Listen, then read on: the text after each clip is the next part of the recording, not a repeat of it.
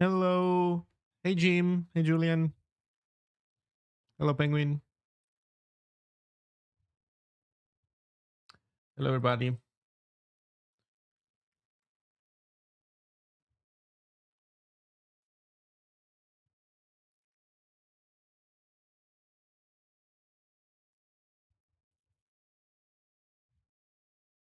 Hey, Johnny. Johnny? Long time no, well, chat. Hello, hello. Embedded compressed assets? Yes. Indeed, embedded compressed assets. Um, I made a new release of Zine, improved some things, and I guess that's the next thing that I want to implement. This is not only for Zine. This is not going to be something that I implement as a piece of Zine, but I think it makes sense. I think I can do a decent job at implementing this as a standalone library. I think I understand well enough, at least the basics of the problem space, or, well, the solution space. We'll see, though. We'll see once we start actually tapping it out. Um, let me put a small countdown.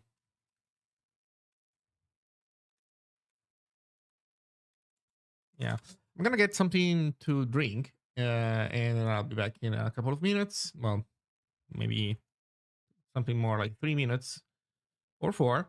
But yeah, also for the people who are here already, there was a another minor upgrade to Zine yesterday with the release, which is the website doesn't say that it is alpha software anymore. It now says that it is beta software. I got into this discussion with Andrew about what constitutes alpha versus beta software. And my understanding was that you say alpha when you have essentially features missing, like major features missing, and you say beta when all the major features are there, but there are still snags and you will break backwards compatibility, stuff like that. Um, and so the idea is pre-alpha is this thing is unusable unless you're somebody who is developing on it. Alpha means it's usable, but this is not representative of the final thing at all because there's big pieces missing still. And then beta is this is mostly it, but there might still be bugs and things being shuffled around, or minor features that are missing. Um, Henry instead was uses the definition of alpha is when the developers are testing the software, and beta is when users can now test the software. So I don't know. That's the definition he uses. I guess we'll see. In any case, he only uses Omega software. Wait,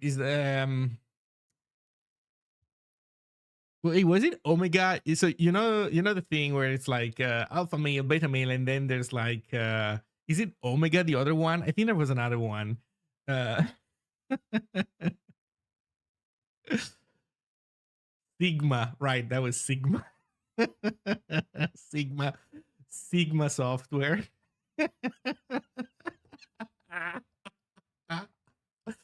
Oh man, if I think about it, I do know some software that I would definitely define as Sigma software. I'll be right back.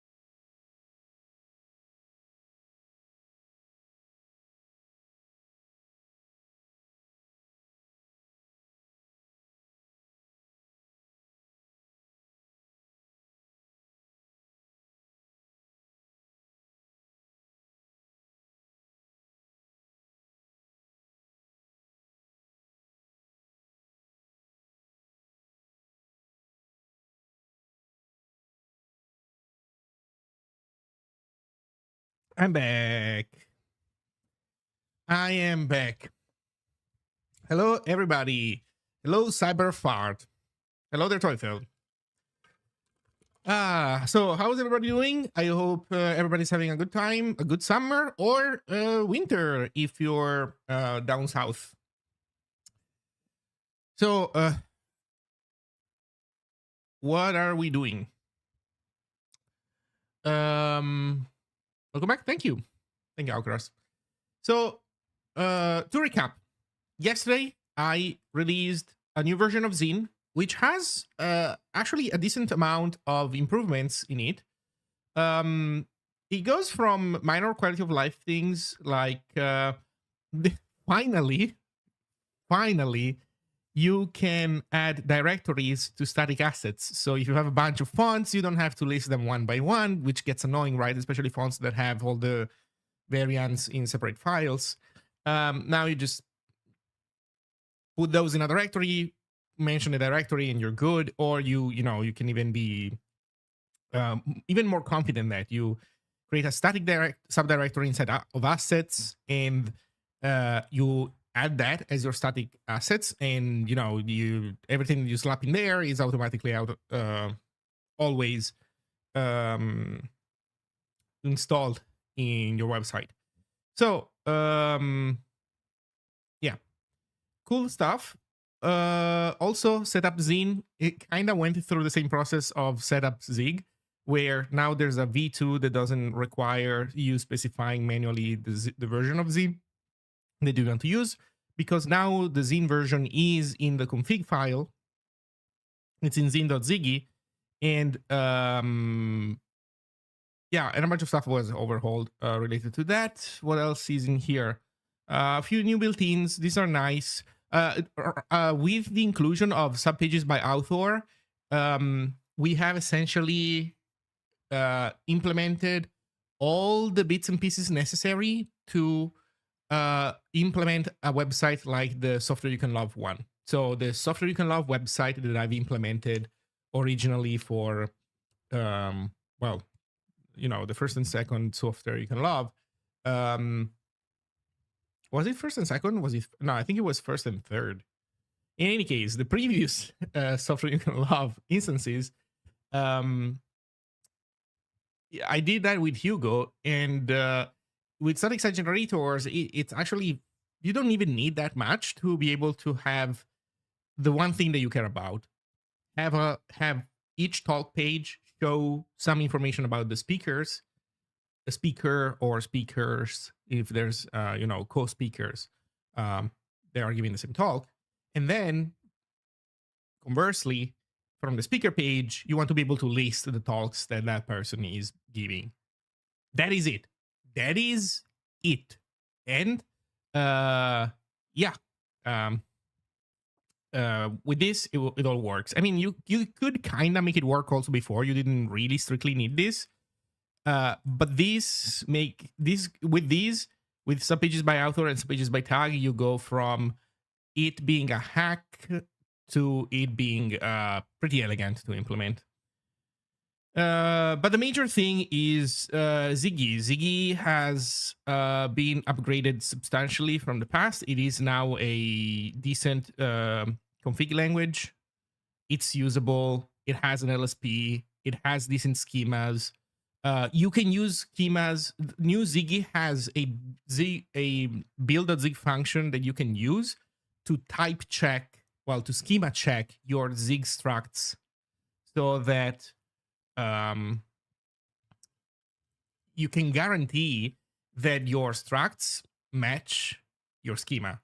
And this is actually something that I am doing with right now with Zine. So previously the schemas were not perfectly aligned. They drifted over time. But now if I do something like this and I don't notice, I will get a delightful build error that will tell me, you're not oh man, what is the expression? You're not doing what you preach, essentially. right? The schema says that you should be doing something, but you're doing something else. So yeah, that gets caught and reported. And yeah, so the upgrade procedure is kind of painful because you have to change a bunch of stuff, but once you do it, you're good. And in the future, doing updates should be less painful. I have actually some big plans for Zine. Um, One is, I think I want to give Zine a built-in diffing tool. The fact that we are relying on third-party diffing tools, I don't love it. I think that having our own diff tool would be nice, and especially because we can tailor it to the diffing needs um, of looking at website output. We can, for example, we understand what is the meaning or lack of when it comes to white space. We know when we know that our diffs are not necessarily line based. We know that if um, we want to highlight individual words that have changed, that is something also that sometimes is annoying. So maybe having our own diff tool would be cool. I will say though, and the list of priorities is not super high because we're still missing some more basic stuff. But it would definitely be cool if, instead of using a third party tool that you might or might not have, right, and for Windows, you have essentially to use git diff because chances are that you don't have anything better on your machine. Unless you were developing on Windows, I guess, and then maybe you have some diff tool, but then will your diff tool do recursive diffing onto directories? Yeah, it's all over the place. So being able to do, Zine diff, that would be nice. And related to this, it would be also cool if Zine had a update command where Zine update looks online if there's a new version of Zine, downloads it for you, updates your content files by changing the Zine version in your zine.ziggy, and maybe every time we make a release, there could be like a set of rewrite rules that allow you, maybe not necessarily to correct everything. There might be some changes that require work that cannot be automated, but for the simpler stuff, we could do it ourselves. Kind of like Zig FMT essentially sometimes can upgrade you just by your project, just by running the formatter on your code base. And in the process of doing this, the updater is the thing that stands on the line, on the stands on the wall between having the old version of Zine and having the new version of Zine. So it would be the perfect command to be able to produce old and new. So it produces old and new, and it diffs it. So the update procedure produces old, downloads news, finds out if there is new Zine. If there is, produces old, downloads Zine, runs the automated update procedure. If the automated update procedure goes to completion and everything builds again, awesome. Otherwise, it stops there, and you as a user have to do more, the remaining work to fix everything, then builds new and then runs the diff. That would be, I think, a delightful experience, because this is, by the way, this is the right procedure. There is no reason for you not to do this other than complacency. And I will say I have not done this myself. Like right now, I made a new release of Zine. I've looked at the websites that I've updated. I've looked at, they all kind of look good enough, but since I'm estimating that the things that I touched should not break random parts of a website, I haven't fully diffed them, and I should have. The problem is I'm lazy, so I didn't think of preparing all on time, and now I don't want to do the thing because I feel like there are low chances that this produces anything good. But if this thing was fully transparent, right? If there was no cost for you, the human, in making this happen, there is no reason not to do it. Just do it every single time you touch Zine, just to guarantee that nothing breaks. Just so that you know that nothing breaks.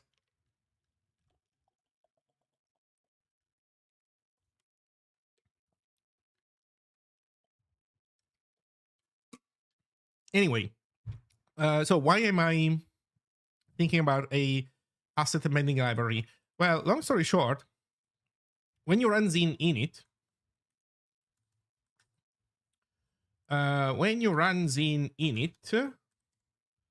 what happens is that we install a bunch of assets that we embed in the executable. The executable has embedded in it Tamil WAF2, Tamil min.js, render math text, a CSS file. There's a GIF in here.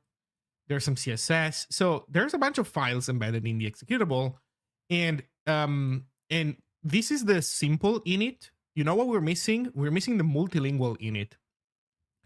There's a panic to do if you try to do multilingual, but we need to support also multilingual init because, you know, it makes sense for people to want to start a multilingual website. I would even argue it might not be wrong to maybe even include a couple more templates for people.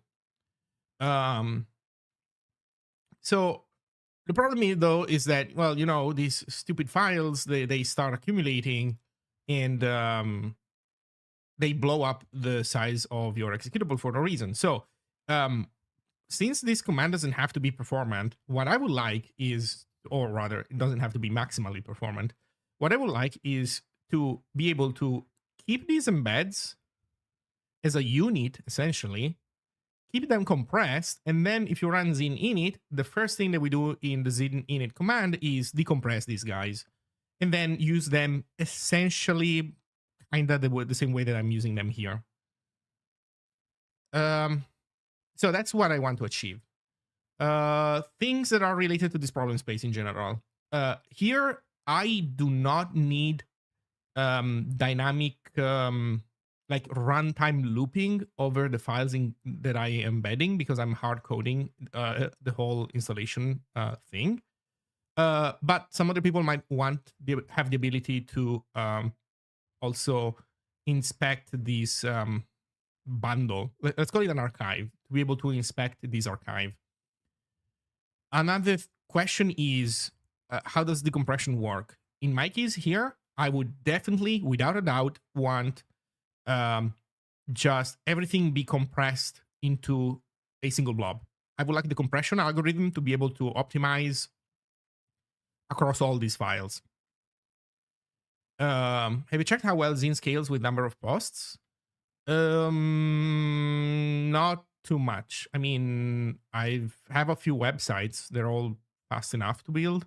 The biggest one would be the Zig website, but I haven't updated it yet to latest Zin. So if you mean like have I stress test, you know, giant scale websites, I have not. I am fairly confident that it doesn't have anything quadratic in it, so it's not gonna poop itself. But you know how things change precisely, I have not tested it yet. There was somebody yesterday, I think it was Quint, who was saying that apparently Quint is involved with FOSDEM and was talking about trying to move FOSDEM to a different static site generator. Well, FOSDEM is a conference style website, and it's a pretty big one. So if anything would be a stress test, that would definitely be it.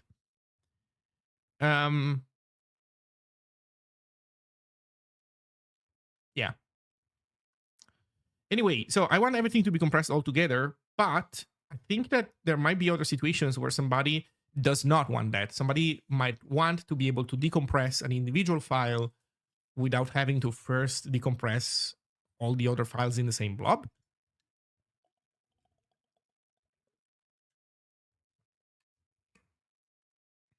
So there's that. I think there are quite a few different approaches that one can take to implement this. And I don't think I know yet what the optimal one is. I think I understand well enough the basics, and then you know, individual aspects can be improved over time afterwards. So I think my intent right now is just to get the basics going, scratch my own itch. So being able to essentially switch this use case to this new system. Yeah, and that is essentially it.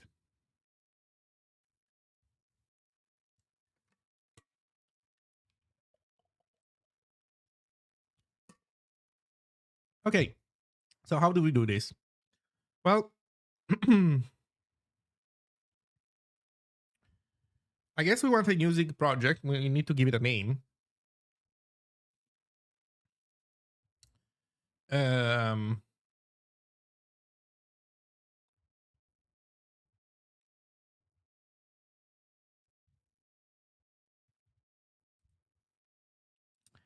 we need to give it a name. I don't know if I want to give it a cutesy name.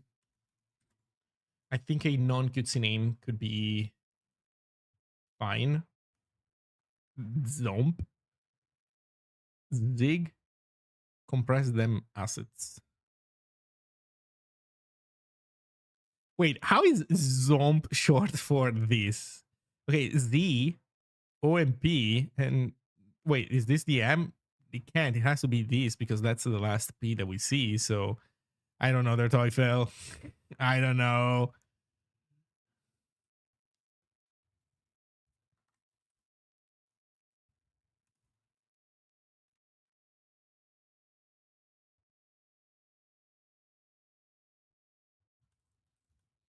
Asset bundler.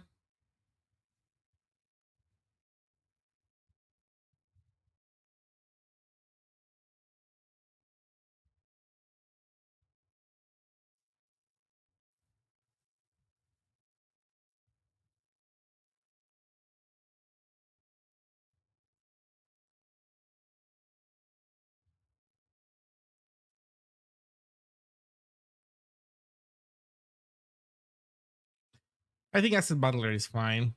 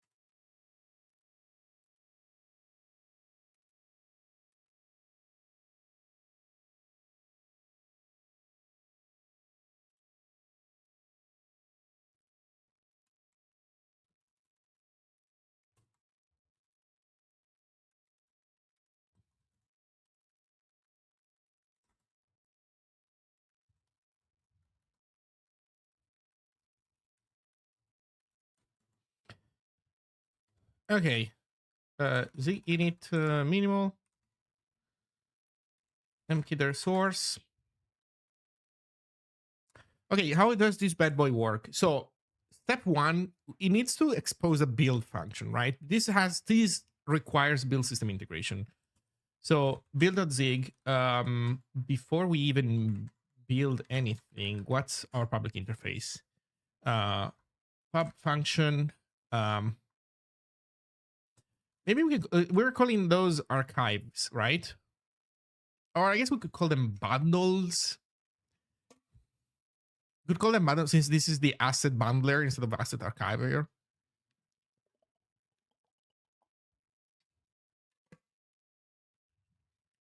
Frankly, the name, I'm not sure about the name, but you know what? Archive is a loaded word because there's already static archives, which are not what we're talking about. So I'm going to call it bundle. So bundle defines the creation of a bundle. And so this needs to return in the end a std build module, a pointer to a module.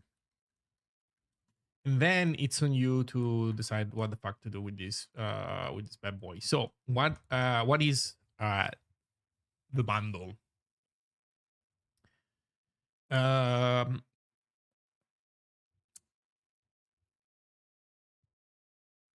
So to a bundle, you need to give it a directory of files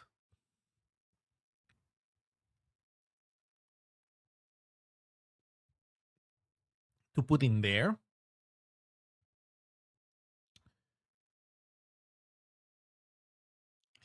You need to give it a directory of files. Should that be a lazy path? It should. It kind of has to.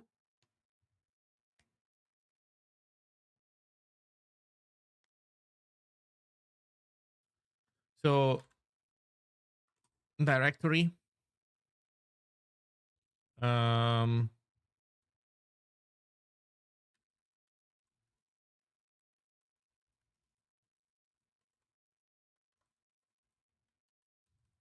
it's a lazy path. And maybe they will need some options, but for now, I don't even know what those should be, although.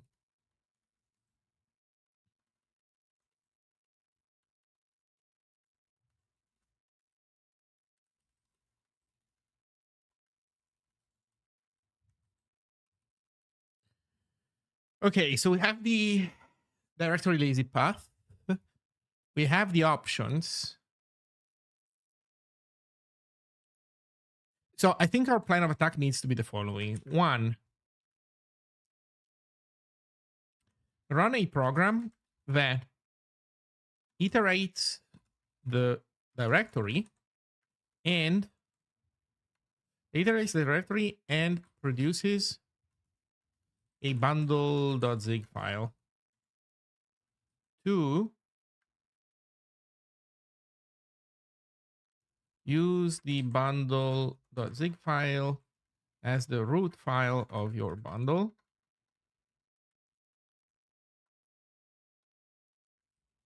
Of the bundle, and that's what we return. So yeah, it's not super complicated of a plan, is it?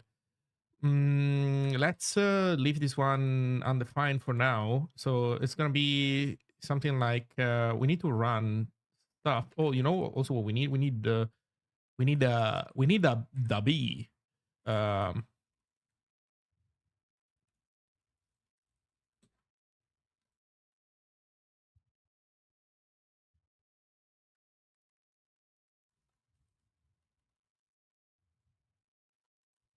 yeah, it's fine. So we need the build, and we need to refer to. We need to find ourselves from it because are gonna need to reference our own artifacts because these executable that looks at the directory and does code gen, that bad boy needs to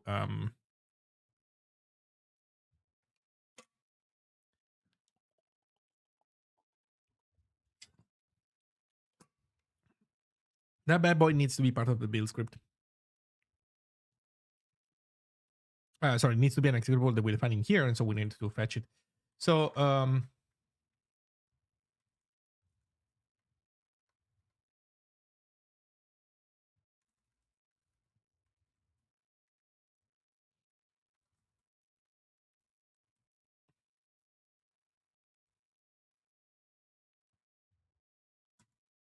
dependency from build zig type is this, I guess. Args any type.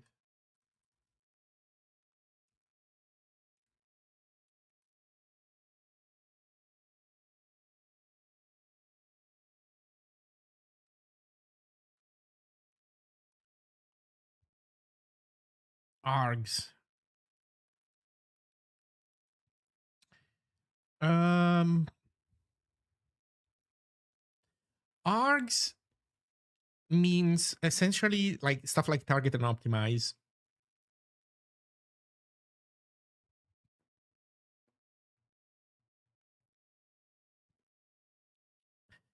That means stuff like target and optimize. Do we want to build this executable that does the bundling in which mode actually? Release anything? Well, if it is run the compression algorithm, there might be good reasons to make that bad boy release fast, huh? So I guess we put it in options.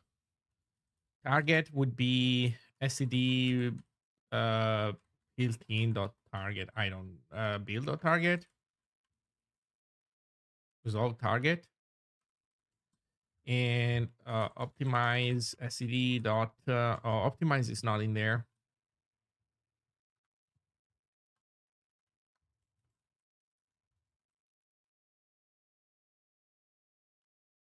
Mm, is it lang now? Yeah, optimize mode. And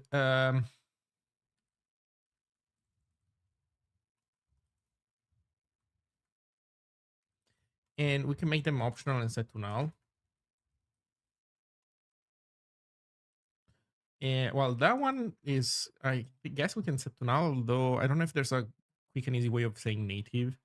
But optimize, by default, we make it, I think we should make it release fast.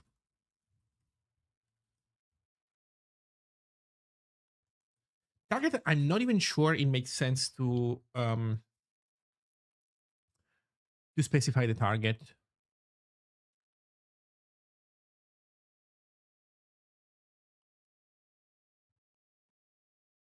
Well, in any case, um, is there like native as a default option? If only, huh?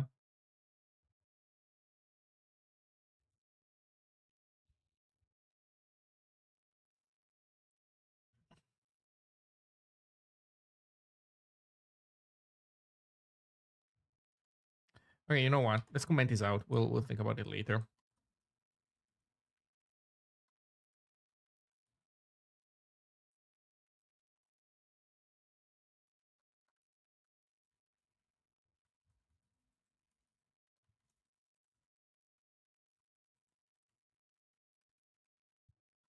Okay, so that gives us back B. And so we'll assume that B has the bundler XZ, which is going to be B dot artifact uh, bundler, and then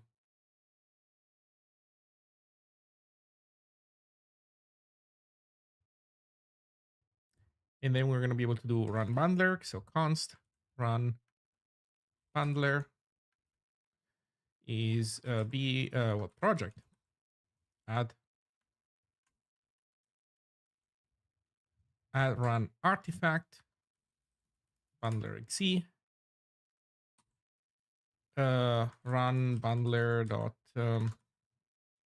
now we need to add arguments.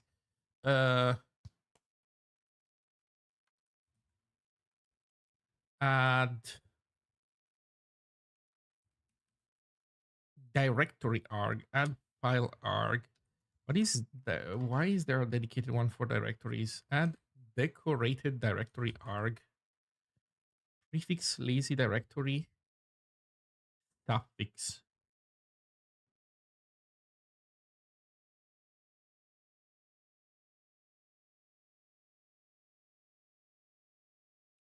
Oh, by the way, there's also this dependency stuff that we should think about, because we need to depend on the contents of this directory now to know if this step has been invalidated or not. So in any case,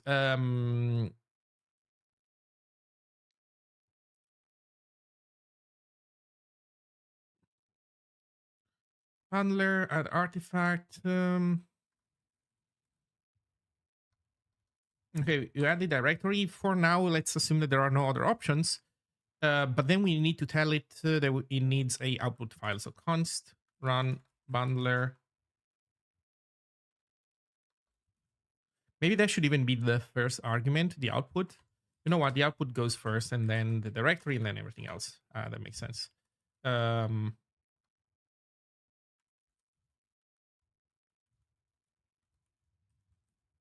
root file is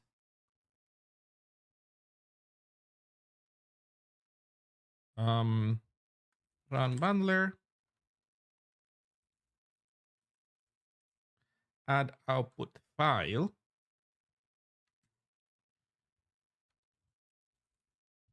We're gonna call it bundler.zig.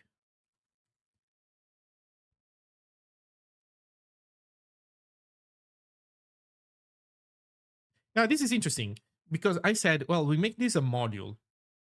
Should we make this a module? Would somebody have a reason to want to just mess around with the root file instead of the full module? I don't see why.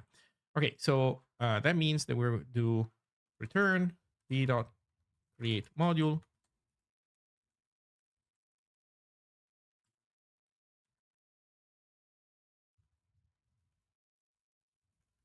root source file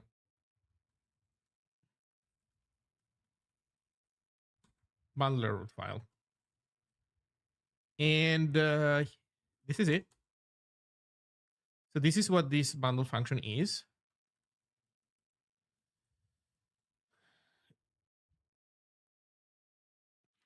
One could argue that maybe this should not be just a directory, but it should accept a list of directories.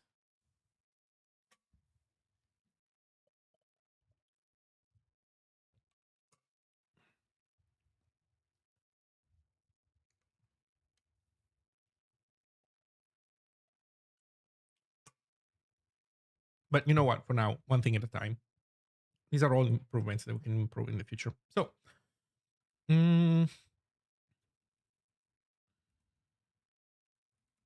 okay, here we need to talk about the creation of this bundler. So, probably want standard whatever options.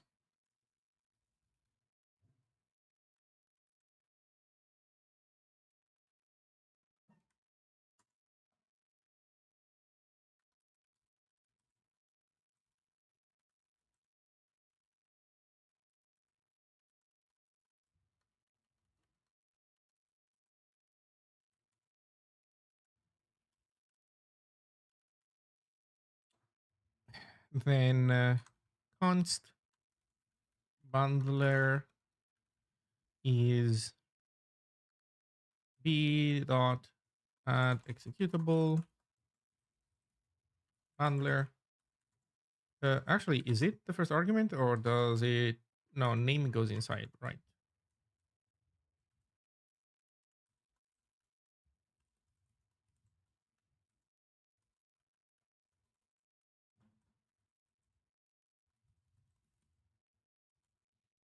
Target, optimize, and um,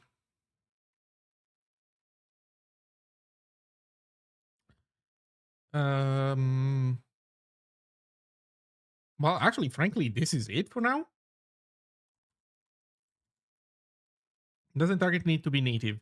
It essentially is by default. If by not specifying it here, it defaults to native.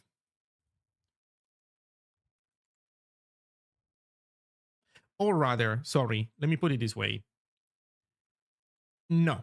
If you plan to run, like here, this executable on the current machine, then yes, it needs to be native, which is achieved by grabbing ourselves as a dependency and not specifying target here. But somebody might have a reason to want to cross compile the bundler executable. Now, this is not right now designed to really be like having people mess around with the naked executable on their own is, at least for now, not a major use case that I'm thinking about as I'm writing this. But in principle, there might be reason to want to cross compile this. For example, for my own tests, I might want to create executables, build, I might want in CI to build this executable for a few different platforms just to guarantee that it doesn't regress on Windows, for example. Okay. So we have the bundler executable. Then what is the next step? This needs a root module. Actually, these properties are part of the root module.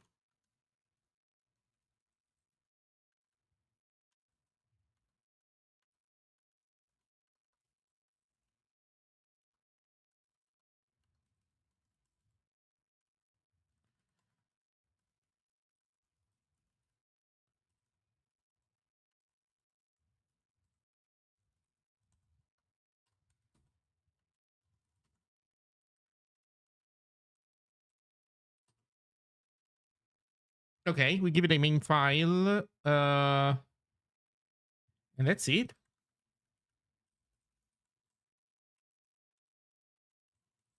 Okay, we're done with this.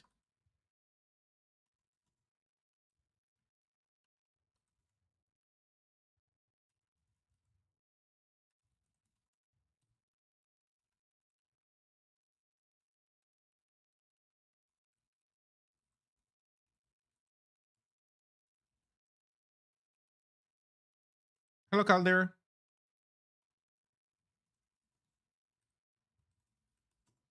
Okay, so now we get to implement the bundler. So what is the strategy for our bundler? What I'm thinking is that we do code gen,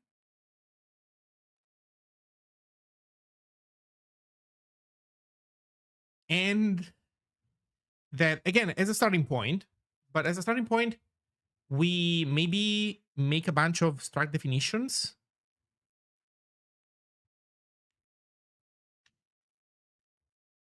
maybe,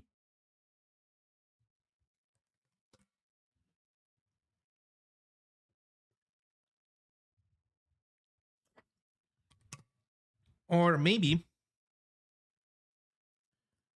um or maybe alternatively, um you know what, maybe we should expose common definitions so that these are types that can be iterated. Oh, you know what, and if we make those types that can be iterated,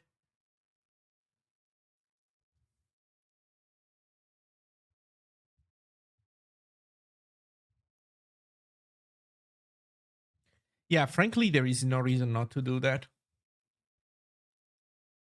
So that means that whether we have runtime or support or not for looping over these things, well, no, actually, that might still make a difference. Hmm.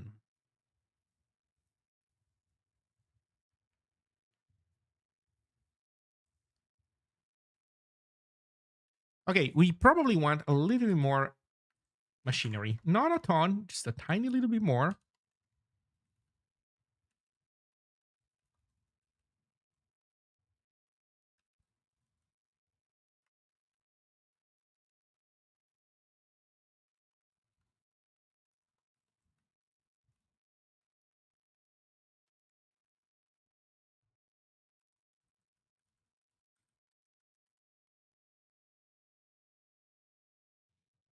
Why Zig has more line of code than C?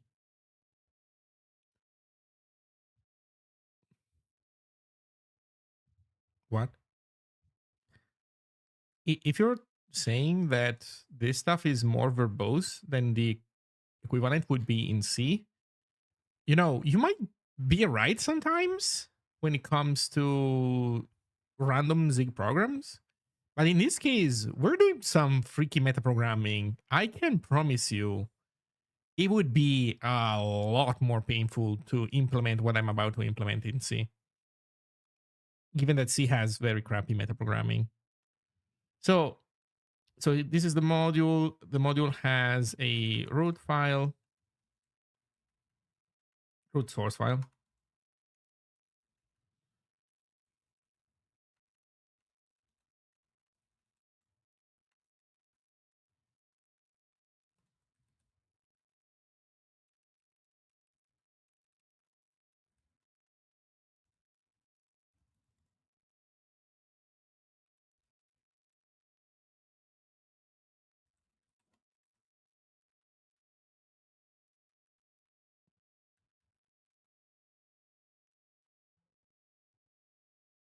There you go. Or we could do dot imports.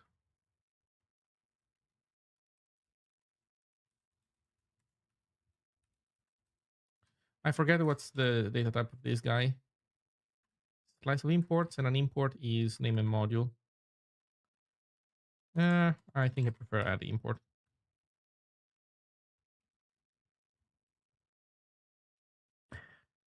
Okay, so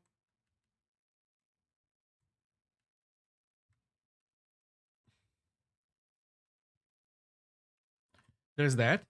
And then, here we have main root.zig.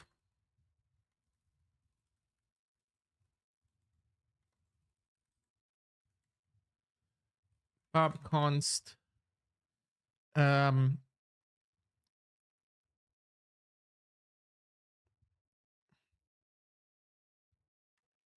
pub const. Okay, so what do we? Okay, let's imagine that we have a directory that just contains 3 files. What do we want that to look like?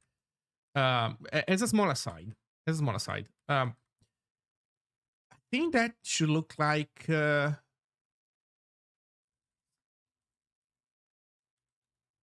pub const foo equals, or maybe foo.jpg equals, and then bytes essentially. Do we want it? Do we want this to be like this? What if something is a directory? Pub const my stuff there. Pub const, and then in here there's foo.jpg, like this.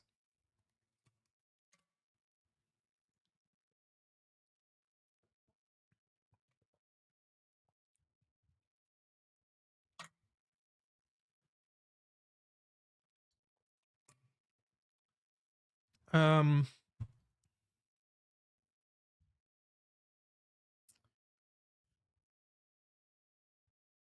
what?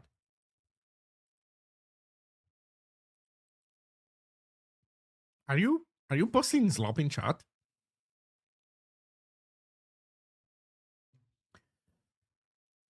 So this is one way. So this is the way where uh this is the non-runtimey way, where essentially these file names are free. The runtimey way of for this same thing would be, let's imagine that it's like this. It's A and then B. Okay, so this same thing, the runtimey way would be, and you know what? We could, let's imagine that we do it like this: pub const root equals struct. So we put it, we put everything into a struct named root, maybe. So the alternative version would be pub const root equals is of type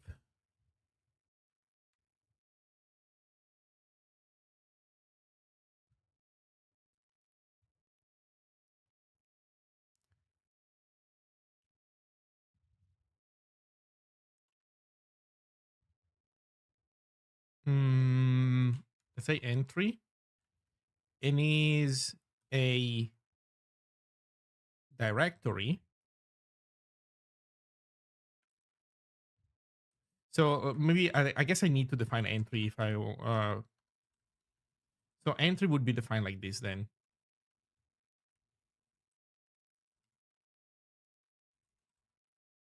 A file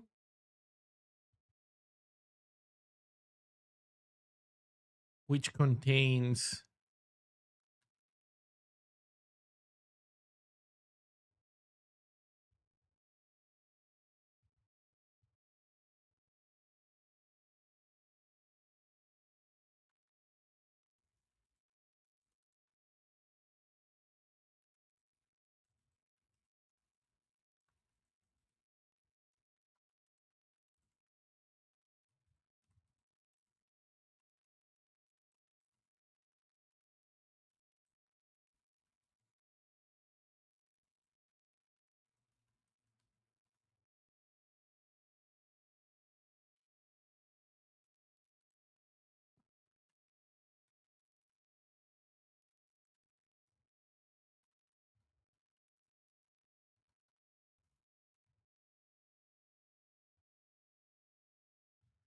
like this. And so this would be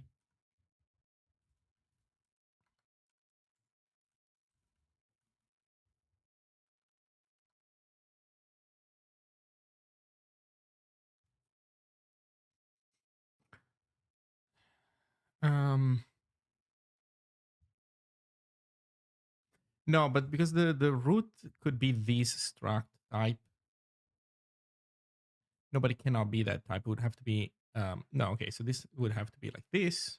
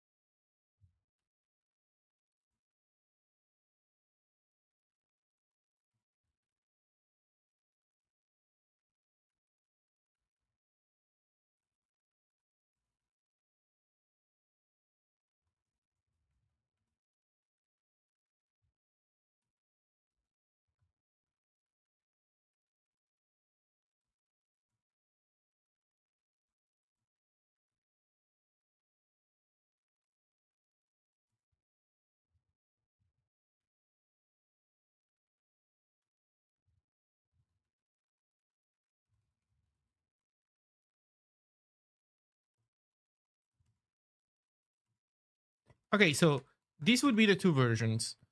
This one above only allows you to loop over it via metaprogramming, but none of these strings will be in the executable unless you reference them.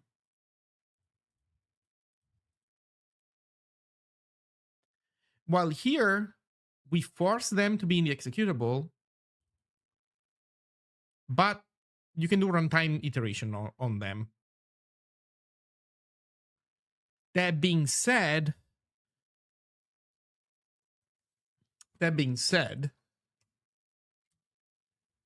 if you need runtime iteration, then more than anything else, you need runtime search. Like you need to be able to say, okay, give me file and then string define the runtime from a hash map. You don't want to loop over them. And to be fair, you can also loop over these guys if you want. Like you essentially need comp time. I don't know what to call it, like a comp time trampoline, which you can get. You can just make sure to collect all the directory names. Huh.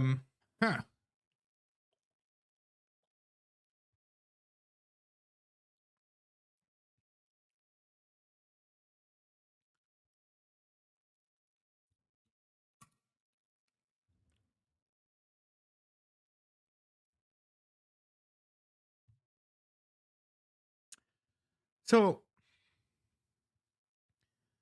I think both are legitimate. I think this one seems the better starting point because I believe that you can from this you can derive this. While if you start with this, you don't have a way of simplifying down to this. You could implement a virtual system based on IO. I don't want to do that. That is that pulls in a ton more complexity, I think, than strictly necessary. Because we would be opting into an ecosystem where there's a ton of concerns that just straight up do not exist here. Yes, technically that would allow people to, somewhat transparently use this as a file system for sure, a virtual file system. Yeah, definitely. But man, there would be so many things that we would be, I think, messing with. I don't like this approach. I think that it's overkill for what I'm trying to achieve.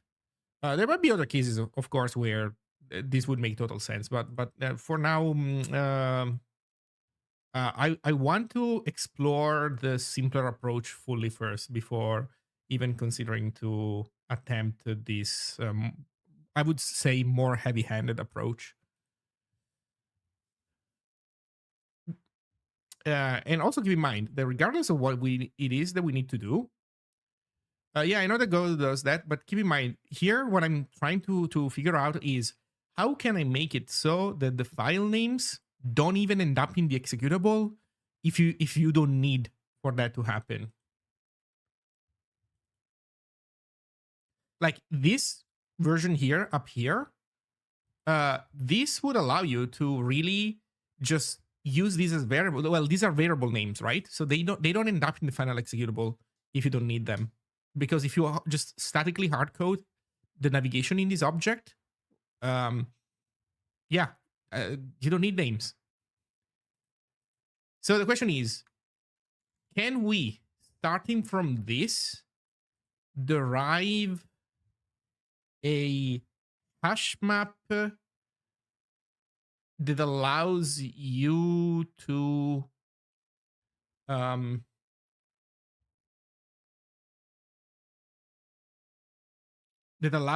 turn this into a runtime thing, but in a way that is not crappy? Maybe.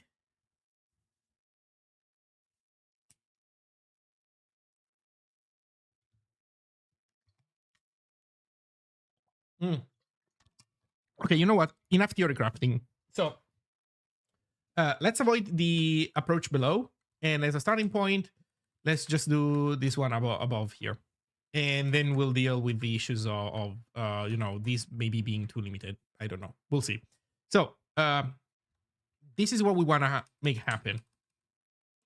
So let's do it. So we're going build.zig. No, sorry. We're going main.zig. And let's get our hands on the directory.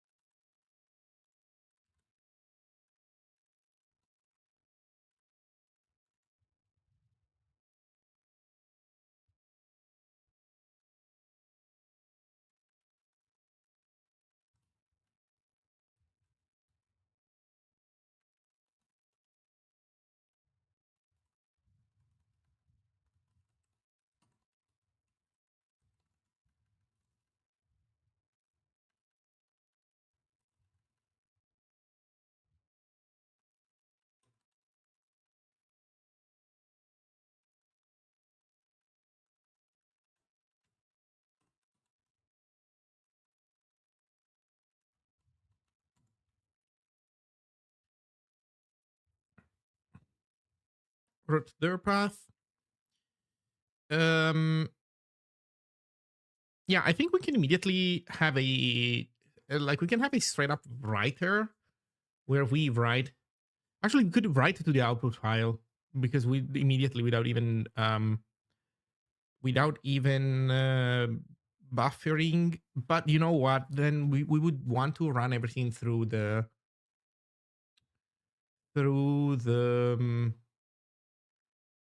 um, through the Zig auto formatter, I think. Also, where do we put the ugly bytes? That is another thing that we need to think about.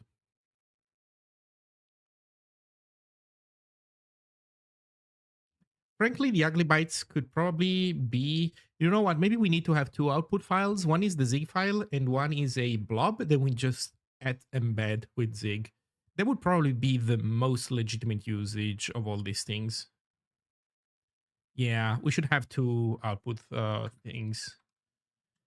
So let's go into our build.zig and let's make it happen. So there is the root file and then the compressed data.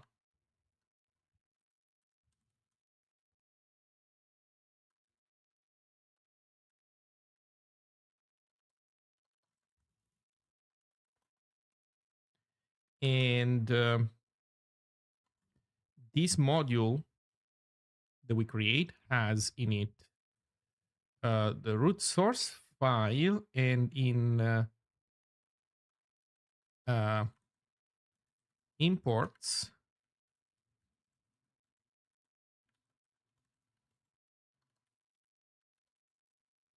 data, and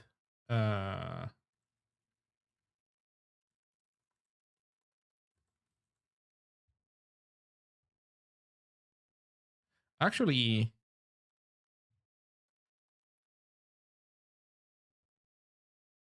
yeah, it's b.create module, right? And we give it as a root source file.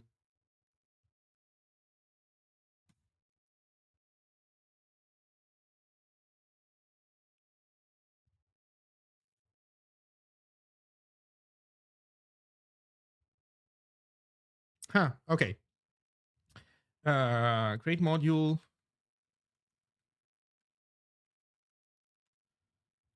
The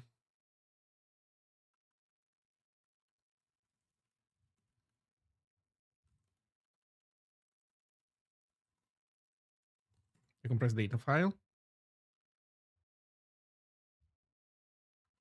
Okay, so that means that in main,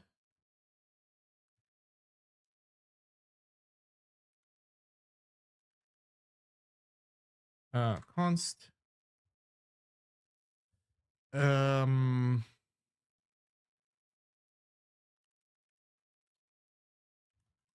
gen source or source buffer.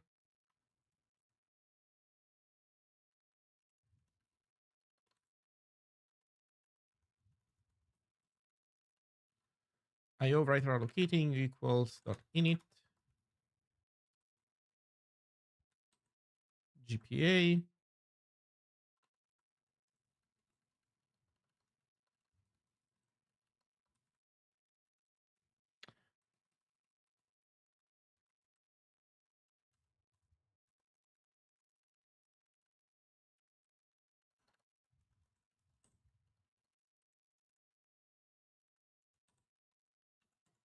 Da-da-dum.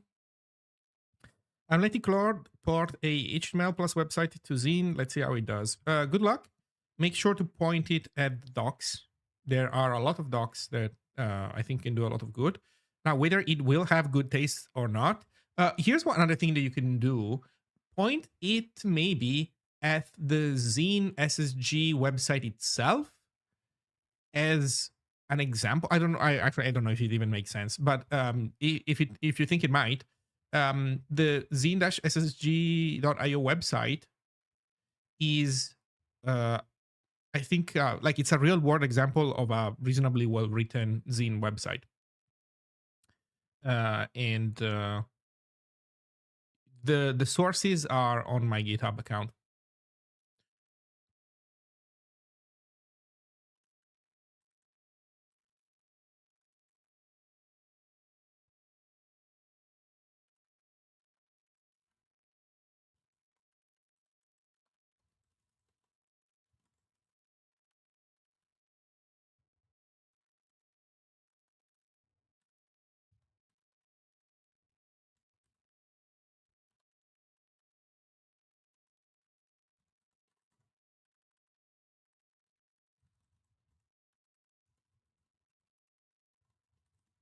Okay, so in our output file, we're gonna want to write data embed file. Then then we want to start looping on the input directory.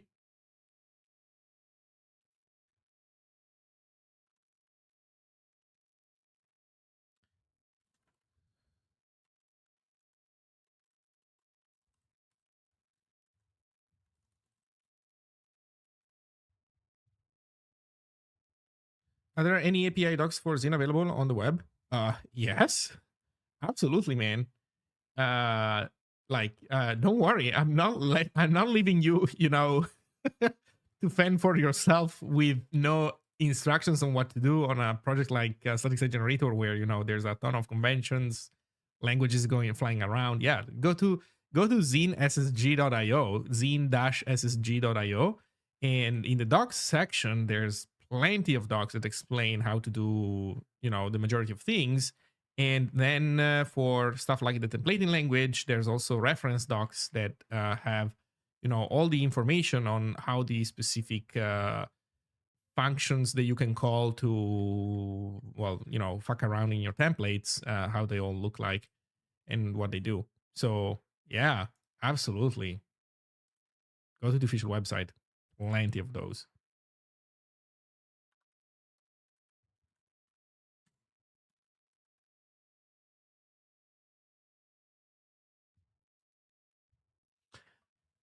Unless you meant something different when you said API docs, if you're implying that you want to use Zine programmatically, then Zine has a build.zig that exposes some functions. And in that case, the expectation is that you go read the source code of those.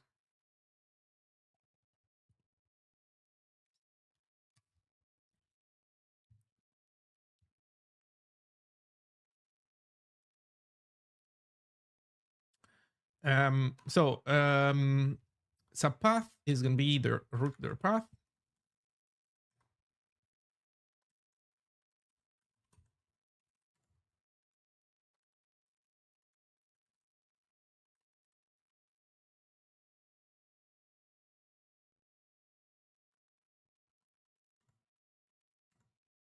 Okay, so we have there.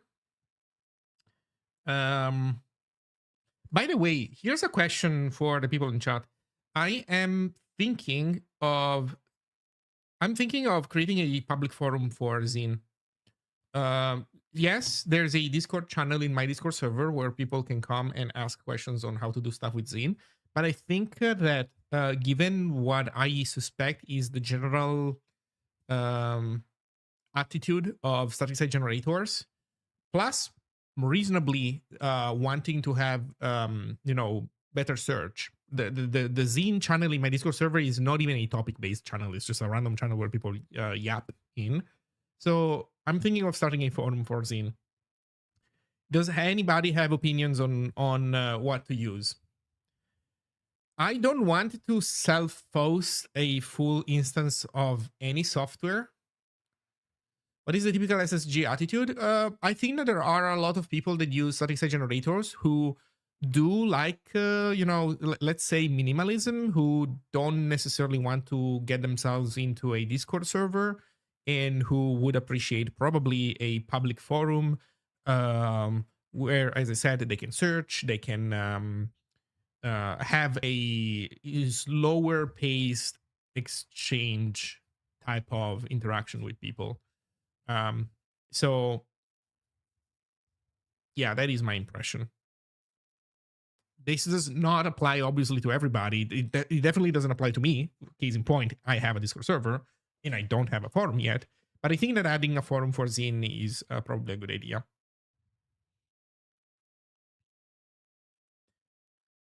But I don't want to self-host it because I suspect there is just no good forum software that you can self-host, without going insane. So we have the directory.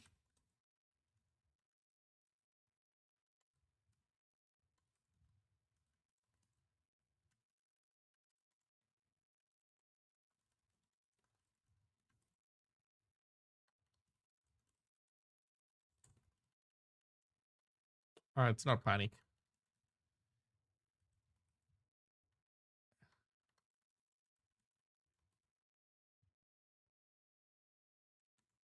Fatal. Oh, the other function is abort. But wait, abort doesn't take arguments? That sucks.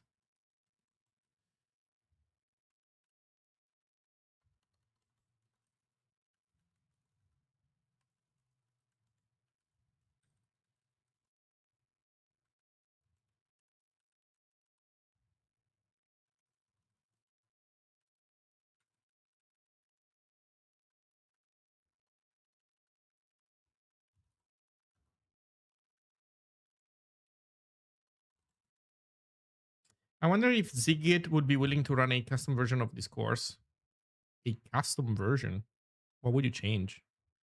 This course has a free plan. Yeah, I saw that. That is probably what I am interested in going for. I wonder if you could create GitHub Pages website that stores forum posts in a Git repo without the need for any server. um,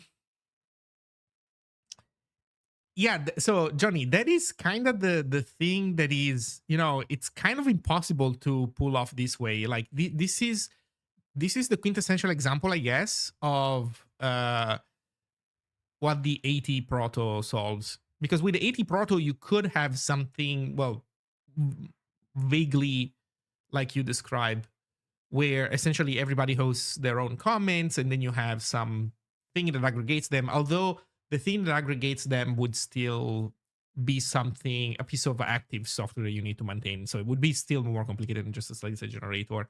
But at least the ownership of things would be well defined. I have no idea how many people use Zine, but I wonder if having a category group that isn't listed on the main page. Oh, I see what you mean. So like you essentially have a subsection in Ziggit. Yeah, I don't know. That so that makes sense. I suspect that Zine might be the thing is, even though Zine is a Zig project, it is not a project necessarily designed for Zig users. Obviously, all the early adopters are Zig users, um, but there is a lot of the audience that would not care at all about Zig going forward. GitHub discussions or sacrilegious. I wouldn't want to do the GitHub discussions because I think it's a bad idea to invest in GitHub nowadays.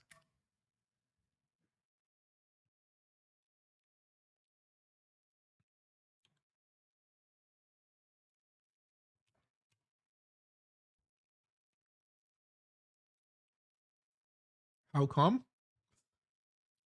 It's kind of falling apart. Like there's a lot of stuff on GitHub that is breaking up as of late. Um,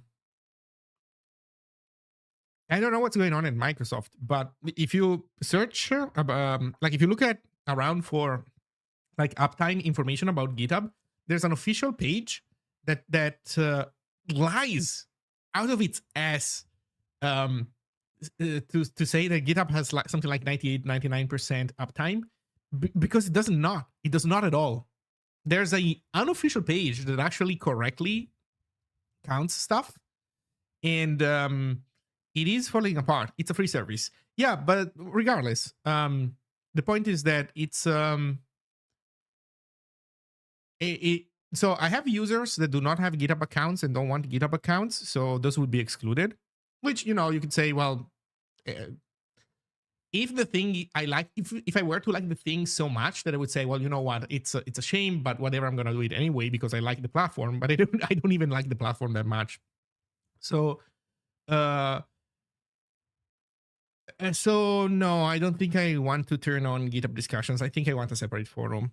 I'm thinking of something like Hugo has its own forum. Maybe you know what? Probably the not necessarily fantastic, but reasonable enough option is a free discourse instance, and that's it.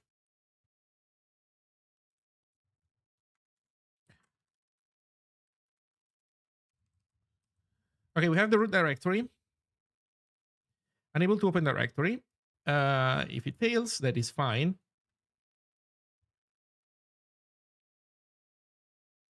I think we probably want our fatal file and fatal dir abstractions.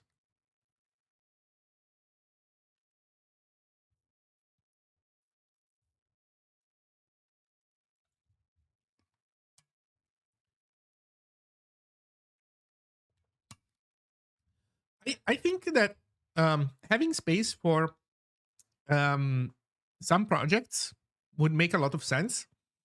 Mm,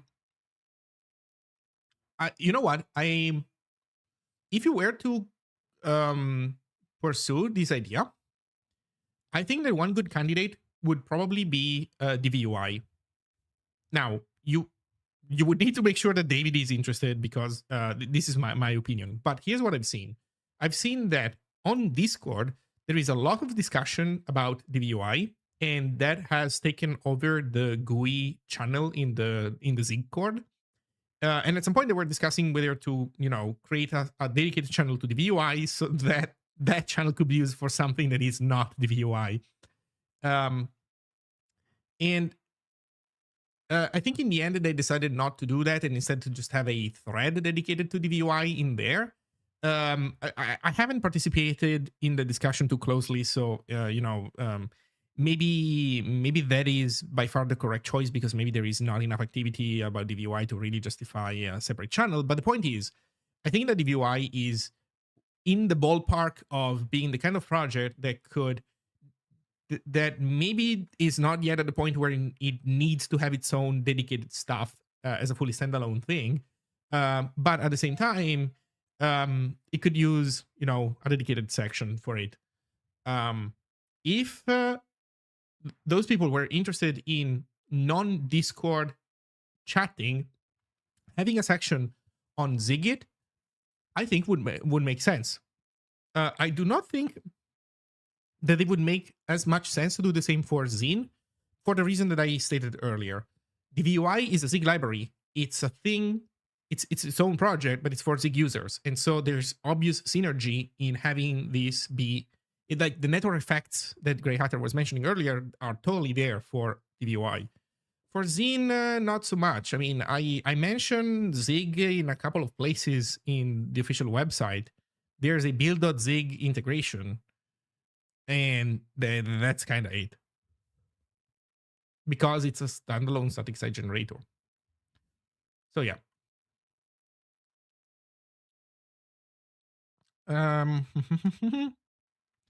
Okay, so we want to either iterate or walk the directory. So if we walk the directory, I think we want to walk the directory. The problem is that it does not tell us. The walker doesn't tell us when we go up. No, it does because you see the depth going up. Maybe we do want to implement this on top of the walker. So up until now, all three walking that I've implemented myself. I never used the standard library walker. Maybe this is the moment we try it out and see how that goes. Also, right now, I'm not setting up any of the compression infrastructure. That is another thing that we need to do. Holy shit.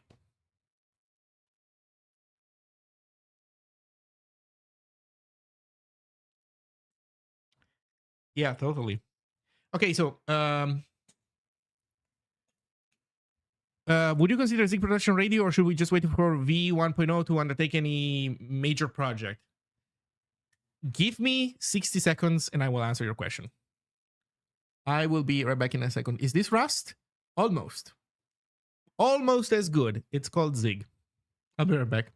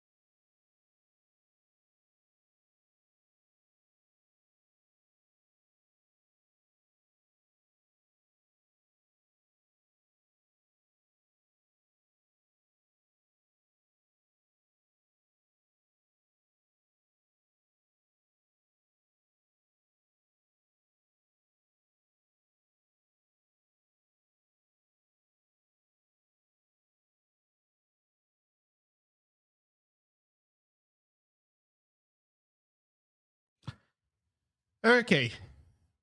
So, should you consider Zig production ready? Um, the answer to that question is uh, necessarily always parameterized by what are your production needs. There is a huge variety in what it is that you need and what it is that the advantage and the cost associated with whatever aspect of a dependency that you are considering adopting, and what could be a pretty good deal for somebody might be absolutely unfeasible for somebody else, depending on your situation. There are projects already that use Zig in production, and they are projects that have the characteristics that essentially can leverage a lot the good things that Zig brings to the table already, and that don't suffer too much from the negatives of not being yet a 1.0 language. Um, for example, Tiger Beetle is a financial database. They do, let's say, NASA style development. They are very precise with memory management. They get a lot of mileage out of Zig as a language. They don't depend much on the standard library, so they are not too affected by standard library breakages. And generally speaking, what they're doing is works fine with the situation that Zig is in. If you want a counterpoint, if it were proper NASA trying to use Zig to write software to put on rockets, on spaceships, that might not be as good of a time, because even though Zig is designed to operate in the general space of being able to be precise with how you control the machine, it doesn't have a spec. Tiny details on the code generation change from release to release. So for proper NASA, the Zig is definitely, without a doubt, not production ready. And then there's a lot of people that exist somewhere in the middle, somewhere in between these two extreme ends of the spectrum. There are big projects like Ghosty that are, I'm using it right now. It works. It's good. They use Zig and it works well enough for them. There are enterprise projects where maybe it's not as much of a good idea to use Zig. So long story short, it really depends on your needs. And um, if you think that this is a choice that you can delegate to just a number, a weirdo floating number, there is not enough bits of information in a weirdo floating number to really be able to answer this question. Yeah, you can use it as a rule of thumb if you want, but um, also I will say that there's another aspect related to production readiness, which is there an advantage for you in being a early adopter? Like, if you just want to be conservative and you say, well, you know what, I want to wait until the language is where the risk of using the language, like the annoyance, the breakages, and everything else, is maximally minimized, fully as minimized as possible, then I wouldn't even recommend 1.0. You probably want maybe version 2 even.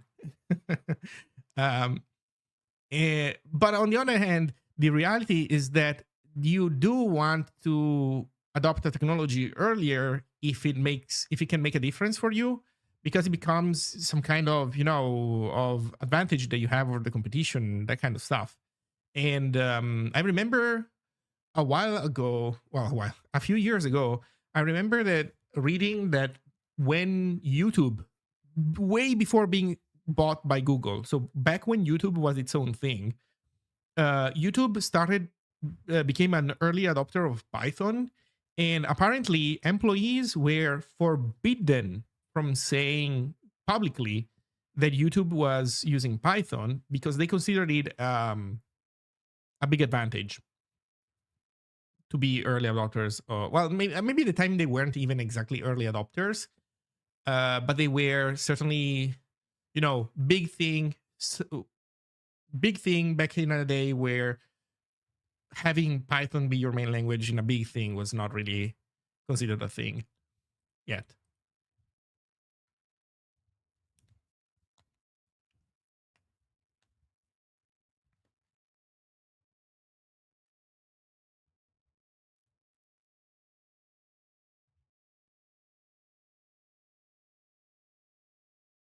I'm really not getting people moving off of GitHub, especially to Codeberg with the public repos.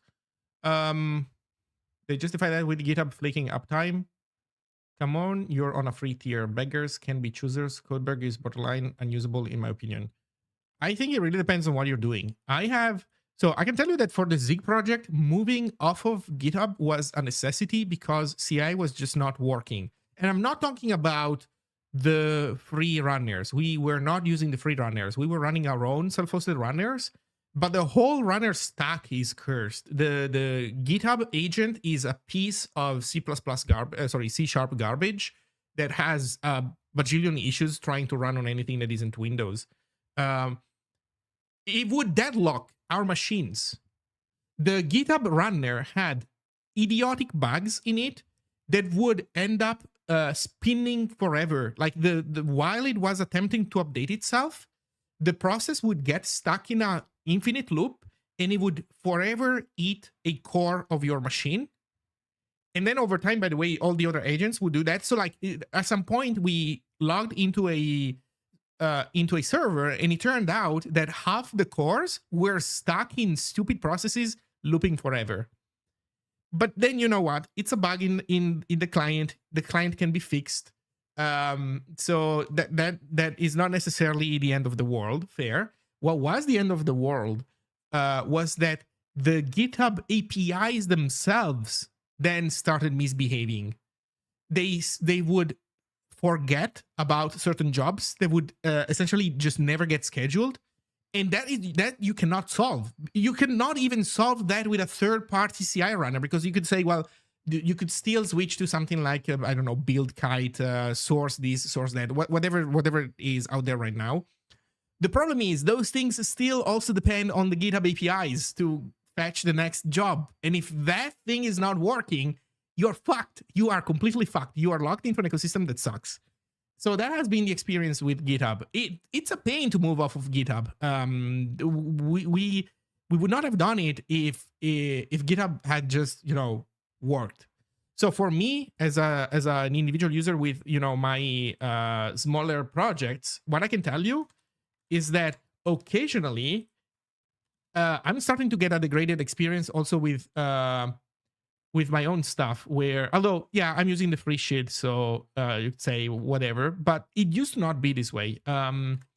Christoph Zig.day. So the Zig Day has a CI that runs and to deploy the website.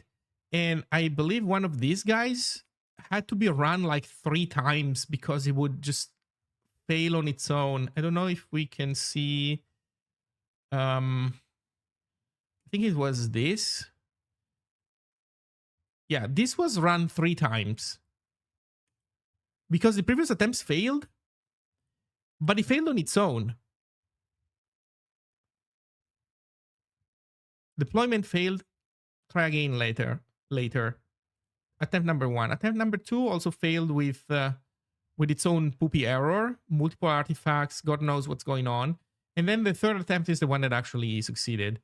So this is all pooping itself. Codeberg is not perfect, but it also has its own downtimes and its own growing pains, that's for sure. But the thing is, what makes, in my opinion, people optimistic about Codeberg is that Codeberg is maybe not great, but he's improving. GitHub is better than Codeberg, but it's going downhill. And I think it's not dumb trying to extrapolate the direction in which these platforms are going. Now, whether Codeberg will succeed at going up and surpassing GitHub, and whether GitHub will stop getting bad and will at some point stabilize and maybe go back up, that is obviously up to debate. That being said, you would be betting on Microsoft doing good work. And that is a very dangerous bet. I would take you on that bet. I would take on anybody on that bet.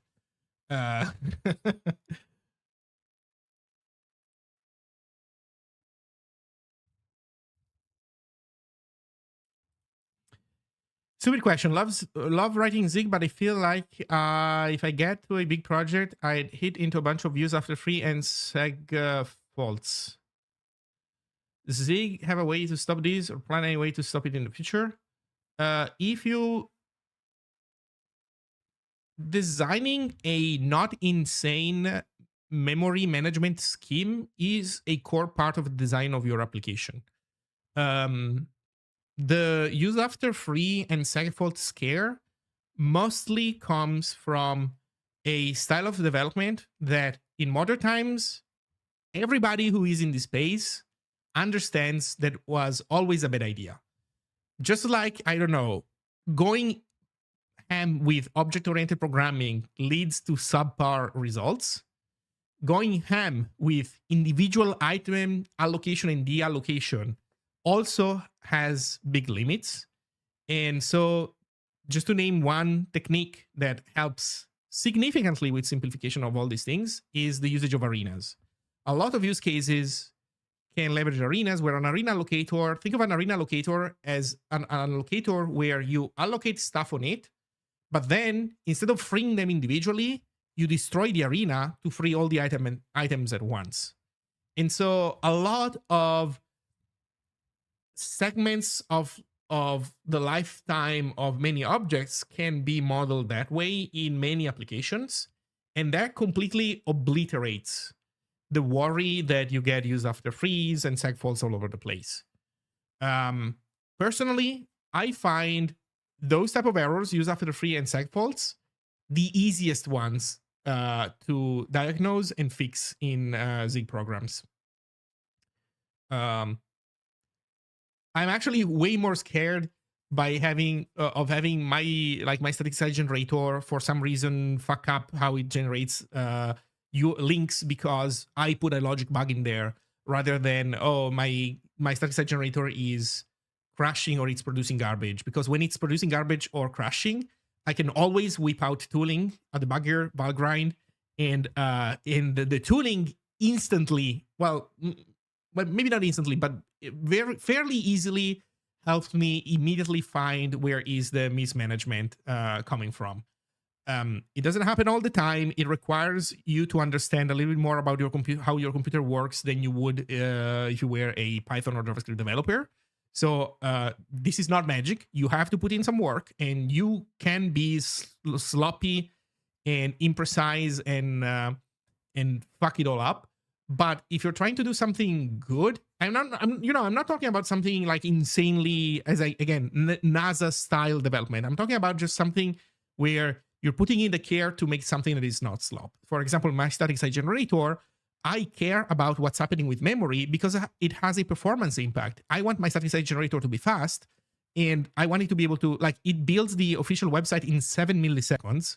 To achieve that, I worry about what the processing pipeline looks like, when it allocates, when it doesn't allocate. And if you do that, a user after free and segfaults, you're going to see some, maybe.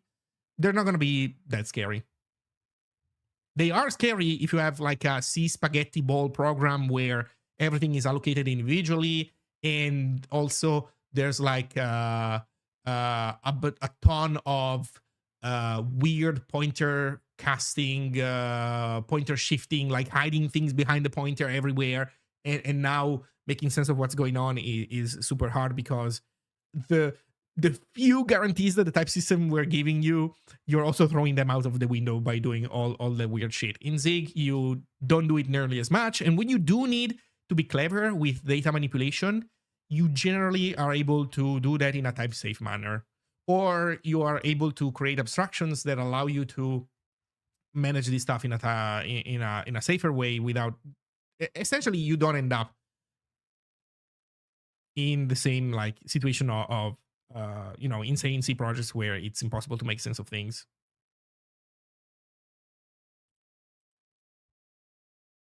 Why couldn't you use free runners? Because we have because our CI is too resource intensive. It runs on bare metal, and it runs 24/7. And we have multiple servers in order to run the full CI test suite. It's a programming language that compiles for a bunch and cross-compiles for a bunch of bigger targets. So you want to run your CI on multiple machines, and you want to have your tests also run, how can I say, like, from every target, you want to build for every other target. So it's intense. It's really intense.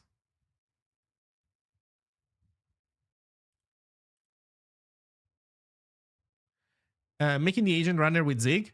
Yeah, we have considered it, but we are not doing it because the GitHub API is not stable. So the moment that you take on that, now you have to start running after whatever GitHub changes over time. And I mean, which you can do. We generally considered it, but we ended up deciding that we preferred switch to switch to Codeberg overall. And Codeberg has a better agent. The Codeberg agent is written in Go, and it is much more portable. The GitHub agent, for example, we were not able to deploy on the BSDs. It's not supported. But the Codeberg agent does run on the BSDs, as an example.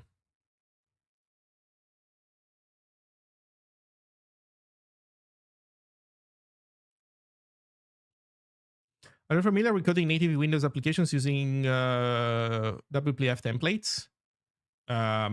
Nope, sorry.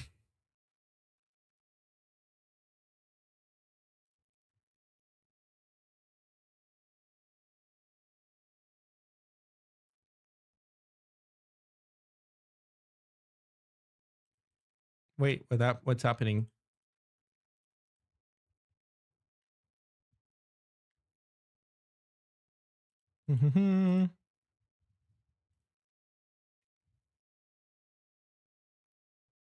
Would you like to be the savior for our entire gaming community? You have the knowledge and skills to solve our issue the way we need. I am proud to be nobody's hero, my friend. I'm sorry. But here's what I can do. I can be your wizard hidden in a cave that gives you something if you find the entrance to that cave. So why don't you be the savior for your gaming community, and I can help you get the skills to solve the issues that you have.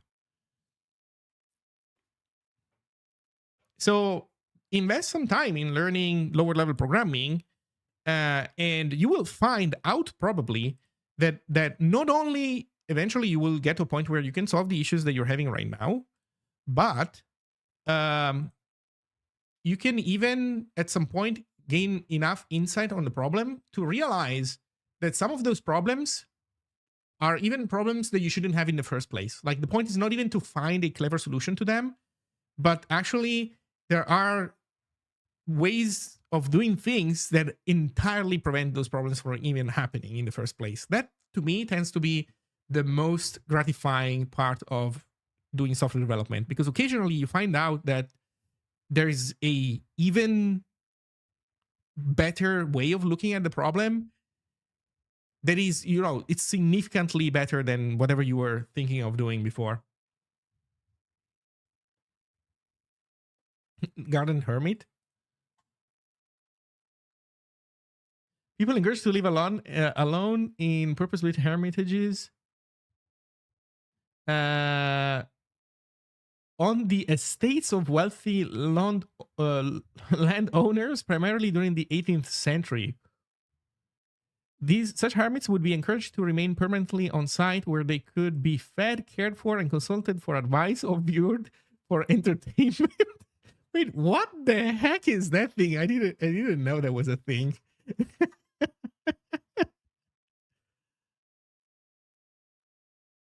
Okay.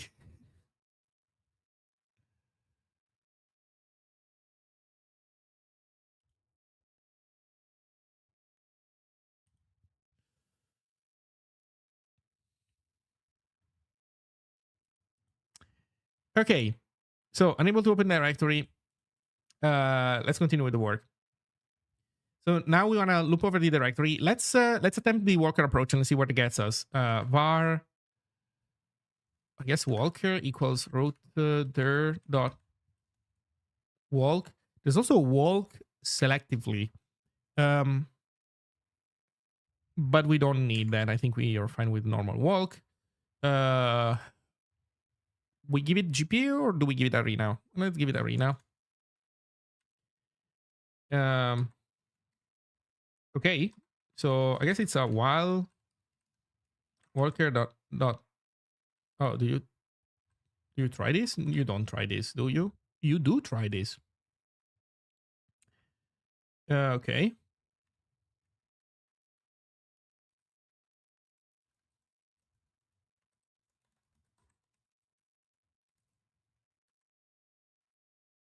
So Walker dot next.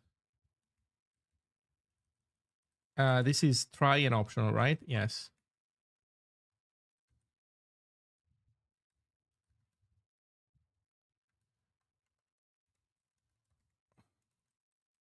Okay, what's in an entry? There's base name, the directory that we're in, the kind of this entry. I'm guessing this is the full path, and then the depth that we're at. Why is depth a function? Why does it have to think about it? Count scalar. Oh, it counts the slashes. Oh. I mean, that's fair. And so that means that path is a full path. Okay, relative to the root directory. Okay.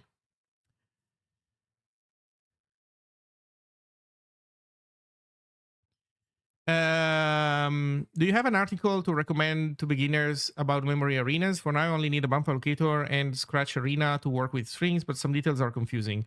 So no, sorry, Caribbean. I don't have any handy article, but I can tell you that it is arenas are absolutely trivial to understand.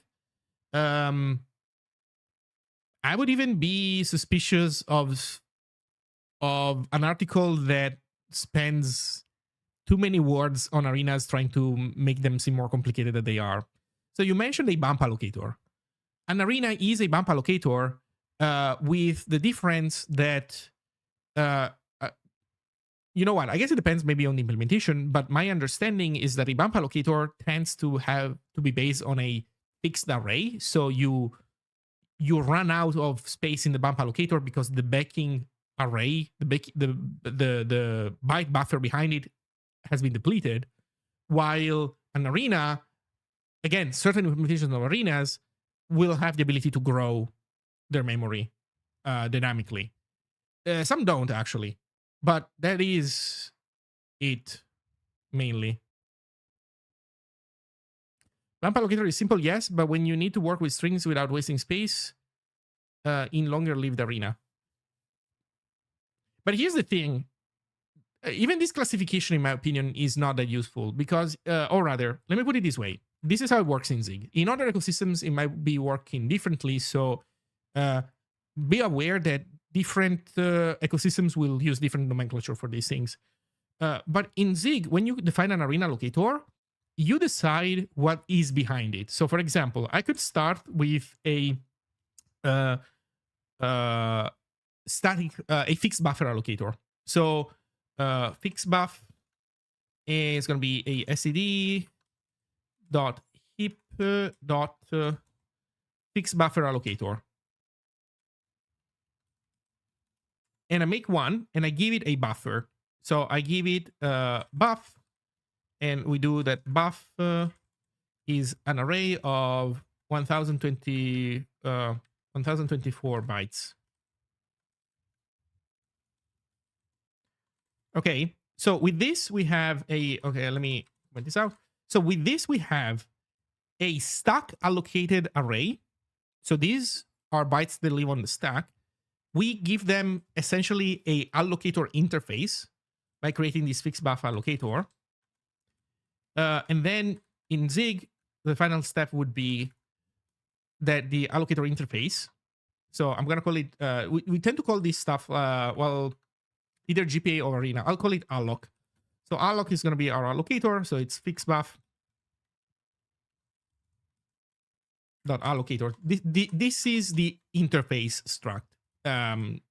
You know, in other languages, this would essentially be done automagically by your language because you have, you know, parametric polymorphism, and if it knows that this thing implements a certain interface, then it will essentially do this thing behind the scenes for you. In Zig, you have to do it manually. But so this is an allocator. Actually, sorry, alloc. And then you can build an arena on top of this. So this fixed buffer allocator is essentially a bump allocator that only works off of this byte array. You can make it an arena by doing const arena state equals std heap dot arena init, and you pass to init as a child allocator alloc. So now you built an arena that exists on top of a fixed buffer allocator. When this arena, you allocate on this arena, when it depletes the fixed buffer, when this is full, it returns out of memory. But alternatively, you can build this arena on top of std heap dot page allocator. Page allocator is an allocator that uses mmap or virtual alloc to obtain new memory from the operating system. It's the same arena, you just change the base allocator that it's built upon. So also, this was, I mentioned, a stack buffer, right? But it doesn't have to be a stack buffer. You declare this outside of the function. This is now global memory. So now this is an arena, a fixed buffer allocator that exists on top of global memory, and so it can have a longer lifetime. Well, I guess you would also need to move this outside, right? Because you also need the fixed buffer state. There's also other approaches. There is there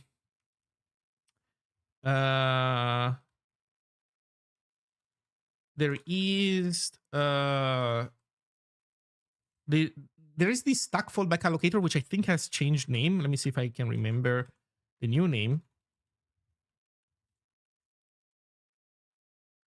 It's not called fallback allocator anymore. Does anybody remember what's the new name of fallback allocator?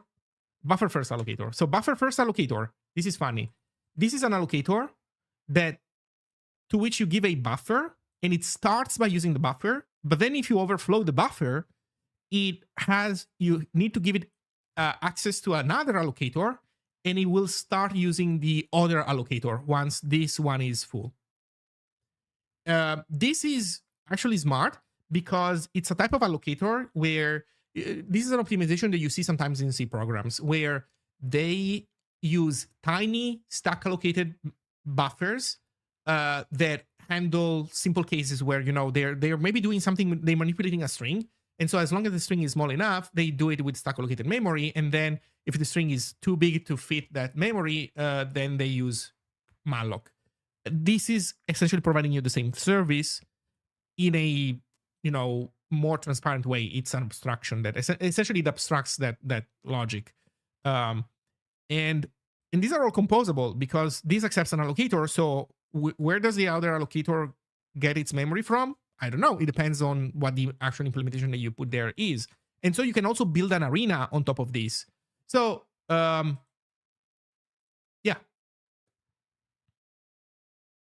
Yeah, buffer first allocator is awesome. I highly recommend it.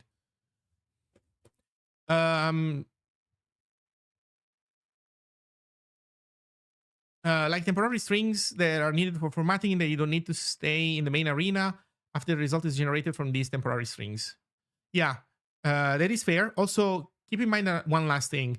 The arena allocator implementation of Zig has an optimization implemented where it is able to actually free the last allocation.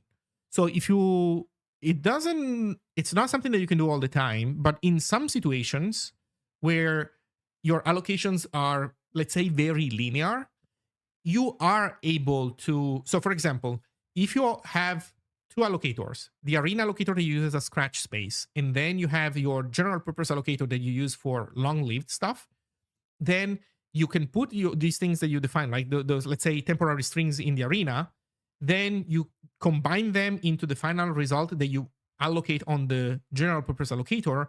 And then if you free them in the right order, you will actually pull back you will actually properly shrink the arena. An alternative way of doing this same thing, and brace for impact, because this is gonna be intense, you know how you can build an arena on top of anything? Well, on top of any other allocator.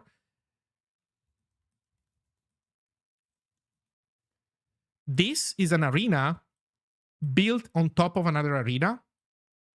So that means that I can have a bunch of allocators in here. And then as long as while I'm messing with this arena, nothing else tries to allocate anything on the on this other arena, on the main arena, then when I destroy this arena or reset it, that will actually shrink. So, example from before, you have a bunch of strings, and then you in the arena, and then you want to combine them into a final string that you allocate on a GPA. I mentioned earlier, if you free them in the right order, starting from the very last one going backwards, then the arena allocator will be able to free them. If you have like 3 strings allocated and you start and you free this one first, that will be a no-op because the arena has no ability to keep track of holes, right? But if you free the very last one and then you free the new last one and then you free the new last one, then yes, you will be able to pull it back. But if you put all these things in an arena nested in another arena, then as long as you free, then you just need to free the inner arena, and then it doesn't matter anymore that you make sure to free them in the right order because you free them essentially all at once by freeing the arena, the nested arena that they have been allocated into. This is not bad for performance. You can totally put an arena instead of another arena, and it is essentially free as long as the base arena has this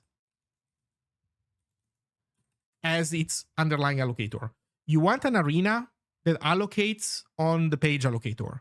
If you do this, nesting, sorry, you know what? This is, let's do it this way to be more clear.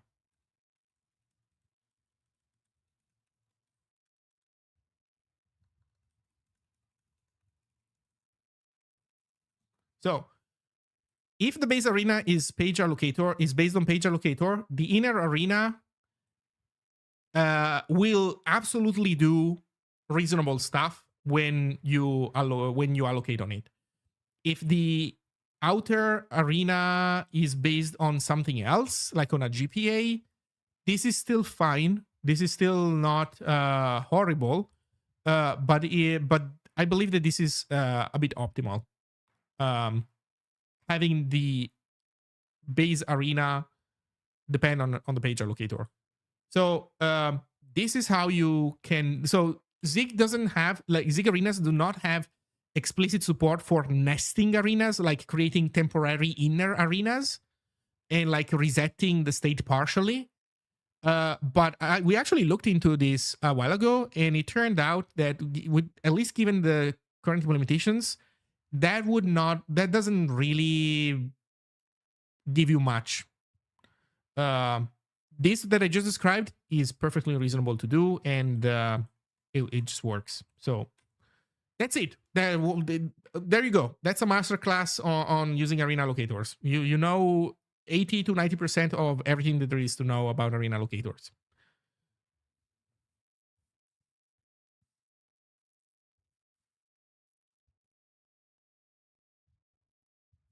So when doing OS dev with my own heap allocator, this is not a good idea.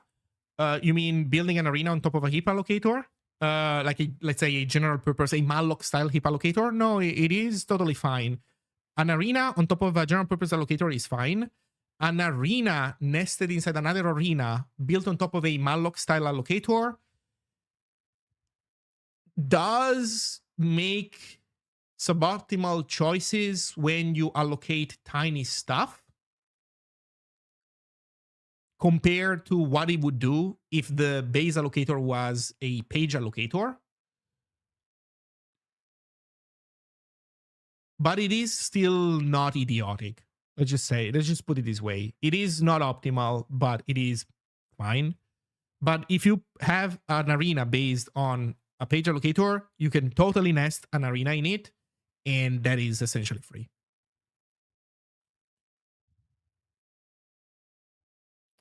I went a step further and made an allocator that pre-allocates like 1,000 pages but does not commit them, and then I can bump by as many pages as I want usually and have no reallocations. Yeah, that also works. Like if you can mess around with virtual memory and you're on a 64-bit system, oof, you can have a lot of fun.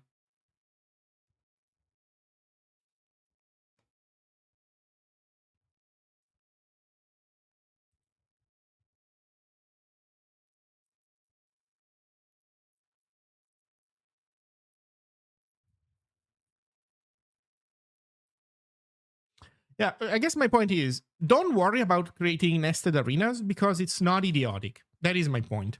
Then, if you want to aim for optimality of behavior, you are correct in finding the nesting suspicious because it will occasionally not make the right choices, or rather, not make the optimal choice. But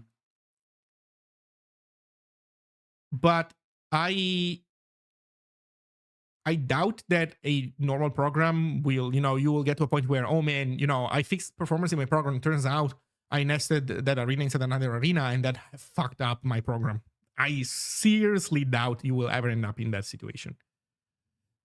If you are doing some work where more, performance sensitive work, then it is worth looking into the specifics of these implementations so that you can understand exactly how it will behave when you nest them, when you not nest them, when you build an arena on top of a GPA versus a page allocator and whatnot. But yeah.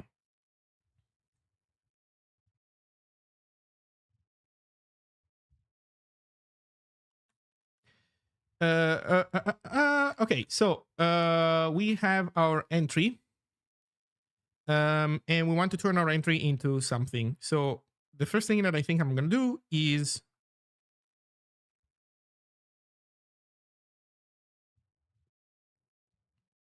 make a pubconst definition for it.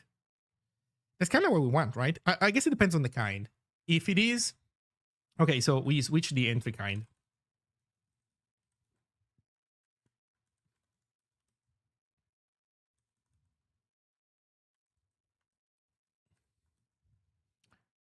Oh man, it could be a lot of things, huh? It's a block device. It's a character device. What the heck is a character device? Wait, is it a typewriter connected to my? Holy shit! It is a TTY, isn't it? A directory. What the fuck is a door? Wait a second. What is a door? Oh no. What is a door? Event port file name pipe symlink. I remember when this were kind was like file directory symlink, and that was it. Holy shit! Even unknown. Okay, so if it's a directory, so if it is a directory, then we want to do this. Want to do try w.print. We want to print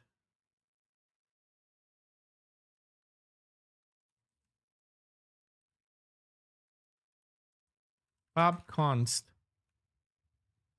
and then file name equals struct, and we open it, double curly because formatting rules, and then we need the name.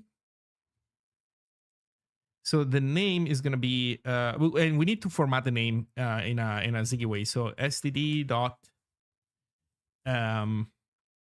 zig dot fmt id fmt string. Is it id? I think it's fmt id. We'll see. And it's entry dot base name. Okay, let's see. What framing does it give us? Escaping it with blah blah blah syntax if needed. Perfect. So it gives us exactly what we want. Then, so this is the base name. Actually, we don't need to print anything else. This is it. as we enter.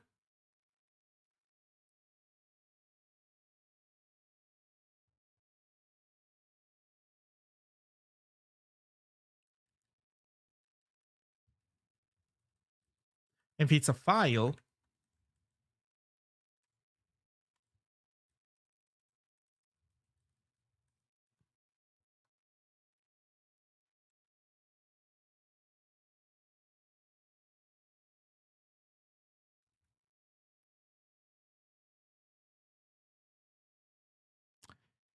yeah, if it is a file,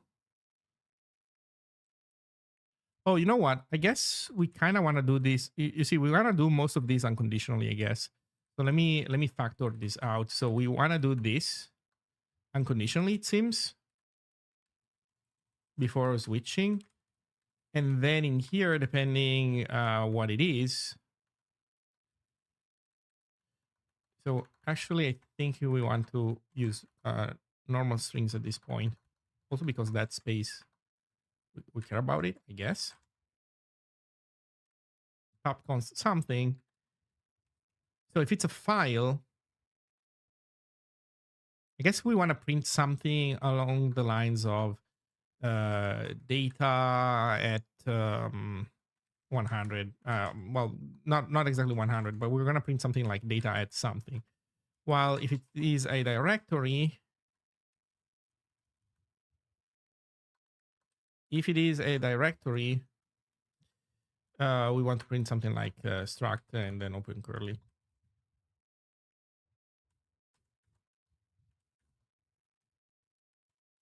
Okay, something along those lines. So there are two problems that we are left with right now. One is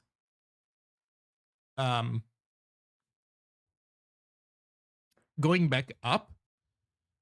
How do we know when to close a struct? Problem number two is what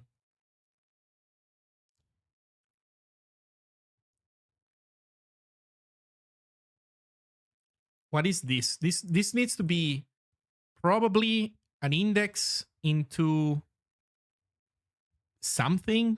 I said data, but it is actually wrong. It's not exactly data. This is an index into uncompressed data. And more than just an index, it's a slice into uncompressed data. It's something like this. This is kind of what we want to put in there. I think okay. So the depth stuff is not that big of a deal because we can keep track of that. So var depth equals equals 0.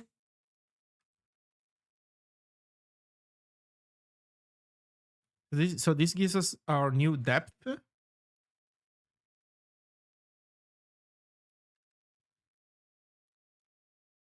Or rather last depth. And maybe we should make it let me think about it for a second. We should start at 1.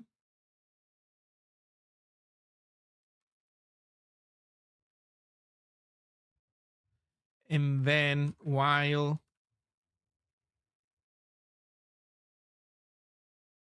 last depth is greater than entry.depth, try w.print or write all.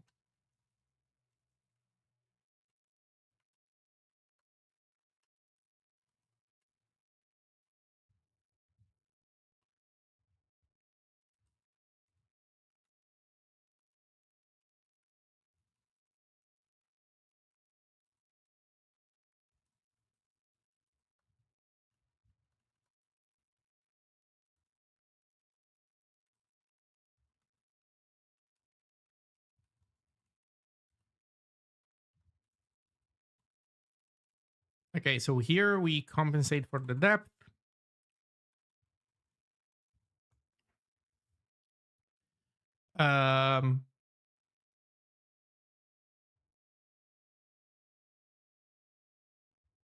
Here we do this. Technically, we could make this, we could do proper indentation by keeping track of depth. We could put a tab. We could put a tab character for the depth. Now, here's what I'm gonna do.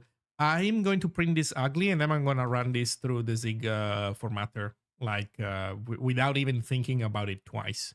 The nice thing about running this through the Zig formatter is that will also be a check that we can keep around to recognize when we generate malformed Zig code for whatever reason. And that can be reported to the user in a, we can tell the user, whoops, turns out we generated wrong Zig code that was not supposed to happen. Please open a bug report. They would realize that something is wrong even if we didn't have this check. The problem is that they would realize it more deeper into the build, because they would see that their build fails because there's a syntax error in a file that they did not make themselves. So with a little bit of work, they would figure it out. But an early warning just makes it everything easier. So problem is now, what does this even mean? Okay, let's think about it for a second. We have in here the definitions and the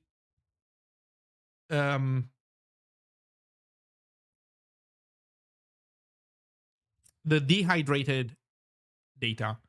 The dehydrated data needs to be hydrated. And then these file definitions need to point at an offset in the hydrated data. So one problem is, how do we dehydrate data? The second problem is, how do we offset this?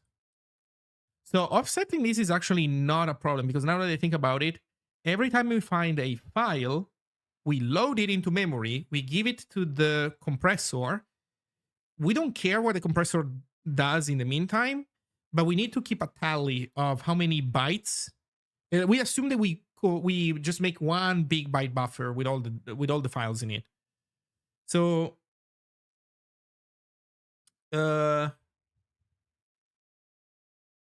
yeah.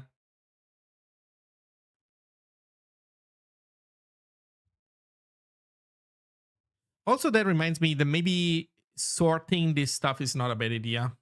Maybe building this immediately off of the walker is not a good idea. We maybe want to first build an in-memory representation of the full state of these directories, and then we might want to apply some transformations to it. Maybe. But anyway, okay, so sorting is good. Well, sorting is good, I believe, mainly if you have a reason to want, like, you want certain things to be one next to the other in memory, right? If compression can benefit from it, I don't think the compression can benefit much by having the files ordered one way than another. I can see that making some difference, but I don't see that making a ginormous difference. I suspect that the bigger effect, but I might be wrong, by the way, huh?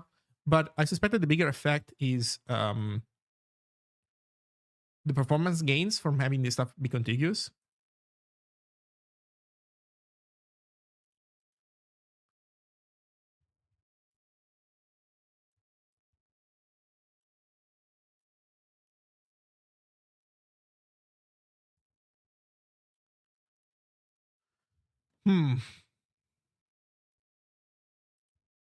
Probably depends on the algorithm. Yeah, on that point, I don't think we have a lot of choice right now, because I was thinking of basing this off of the standard library, and right now the standard library has what? Deflate. I don't think we have anything fancy, because for some of those algorithms we only have the decompressor. We don't have the other end, so we need both ends to be able to make use of this stuff. But now I'm wondering what the usage of this library looks like, because you know what? I thought that I would need here to embed, to say that we embed the data file, the compressed data file, but we don't actually need that. How does this work?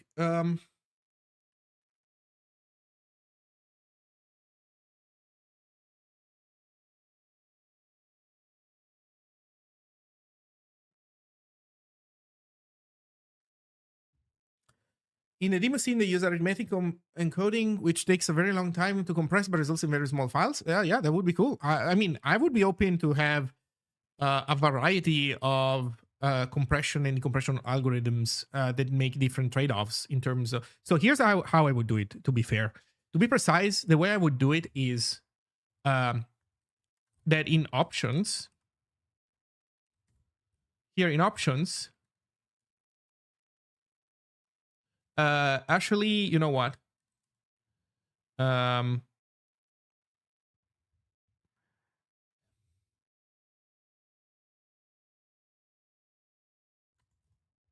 let's uh, let's take this out for now. Let's hard code release fast, and here we do optimize for,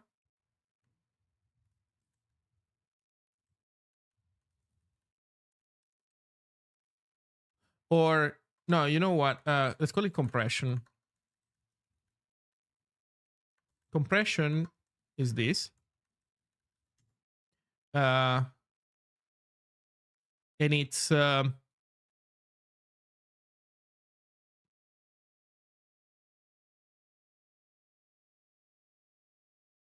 well, optimize size, performance,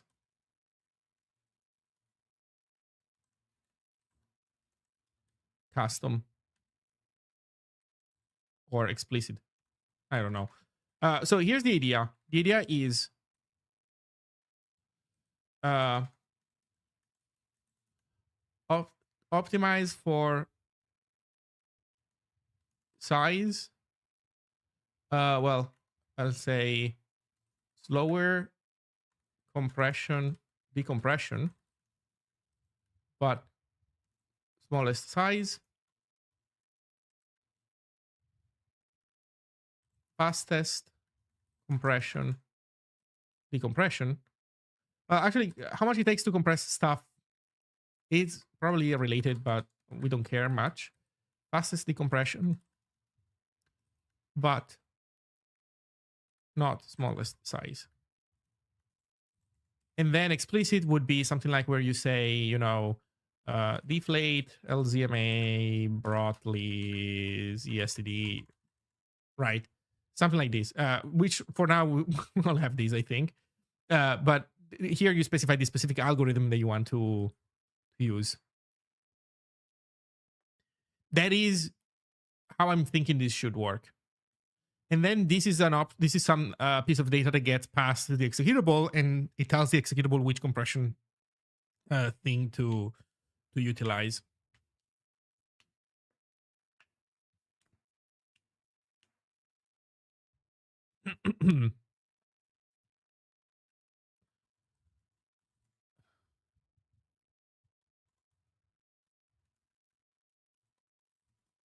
Okay, so does that mean that we need this here? We don't even need this here. That means that it really is naked. It does not need data. Well, wait, it needs to index into something though.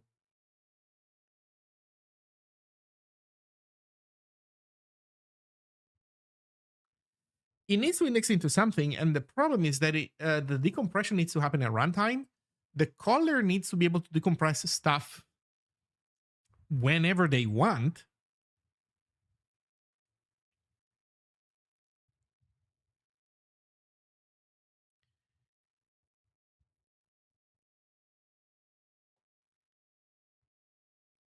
So what types do we use in here?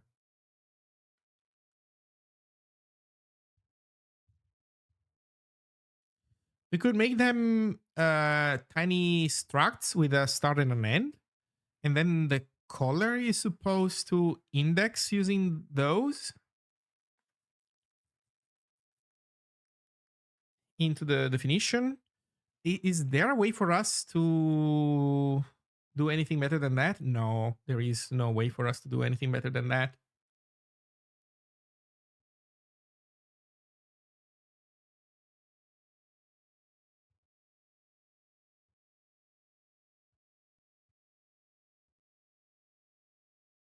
Okay, so that means that files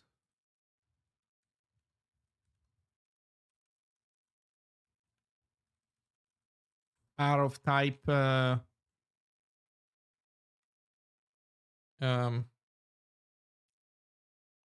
what do we call it? Slice, lock, location,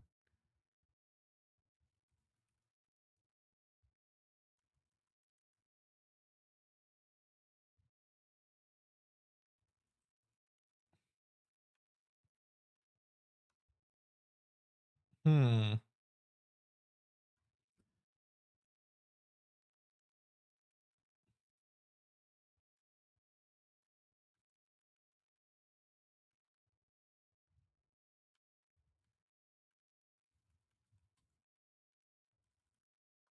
something like this.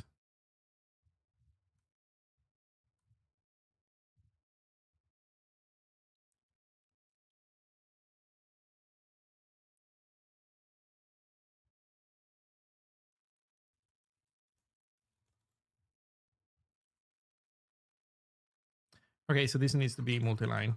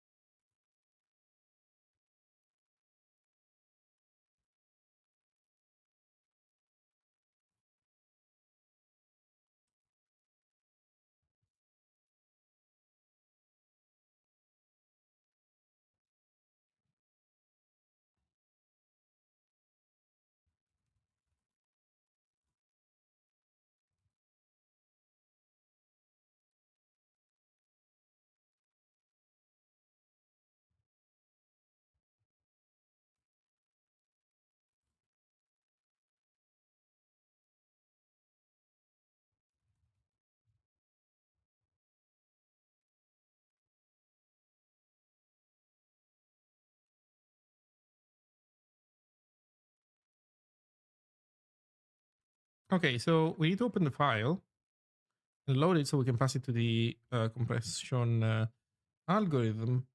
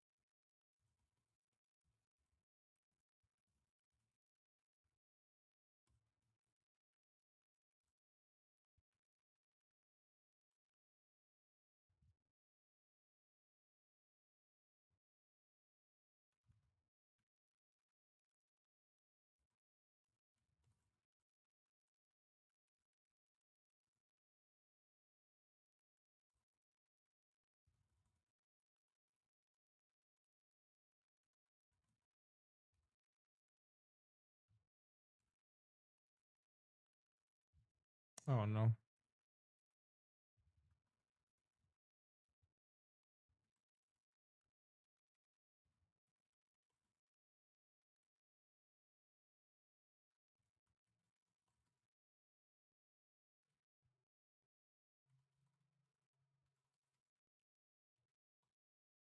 Okay.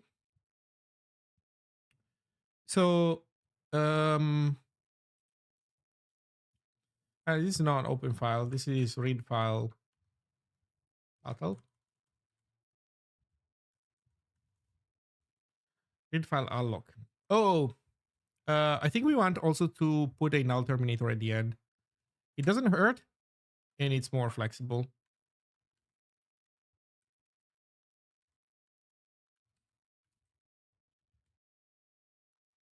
IO subpath GPA limit alignment sentinel. Also, alignment might be interesting. Maybe some of these files really benefit from alignment. It is a little bit of wasted space. No, what am I saying? It doesn't matter when we are loading this file right now. Never mind, never mind. I'm saying something dumb. Read file unlock options. Um,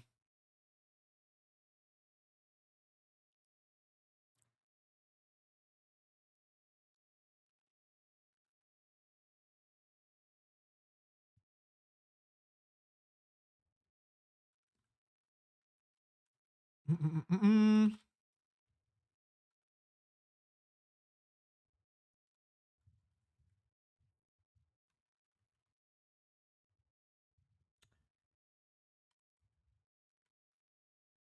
GPA. Um,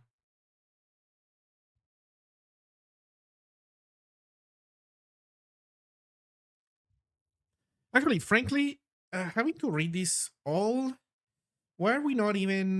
Why are we not just having another thread do this work of opening these files and um,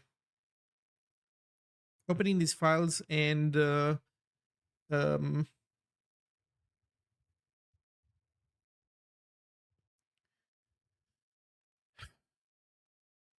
and compressing them? It's fine. These are optimizations that we can think about in the future.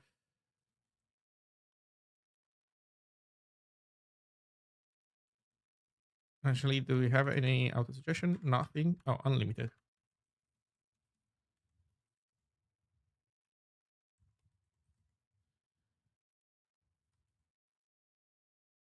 Oh, there's also alignment.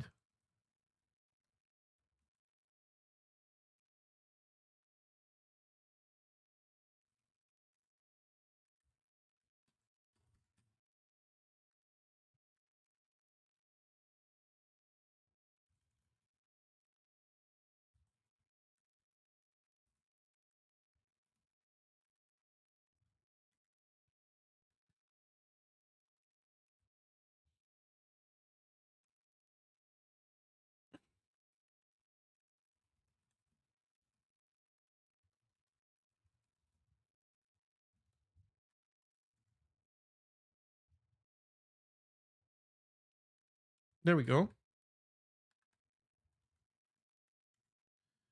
Okay. And so with this, we end up writing the right thing, I think, in there. We need next, we need to orchestrate the compression, which compresses into the other file.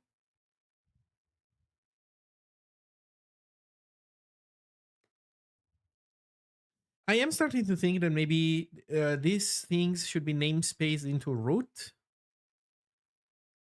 And then maybe there should be convenience stuff. I don't know.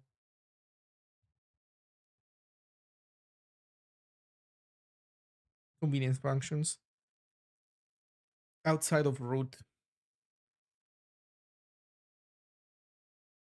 Yeah.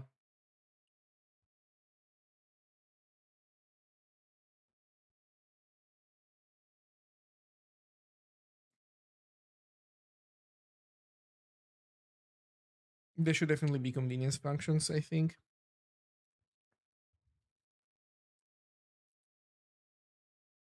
Okay, one step at a time though. Let's set up the compression part. So the compression part is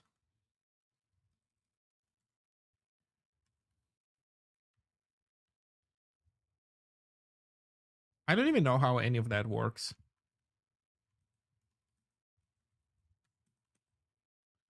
We have flate,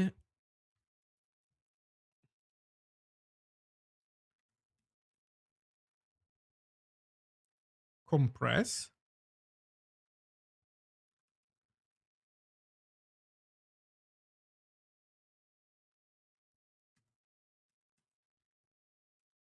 init output is a writer. So we can immediately output into the out file.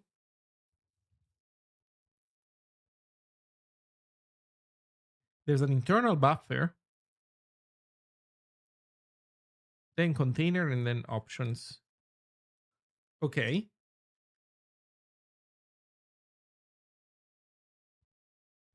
Okay, so let's set up the output writer.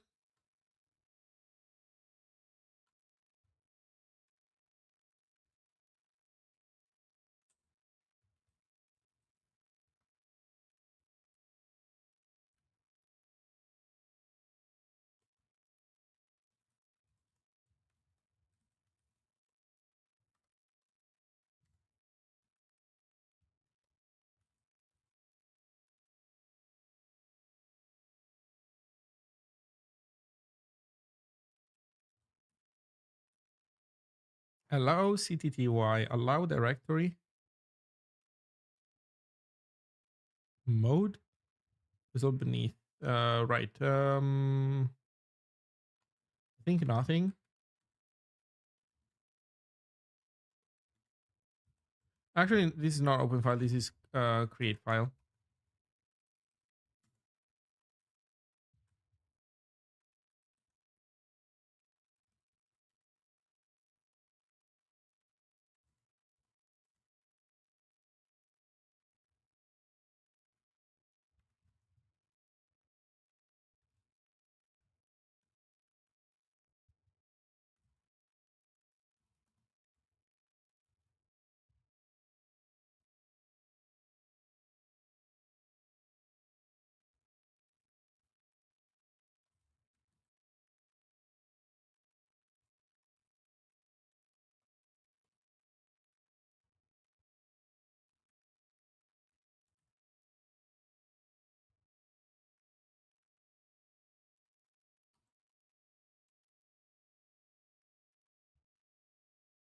Hmm.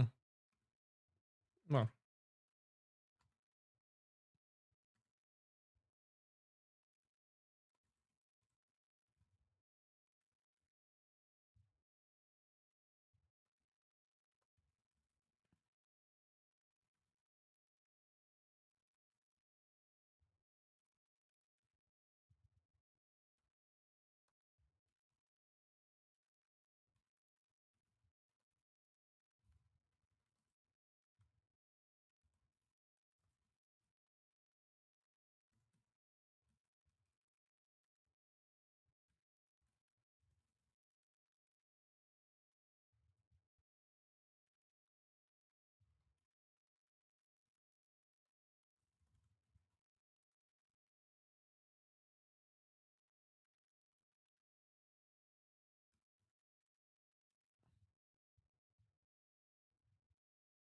right. Chain good, lazy, nice. Default fastest. I don't know. Good. Wait, what?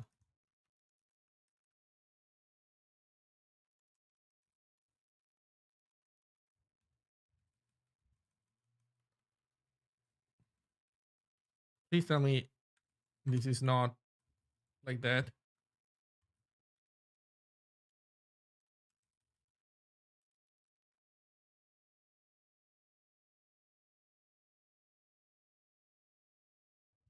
Okay, so these are the decals. Wait, I didn't understand what was going on. Okay, so um default. Okay.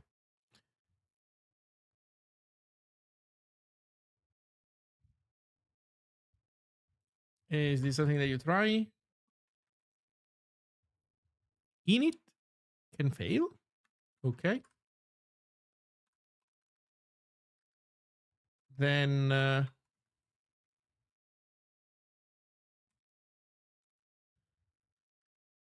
when we have a file, we do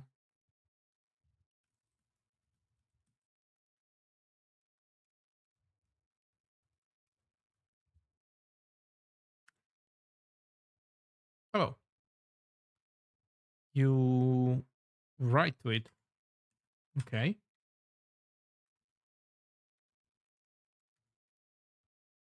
And that makes sense. It has an underlying writer. It itself needs to be a writer, essentially.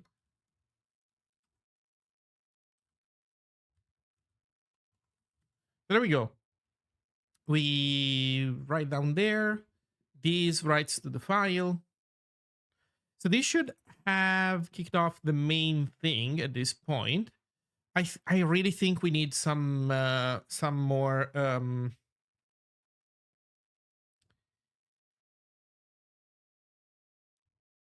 we need uh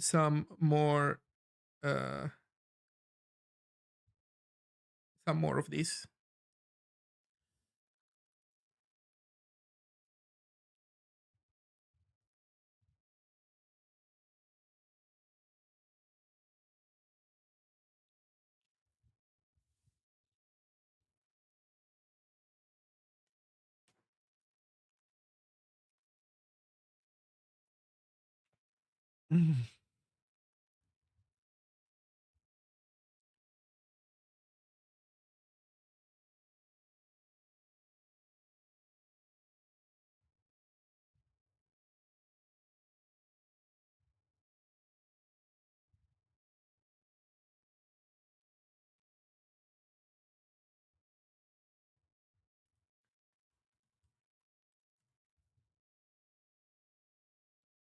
Yeah, I'm starting to think that we should namespace this stuff into something. I am still a little bit dubious about the structure that everything should take.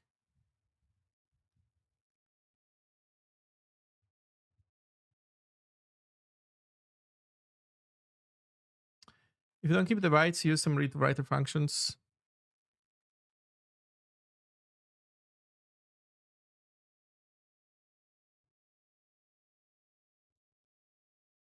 Yeah.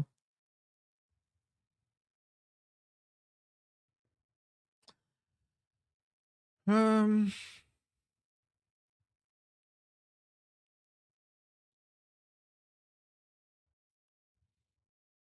I'm not sure I know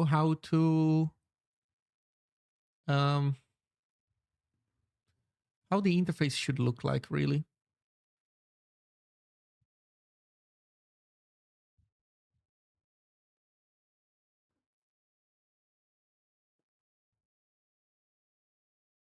How do you use this? So let's say that you have bundler on hand. So what would you like to do? So you cannot do just let's say you have bundle. You can do bundle dot bundle dot root dot a. Let's assume that a is a okay, let's do this. You can do this, but this returns to you a location. It returns you a start and an end offset. It cannot return you the final data. This is impossible for this to return you the final data. So you need to have some kind of convenience function. So maybe I guess it could be like, oh, you give lock a get method and get uh you pass the bundle,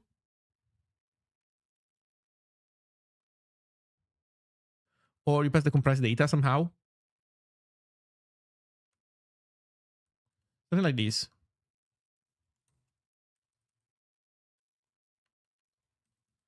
That would actually be not too bad.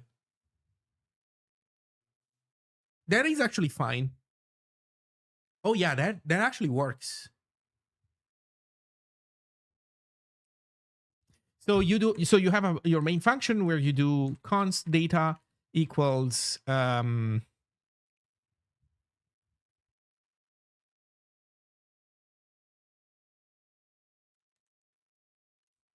yeah, so it's like, okay, so it is like my bundle. Maybe you have many. So this is one bundle. You do my bundle dot root, and then here you do my bundle dot extract,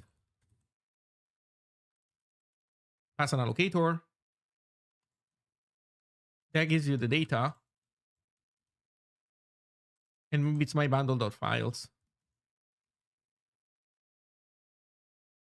Or root. I think root is not bad of a name. Although files is also good.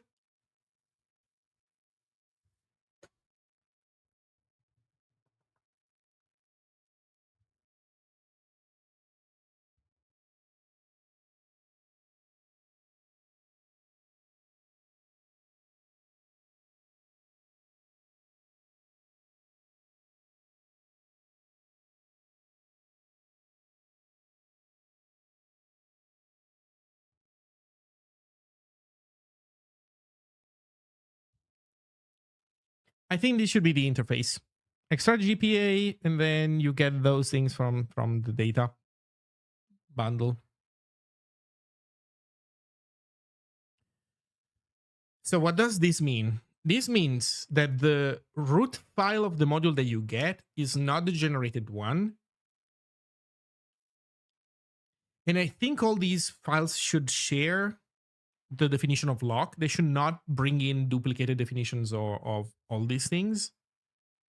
Although, although, although, which algorithm to use should be parameterized somehow. Although I'm not worrying about that now, right? That is something that we can work on later.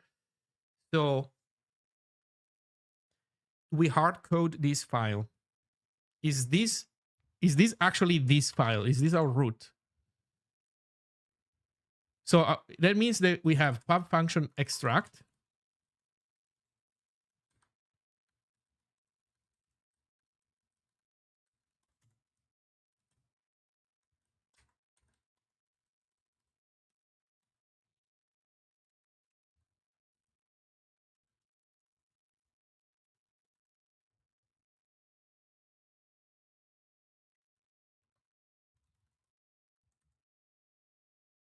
Do you need to give me the compressed data? No, because the compressed data should be a module that I have in here.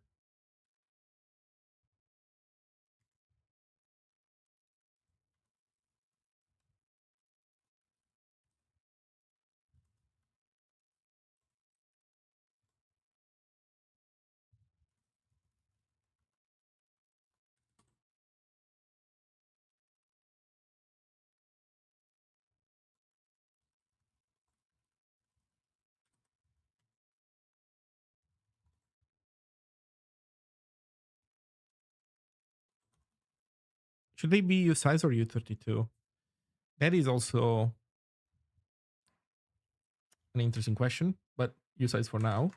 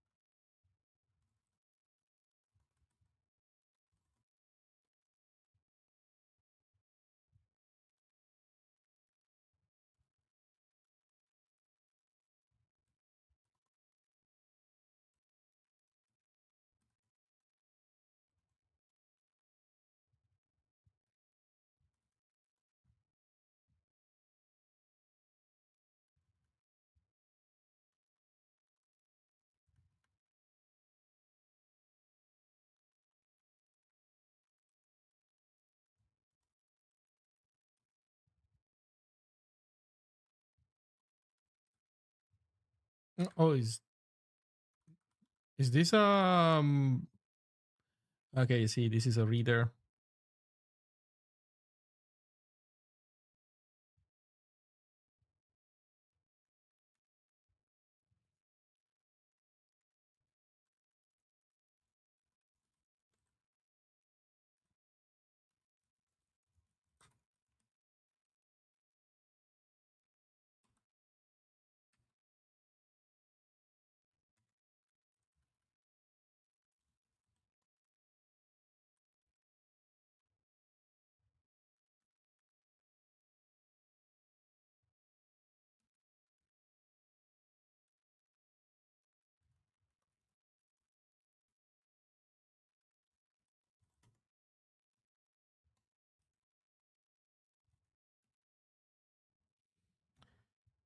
Uh, okay, so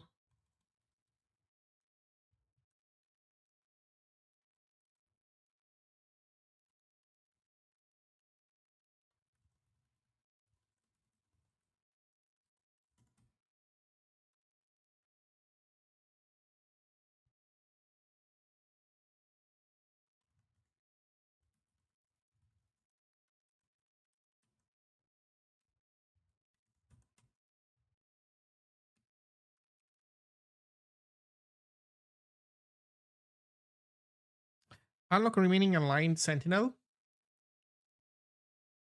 Yeah. GPA. GPA. Limit. Unlimited. Alignment. I think it's not a bad idea to give it a good alignment. It cannot hurt.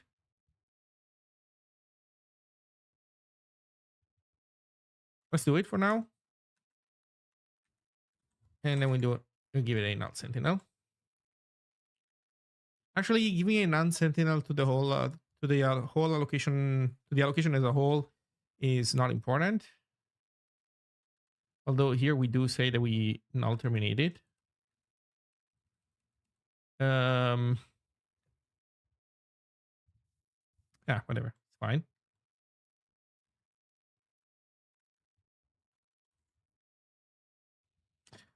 These can fail in a variety of ways, but this should be actually catch.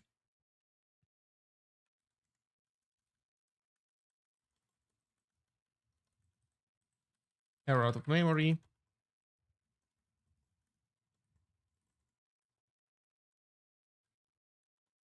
Yeah, this should only return out of memory, I think.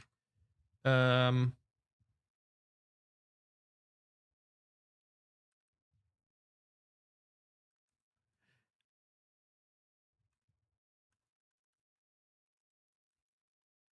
Actually, you know what? I want to see which errors we are getting. Anyway, once we do this, we can return the output immediately. That's it. So this is what extract does. These goes up top here. This was just an example. Maybe this goes below.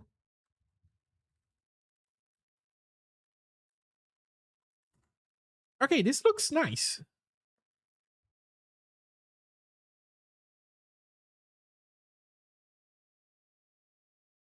Okay, let's double check that we're doing everything correctly. You have my bundle, you do dot extract, which calls this function, which gives you the bundle, and then, so which gives you the extracted data, and then you can navigate. Oh, right, we're missing files. So we also need files. So const, pub const.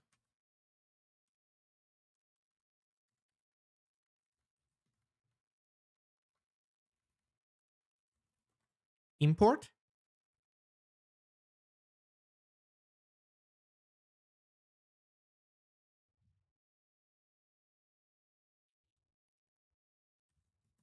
Files.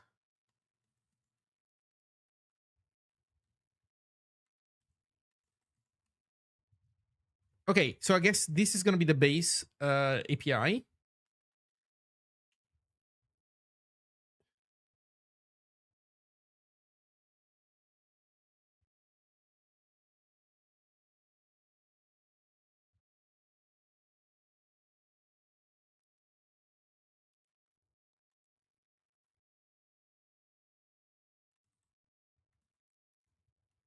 This doesn't matter. Yeah, like you just cannot fuck this up, man. This is nice.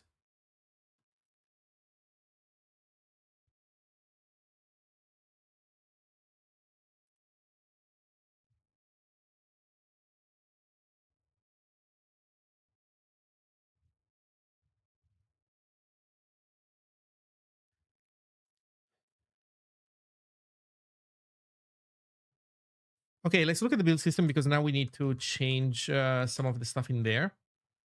So previously we thought we were routing this in a way. Now we're not doing that anymore. Also here we're exposing the bundler module, but no, we don't want to do this either. So no bundler module anymore. Main does not have any bundler. Okay. Then in bundle executable, run bundler, root file, data file. Uh, so this is not the bundler root file anymore because the root file that we want in here is going to be b.path source slash root.zig. And as imports, it will have compressed data and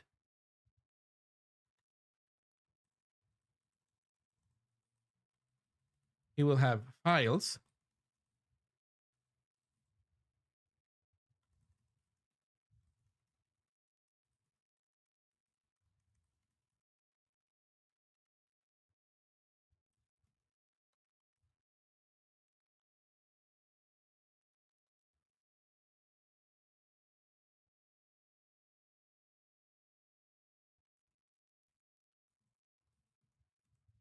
I'm going to call it generated source file, I guess. Compressed data file, generated source file. Perfect. So these go inside of root. Let's double check that root makes sense. It embeds file compressed data. It imports a module called files, which then you can access from the outside. It has a lock definition. Now, here's the problem. Files want to be able to use this lock definition.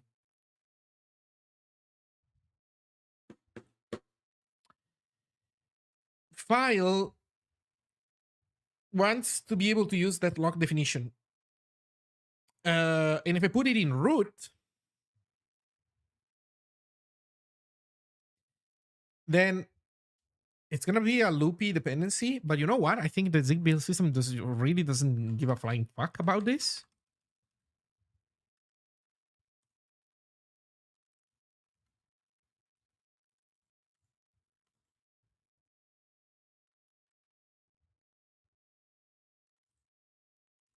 What did I call this stuff in here? Import bundler.lock.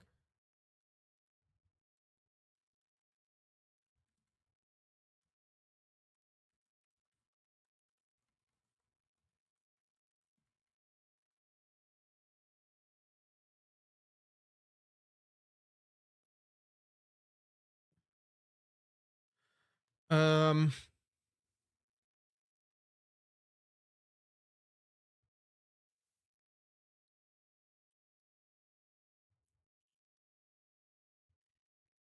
shit. If we make this loopy dependency, then we have to complicate the definition here. Is there any way we can do it any different? No, because you kind of also want to people to be able to go to definition and see this. Okay, so we need to essentially do this.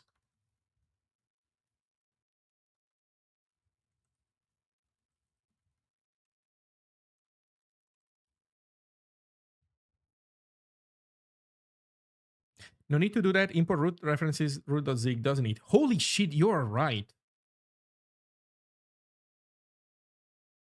Jesus. Yeah, that works. Good point.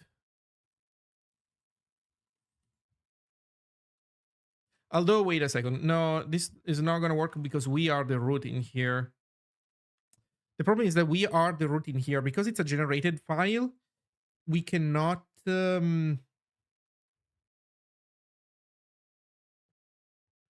yeah. So we have to do the complex thing.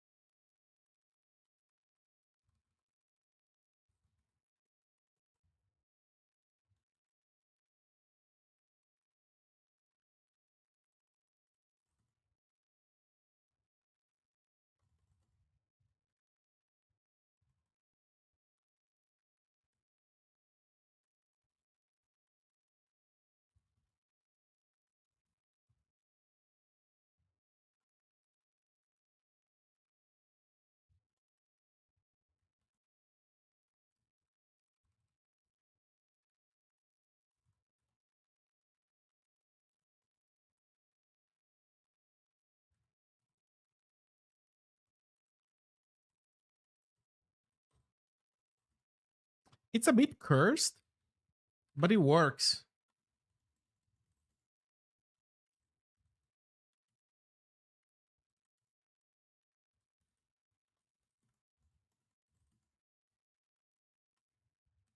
It's a little bit cursed, but it works. Honestly, this root file is delightful.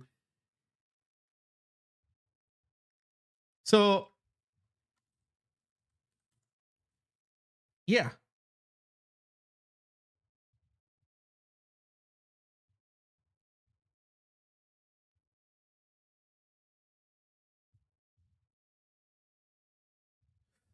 Here are a couple of things that I think we're not doing as well as we could yet. We could write down the total uncompressed size.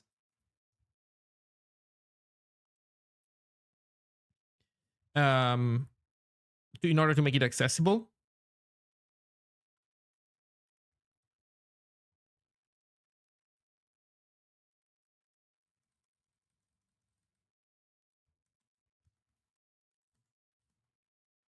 So that would mean rooting these things inside of a root definition and then putting on the outside the size.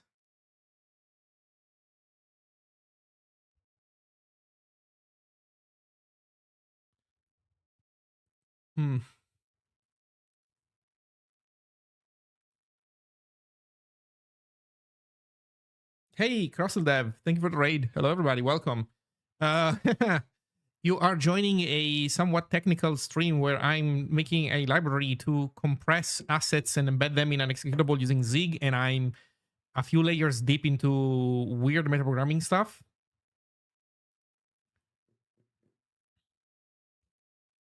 So I think it would have to be like this. So we probably want to rename this module to something else. If we want to rename these files, then we want to name the module something else so that we're not confusing for no reason.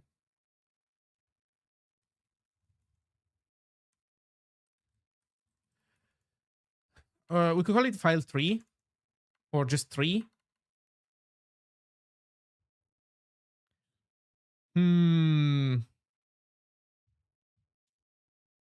Or we could call it bundle. Although no, you want to call this outer thing the bundle. So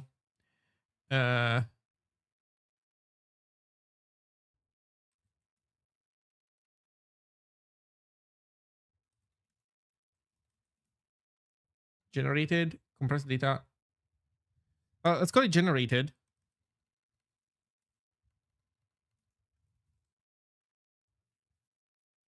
but then we don't make it public and we do pub const files equals generated dot files and pub const size, or like total size,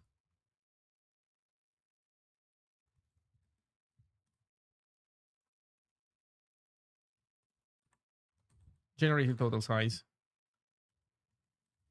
like this.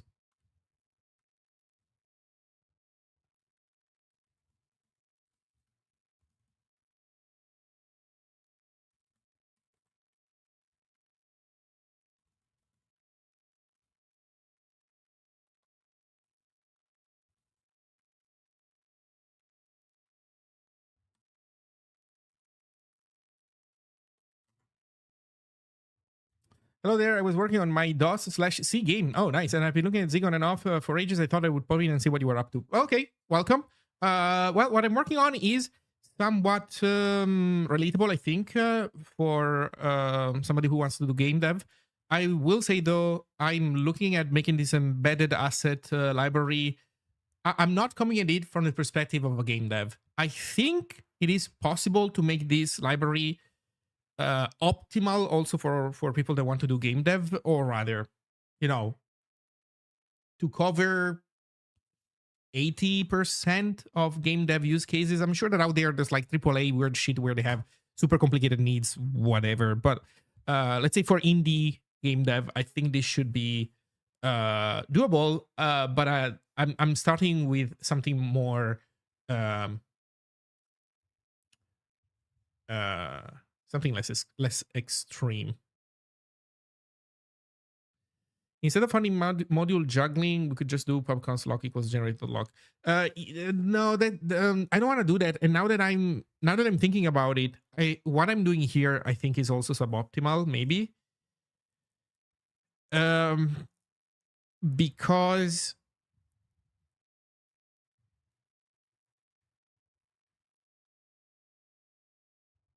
because um I actually would like to not have multiple definitions of these. So I think I would like for you to be able to define multiple bundles, each with different settings, and then they shouldn't be pulling in duplicated implementations of things. The problem is with what I'm doing right now, I'm already doing this.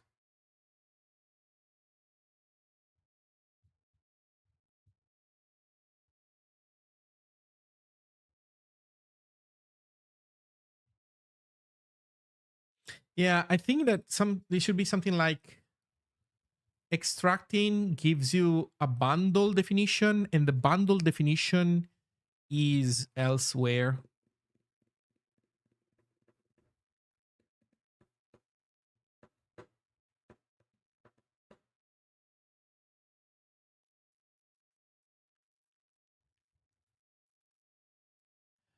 And the bundle definition is elsewhere.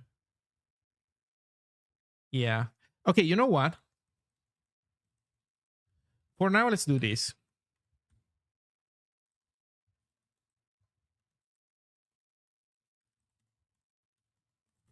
I'll do the rest. I'll do the other thing when I fix this whole thing. Yeah, this is not yet the final version. This needs to be even more slightly different. Uh, okay, but the build stuff is done. So what exactly are we missing? I think we need. So we have. Let's assume that we have written the whole file. We need to now format the zig file before outputting it, and we need to flash the bin file. So let's do that in order. So we need to flash the compressor. How do you do this? Compressor.finish. And then we do file, well, what's it called? Out writer. Out file writer.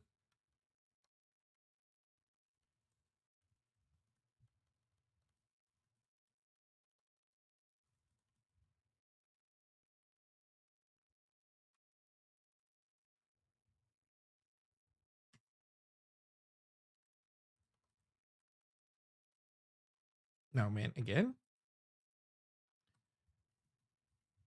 We flush the writer, and then we need to Zig FMT.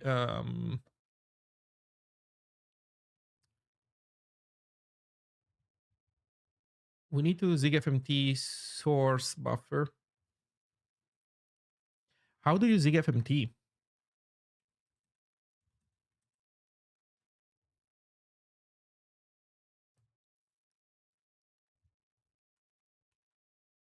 AST?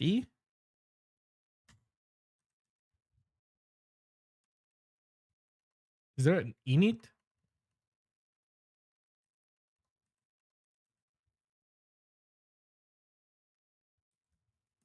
Parse? Yeah, but parse what? I don't STD. I don't see STD Zig parse.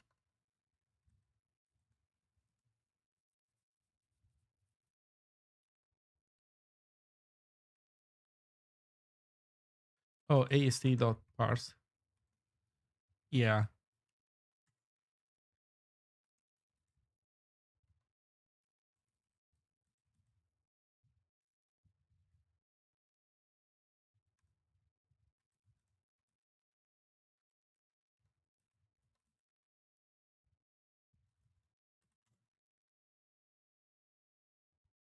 Oh, I bet you that that needs to be null terminated. It does. Okay, so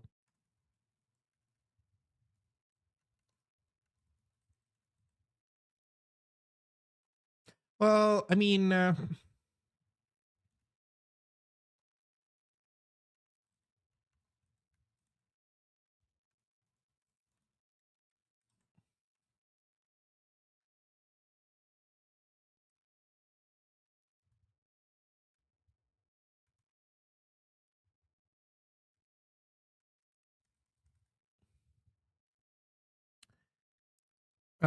if we just do this,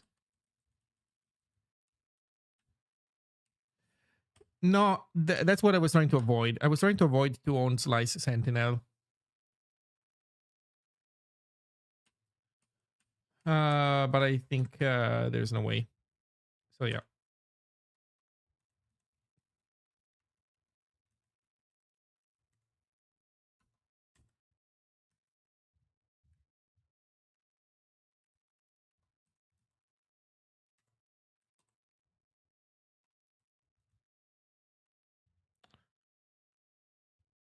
Yeah, but slicing the slice, so it's annoying.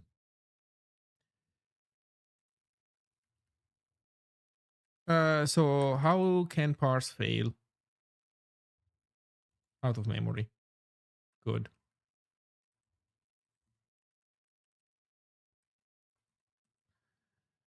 Uh,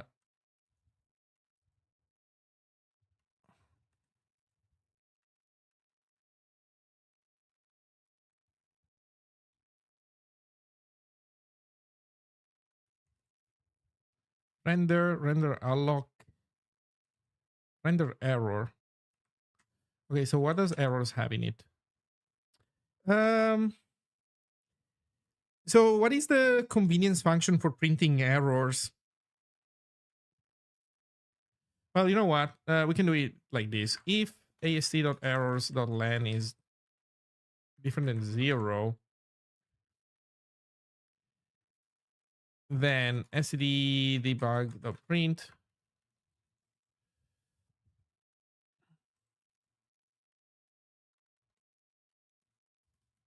generated Zig source contains error. This is bug in asset bundler.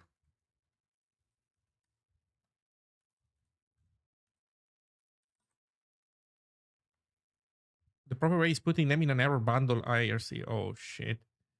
Um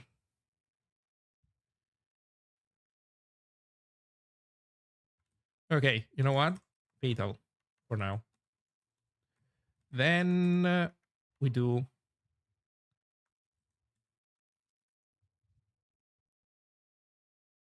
oh, I guess we can call render error.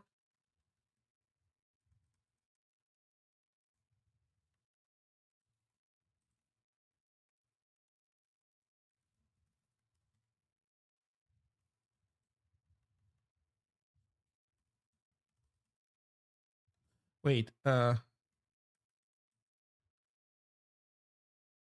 is node tag token extra. Wait, are you saying that this thing doesn't have any formatting utility on it? Oh, it doesn't have any formatting utility on it. So there's asc.print error, render error.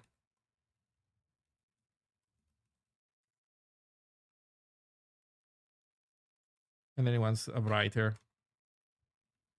which is annoying.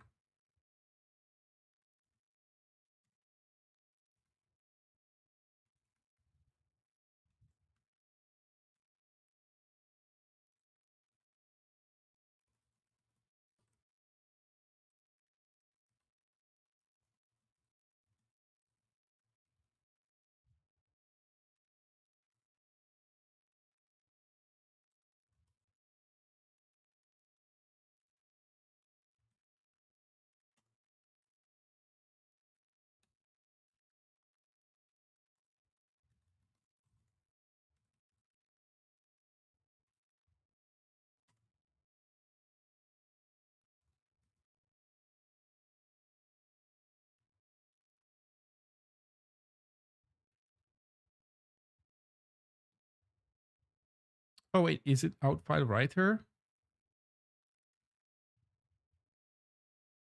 Well, file writer of some kind. And then fixups. Append string. Wait, how do the fixups work?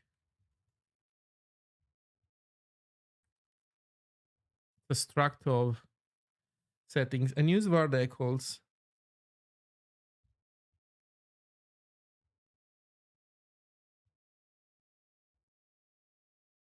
Oh, but this need to have been computed.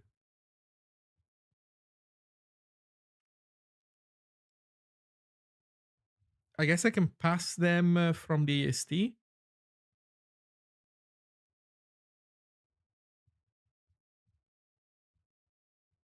The functions in this unordered set of AST function record nodes will render with a function body of trap instead with all parameters discarded. These global declarations will be omitted. These expressions will be replaced with the string value. The string value will be inserted. Okay, so is there any auto-generated fixups in the AST?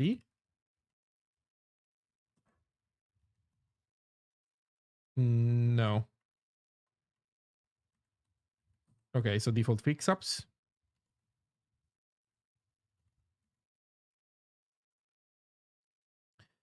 Okay, let's take a look at our files. So we have outpath. Oh, we never made this good, right?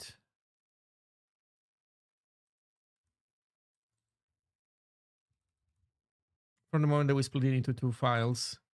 So in our build script,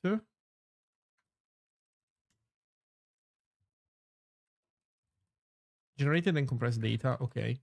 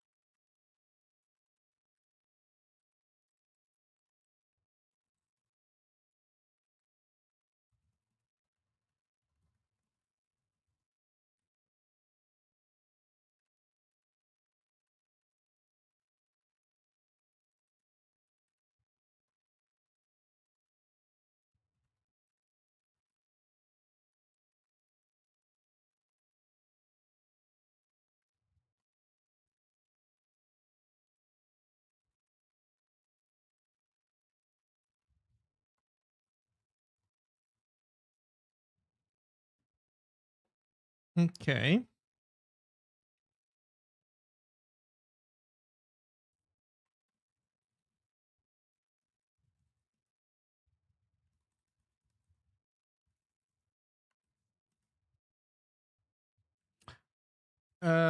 Wait, is this right? I believe so.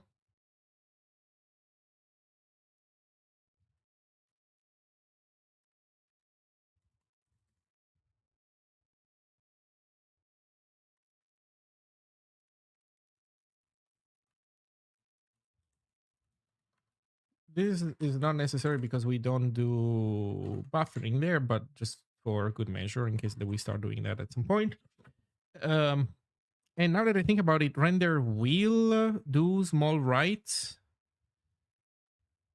because we are not rendering in memory and then flashing. So yeah, we do want to give it a buffer.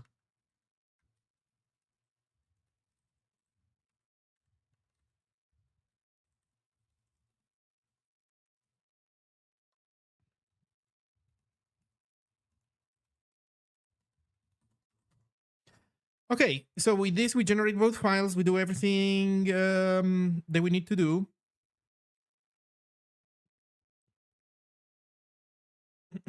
This all makes sense to me. This is not yet we're very far from the final form, but now I'm curious to use this. I guess we can make a tiny test project to test this out on.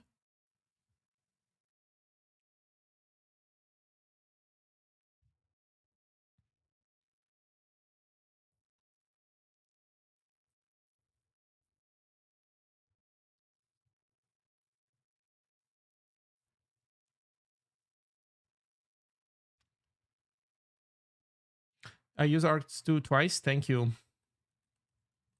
There we go. Saved some pain. Also, this needs to be different than before. Okay. We have it. Uh,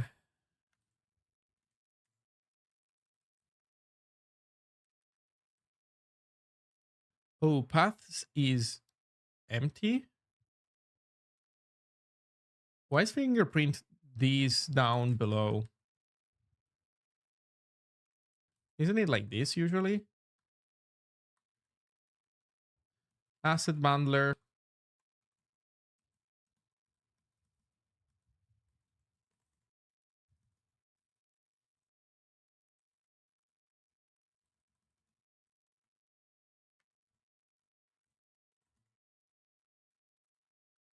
There we go. Then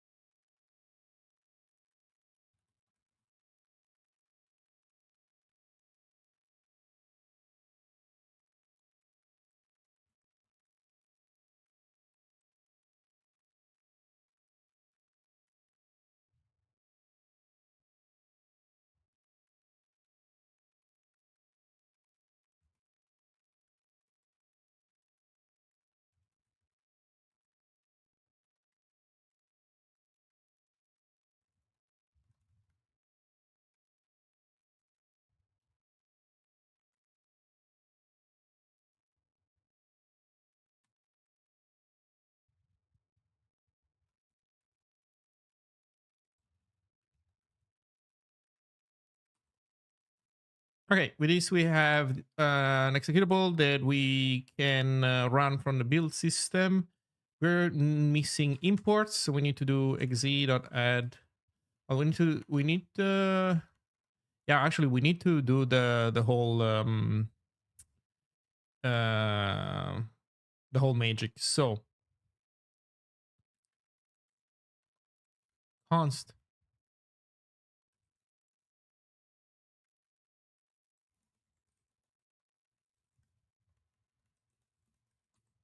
bundler. I think I just want to call it bundler, Zig bundler at this point. Asset bundler seems too long. So how does this work? We do const uh my bundle equals bundler dot bundle.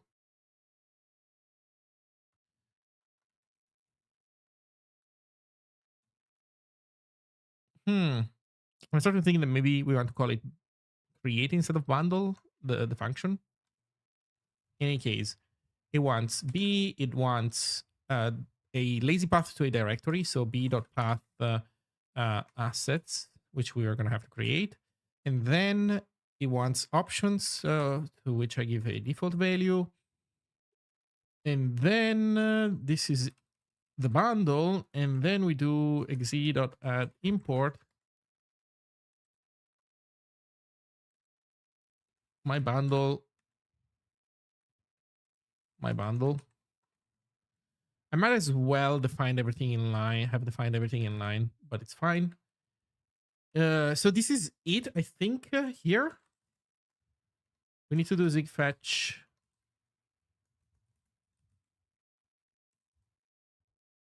Oh, root module, yeah. Thank you.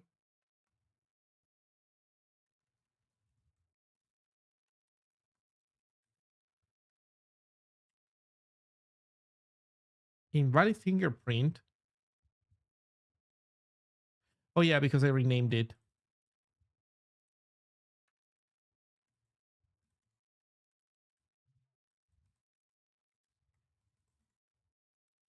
You know what? Fuck it. Let's go straight up to bundler. Give me the other one. Okay. So we've added asset bundler as a dependency. Now we need to touch main.zig, mkdir assets, and we need to put some stuff in assets. I guess we could put 3 text files in assets and then we print them and we see that we get something back that makes sense.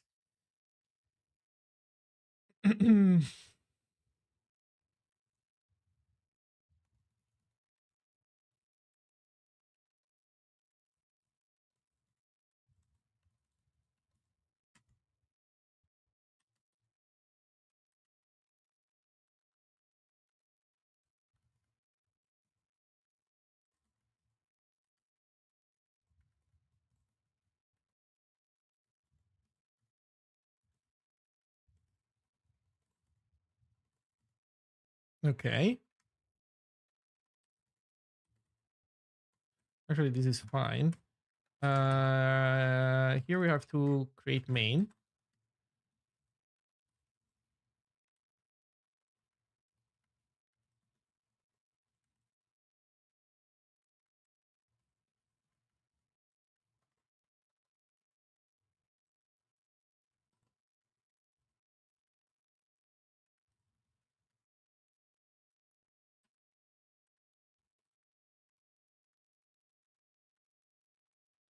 Okay.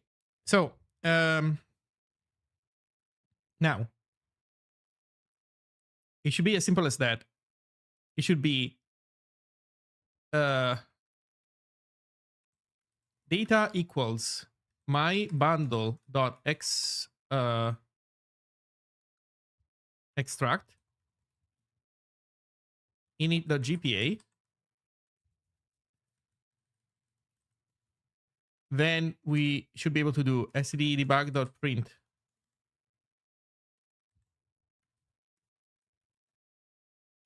Actually, we can do it all one shot in a multi-line.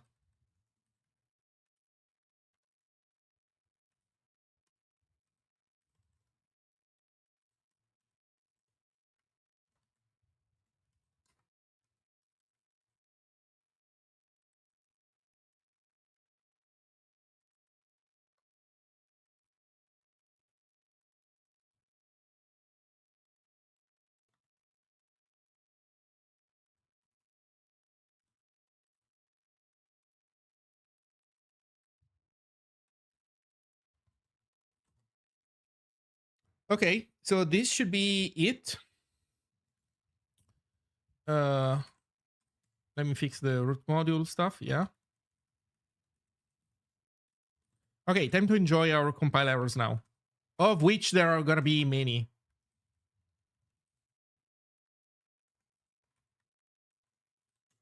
Show me. Uh, root source file struct build has no member bundler. Oh yeah, it's bundle.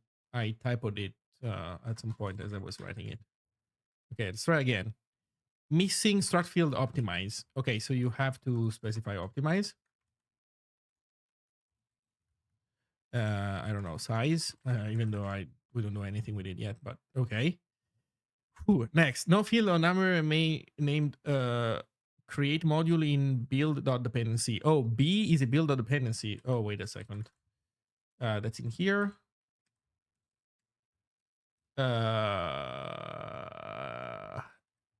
Right. So this is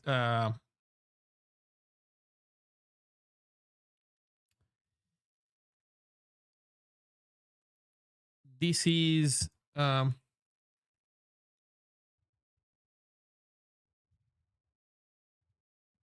wait a second.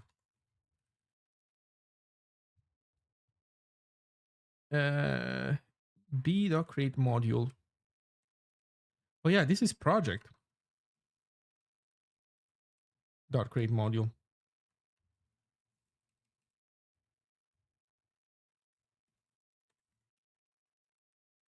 Okay, let's see where we go now.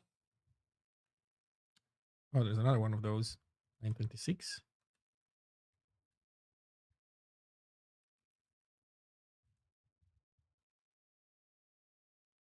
No, I saved this, man. What's the problem? Oh, then I cannot do bit of path, of course.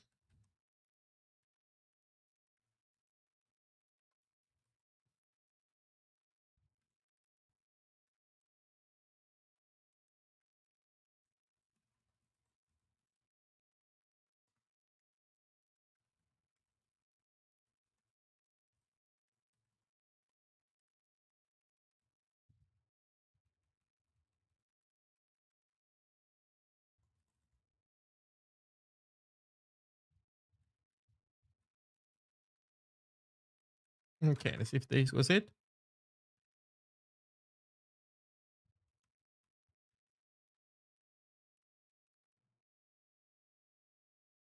What is your problem now, though, man? Because I now got B right.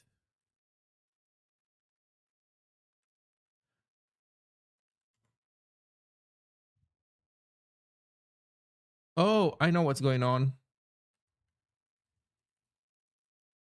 It copied over the original project. Yeah.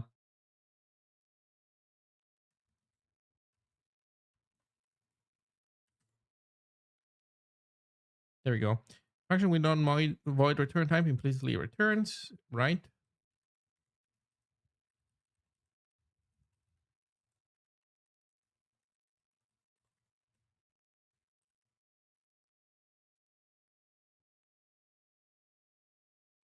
Unable to find artifact bundler.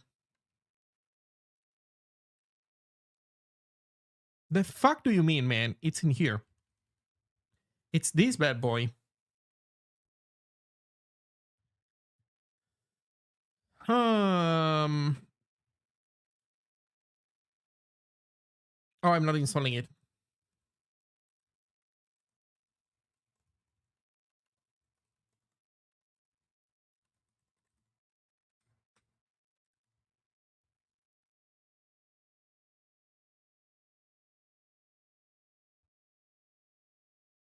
Panic, nothing to watch.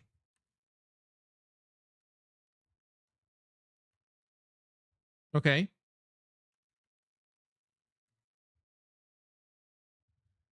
Memory function expected. One argument, two arguments found one. Generated file dot writer. Okay, so now we're back into compilers in here. Yeah, this bad boy wants an IO instance, I guess. Actually, no, maybe not in Flash. But some of these guys will need IO somewhere.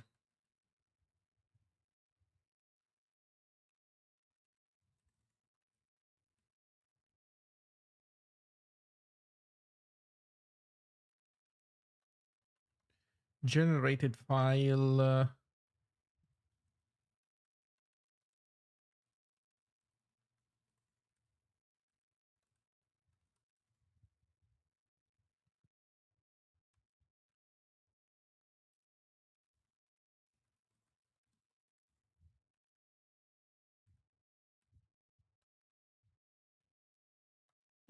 Expected to continue it, blah, blah, blah, 2 on slice sentinel. You need to try it. Yeah.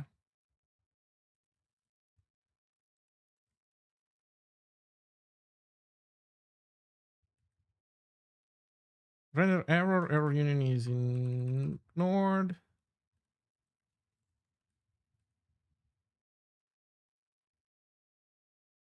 Oh shit, it's building the bundler now.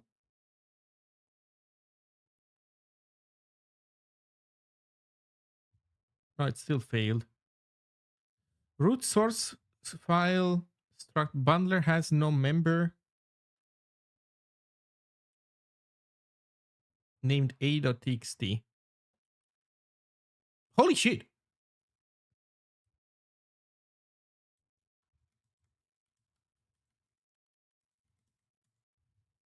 It's empty. What? I think the compiler should update the error formatting. The error message should start on the next line after the one pointing in the location. That would make it much more readable. It is a very common format to structure errors this way.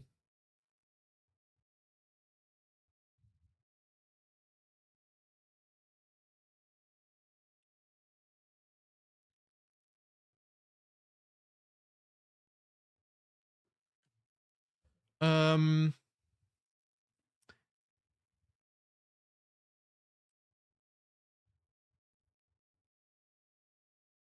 so it seems that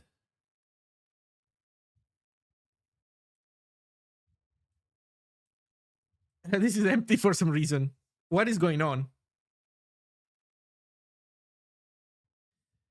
I guess we need some logging in. We need some logging in our function.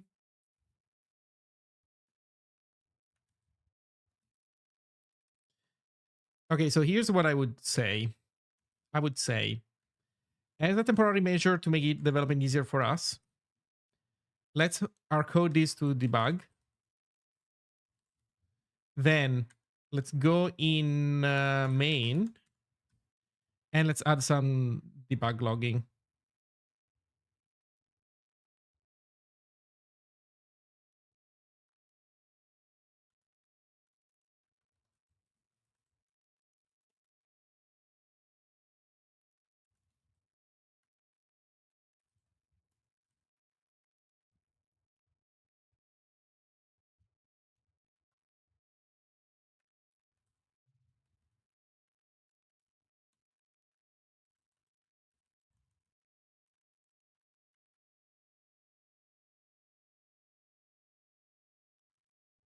Do you use LLDB with Zig? I do, yes.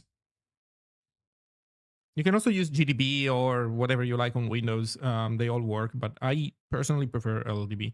There is a fork of LLDB that knows how to handle better Zig types when you are building with one of our custom backends. It's something tied to Dwarf version 5, but I don't use that because unfortunately I'm not on x86 64, so I cannot use the custom backends yet. Dump the Zig file to SDR. I mean, Yeah, but also we are already printing the file out in theory, and the file came out empty. So I want to start by looking at this thing to see if this thing is actually at least seemingly doing what it's supposed to be doing.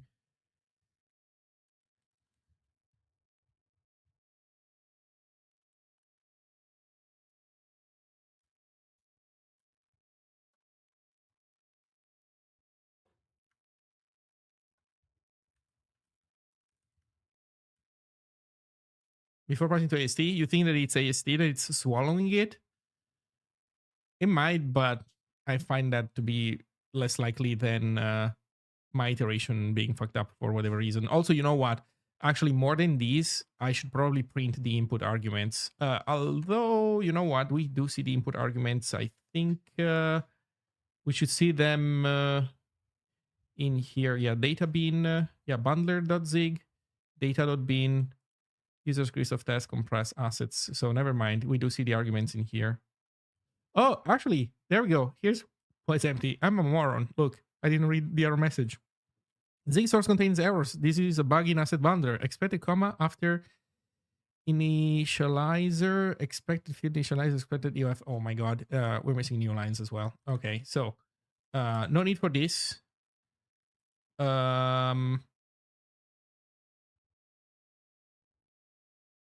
This doesn't put new lines, man. You fuck.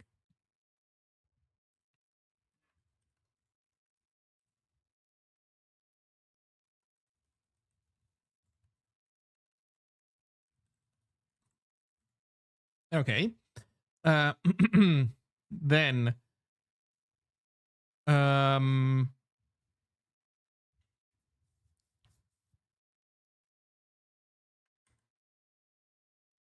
okay, let's rerun this.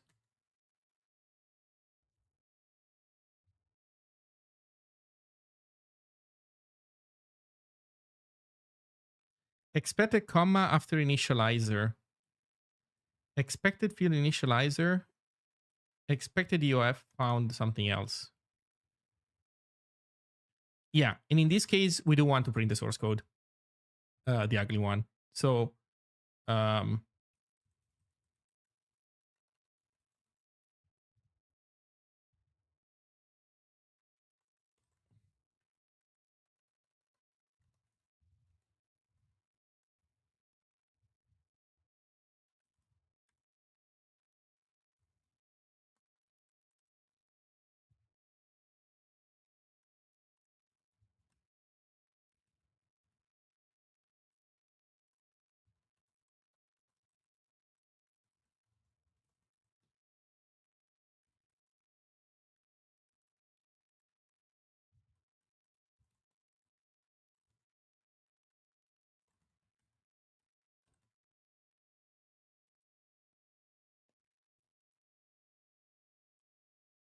oh, we're missing a comma in between.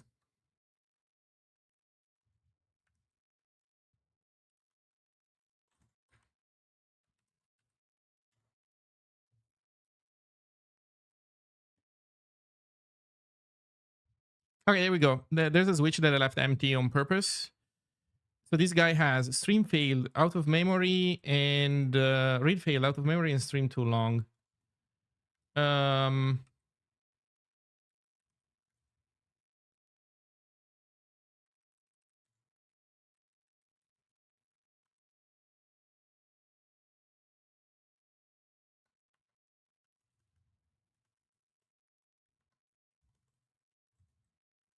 I just wanted to double check that I wasn't going to swallow any important error and turn it into an out of memory when it is inappropriate.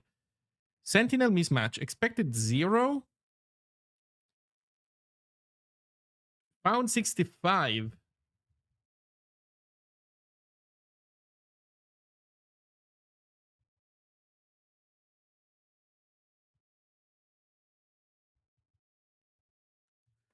We panicked on the null byte assertion. You know why? Because we are not including the null byte in the data stream. We are reading the file with a null byte at the end, but it doesn't matter whether we read it or not with a null byte at the end because we don't. Because we don't. The sentinel isn't included in the data that we pass to the compressor. So it's something like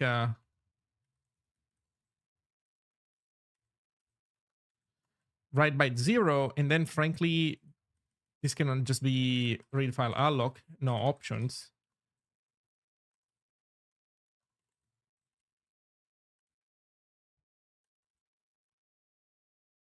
It doesn't want the limit though.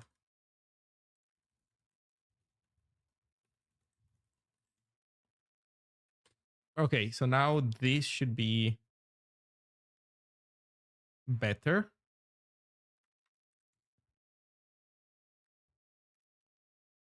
But this still complains.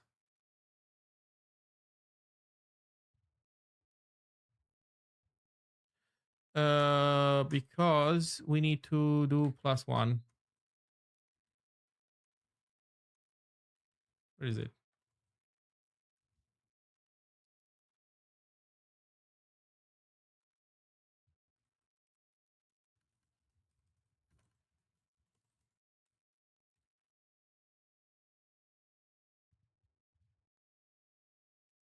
Okay, what is going on now? This is still panicking. This complains about leaks. Okay, whatever. Actually, wait. Where are we leaking? Is it the walker? The walker, the init. It's the fucking compressor. Is this motherfucker? No, this guy doesn't have a the init even. So who's? Oh, it's the AST.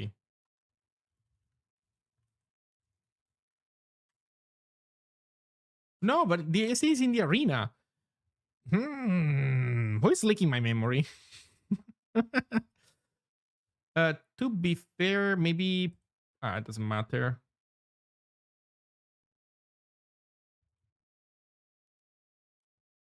This guy, here, who it is.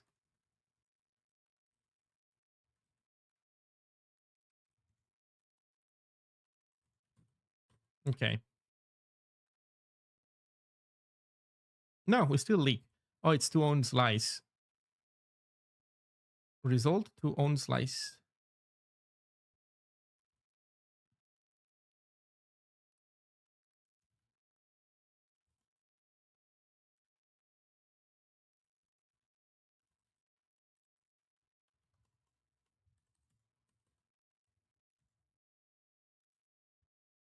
Okay, there we go. No more leaks. So our math is wrong.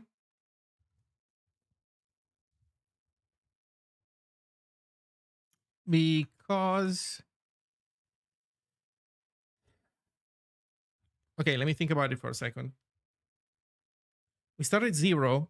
We add 10 bytes worth of file to the stream. So we write them bytes +1.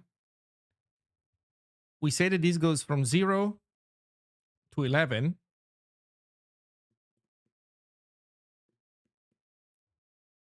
We increase size by 11.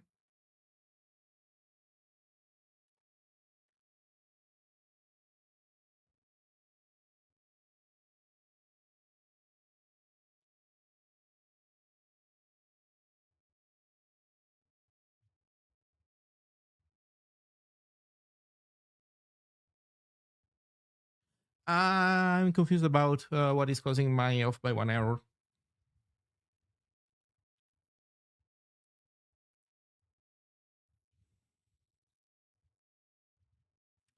Okay, we start at 0. Smaller file, 3 bytes. So we write 4 bytes, the 3 normal bytes plus the null. So the first index needs to be 0 to. This should say 0 to. Oh, you know what? Right. This should be, I think, actually like this. Yeah. There we go. Apple, banana, carrot. And yeah, then we leak. Okay, fine.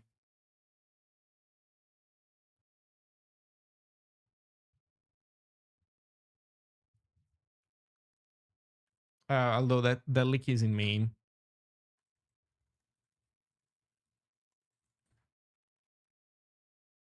There we go.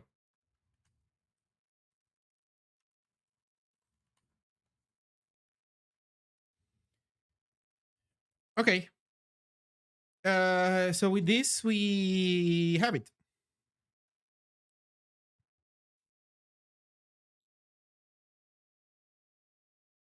With this, we have it. Now, we need to make this more configurable. We need to have the ability to do more than one bundle at a time.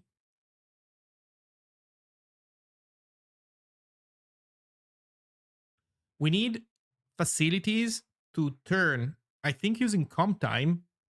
Hey, Janet, thank you for the raid. Holy shit. Hello, everybody. Welcome. What a raid. Welcome, everybody.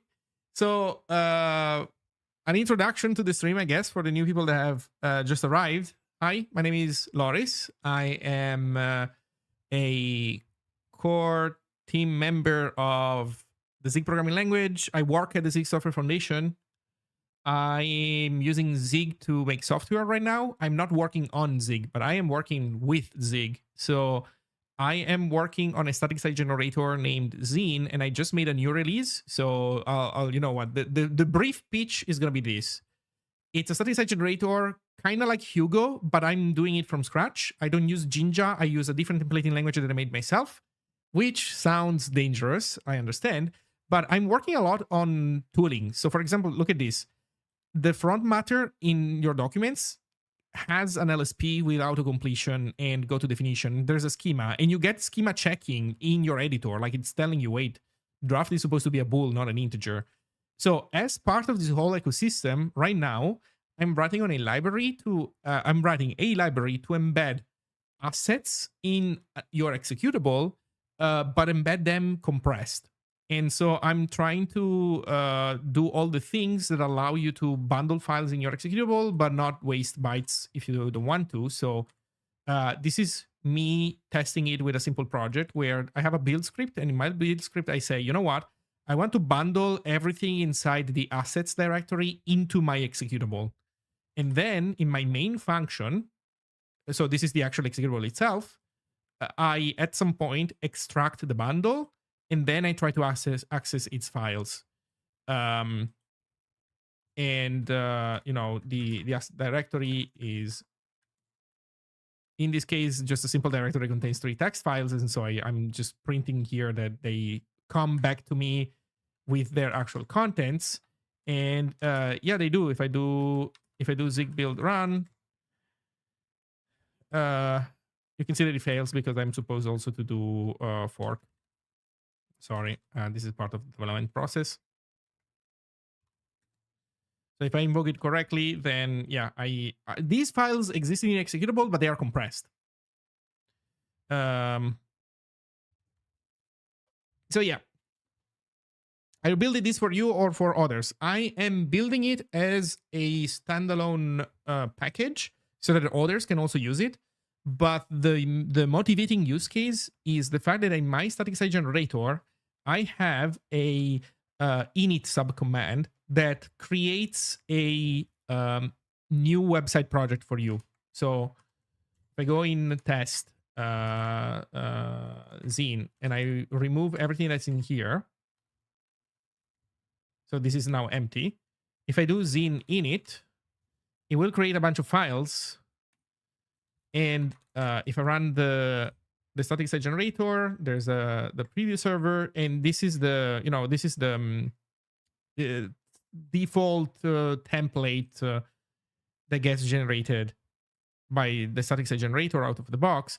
It's meant to showcase, a bunch of capabilities and show you how things are done in Zine. It's not meant to be a particularly good looking website. But these files exist in the executable, and right now they are not uncompressed in it. So they increase the size of my executable a little bit. My plan is now to switch to compressing these bad boys. So I'm gonna change this to use my library now, and now they're gonna leave compressed in my executable. Unfortunately, it will not make that much of a difference in terms of size, because right now I'm using 3-seater, and 3-seater has increases the file size of my static site generator by like 100 megabytes. Unfortunately, this is something that I plan to tackle as well. But for now, I wanted to work on a, even though it's a minor improvement, so it's not gonna make any big concrete difference right now. But yeah, I'm working towards eventually reducing size. You can make a build of the static site generator that excludes 3-seater, and without 3-seater, Zin is 4 megabytes. So here's what we can do: we can make a build of it without 3-seater. It's gonna be about 4 something megabytes, and then we can measure the difference in size after we compress these guys, and we see what happens. Spoilers, is going to be probably, I don't know, a few thousand bytes difference, so not huge, but it will make some. And also, I'm right now I have a panic to do when you're trying to generate a multilingual website, but I plan to also, it's here, but I plan also to have a template for multilingual websites, which means that it's going to have more files, because it's it's essentially the same website but translated to at least 2 languages. Otherwise, there is no multilingual anything to showcase. Or sorry, I'm assuming that you were asking about the asset embedding library. If you mean the static site generator, the static site generator is absolutely meant to be used by other people. It's a serious project. It's less mature than the established names, Hugo, for example. But it is getting there, and it is already today plenty usable for if you're making a personal website. Yeah, it's going to be good enough for it, most likely. Why a custom template engine might be harder to gain traction this way? Yes, but I come to despise curly brace templating languages, Jinja, Handlebars, Mustache, Go templating language, because they are completely unaware of the semantic structure of HTML. As part of this project, so I guess I can show off a little bit, I wrote a language server for HTML. So I wrote everything from scratch, bottom up. I wrote the first ever language server for HTML that reports errors. This might seem weird, but I dare all the new people here in chat, open VS Code, open a new HTML file, and write and close a tag that you never opened. So go somewhere and type /span, like close a span that you never opened. And you will see that VS Code doesn't tell you anything. My LSP tells you that you're closing a tag that was never opened. That is cute, but you might think, okay, that's fine, that's good. But I don't stop here. Nowhere near I stop at this. So did you know that if you open a by the way, you also have auto suggestion, have suggestions with all the docs lifted from MDN, and also a link to the HTML spec. This editor here is not rendering Markdown. It's not fully rendering Markdown, but if you're in VS Code, by the way, you can download this also from VS Code. Yeah, these are links that you can click to learn more. But let's say that you do button. Did you know that you can put an anchor under a button, but only... Oh shit, am I fucking it up? I might be fucking it up. Wasn't it an anchor with an href? What is the combination of things that is wrong? Fuck, I don't remember my HTML anymore. In any case, here, look at this. For example, for button, I have all the options that you can put on button, but I don't have the option that you cannot put in there. So sorry, I haven't touched this stuff in a little bit, so I don't remember everything right away. Button inside button, I don't think you can. Let's see.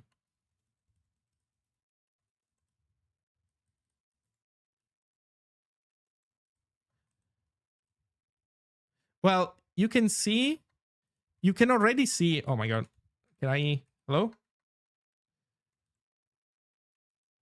You can already see that there is no button suggestion.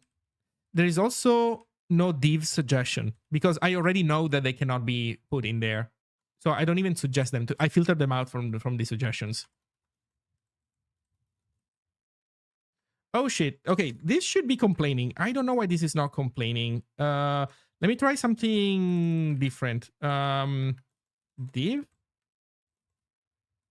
And then let's put this in a P. Oh, you know what? Wait. I know why. Sorry. Never mind. Okay. Reset everything. The reason why these checks were not showing up is because this is a super HTML template. My templates have runtime logic in them. So the language server is unable to do all the static analysis that they would otherwise be able to do because it doesn't understand obviously the runtime logic is more complicated. So let me run it on a normal HTML file. So foo.html. So on a normal HTML file, we have all this stuff working. So button.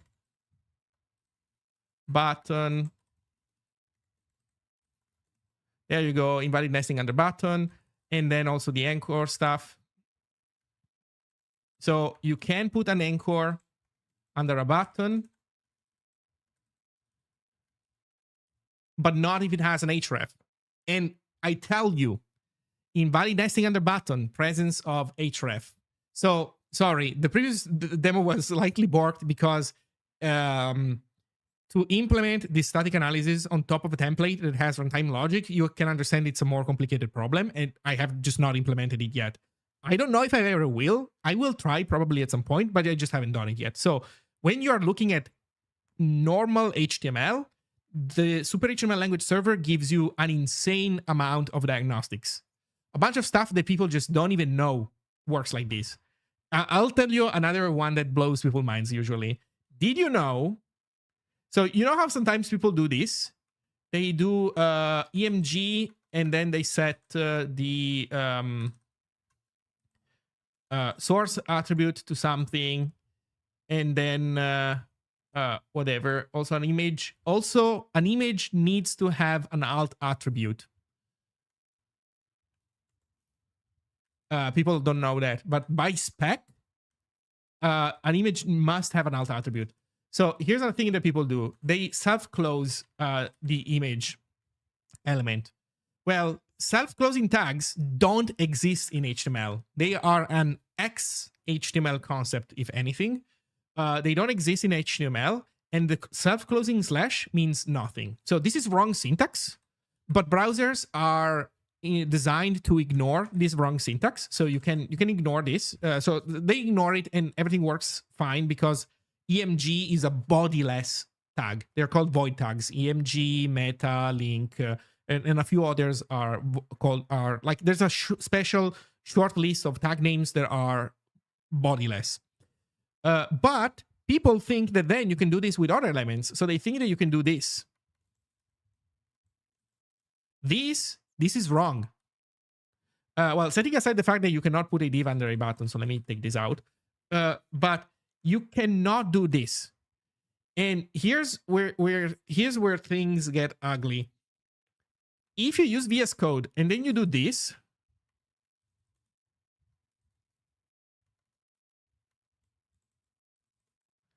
you think that these two divs are siblings, but in reality, this is in the HTML spec. So browsers do this because the spec tells them to. In reality, browsers are told to ignore the self-closing slash, which when they do it on a void tag is fine. But when they do it on a non-void tag, they ignore the self-closing slash. And so this div here is actually nested inside of this. Like the error recovery algorithm that browsers have will put this div inside that div above. That means that if you generated wrong HTML and then you're trying to navigate your DOM through JavaScript, sometimes you think that you're going to find something, like you think that you will find this div by doing net sibling on this guy, for example. But no, this is the first child of this element, actually.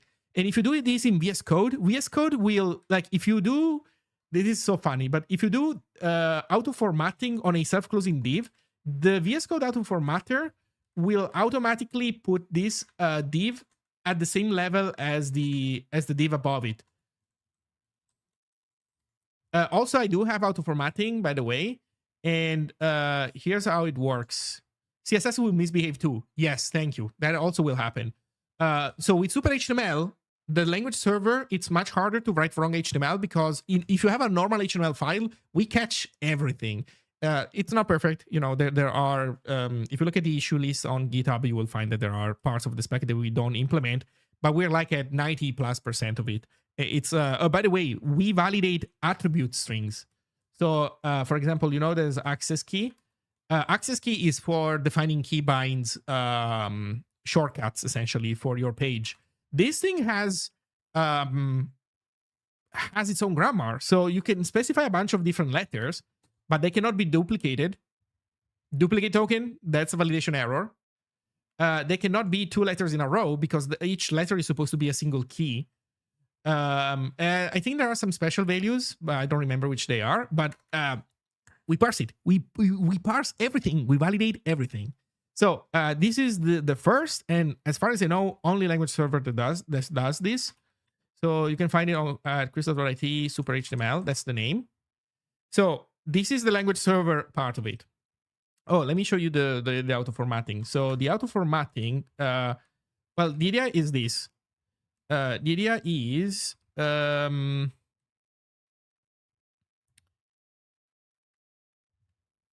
me see if I can find a better example for this. This is not a better example for this. Blog, maybe. Okay, look at this. This is a span that has 2 attributes. Whether ignore the fact that this is my own template.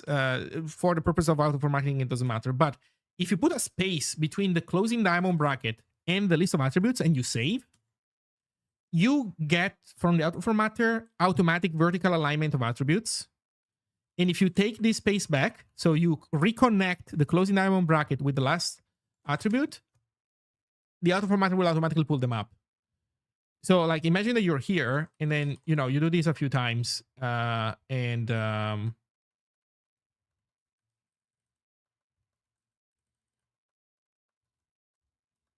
okay, T1, T2, T3. So you have those. Let's say that you have those in a super long line because previously you weren't using this auto formatter. Put a space, save.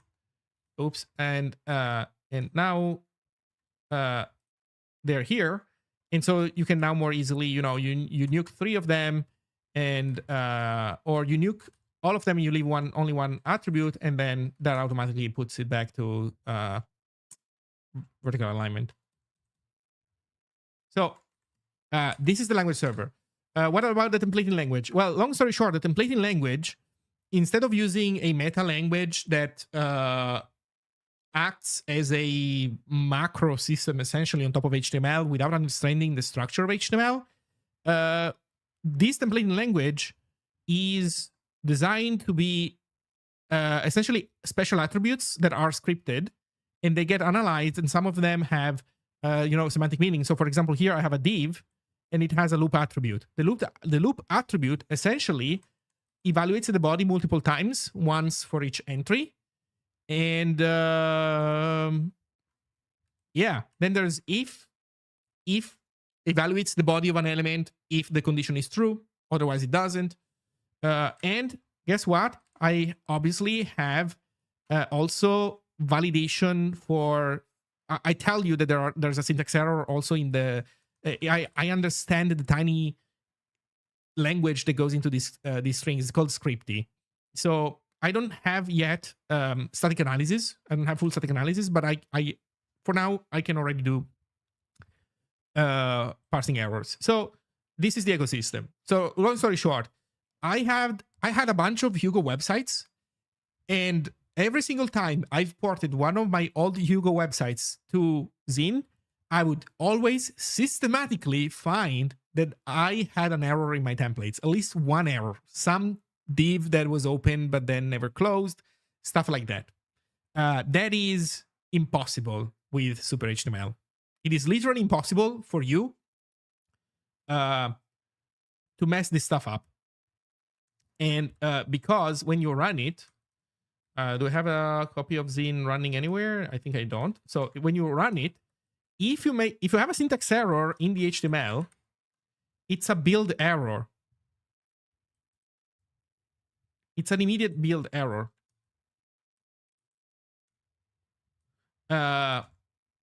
So yeah, that's the story. So you can read more if you go to the website zinssg.io. You can read more in the docs about why I'm working on all this stuff. It is for sure an ecosystem that you might not want to buy into if you want to use more standard tooling. There is no shame in that. I understand. But I've been working so much with static websites that I just needed a better tool. I really just wanted a better tool that would support me more in the editor, would report more errors, would catch errors. And so I made my own static site generator. And I will tell you that on top of that, it's also fast. It's really, really fast. The static site generator rebuilds its own website with the docs and everything else. So this website, which has a few pages, it's not huge, but it has a few pages. It has the docs. The reference for the scripting language is, not entirely trivial. These are pretty long pages. It builds everything in 7 milliseconds. So, and I can tell you that it's not as fast as it could be.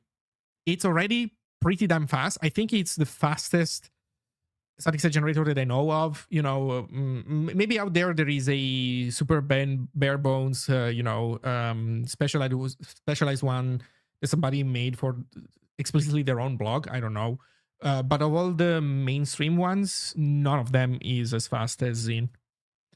So, and as I said, we're not yet as fast as we could be. Is the HTML language server available as standalone software? Absolutely, yes. Yes. So if you go to here,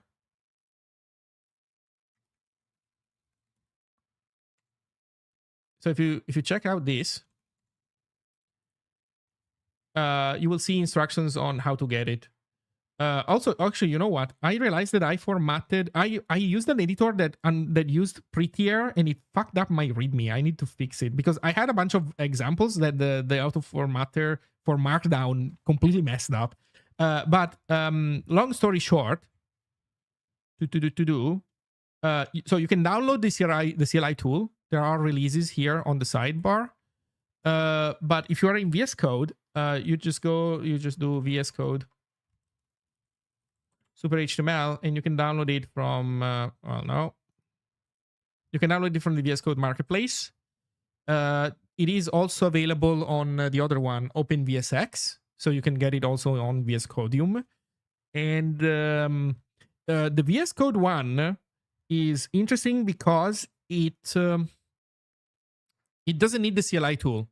The VS Code 1 bundles a WebAssembly build of the language server, and it runs it inside of VS Code itself, inside the WebAssembly interpreter.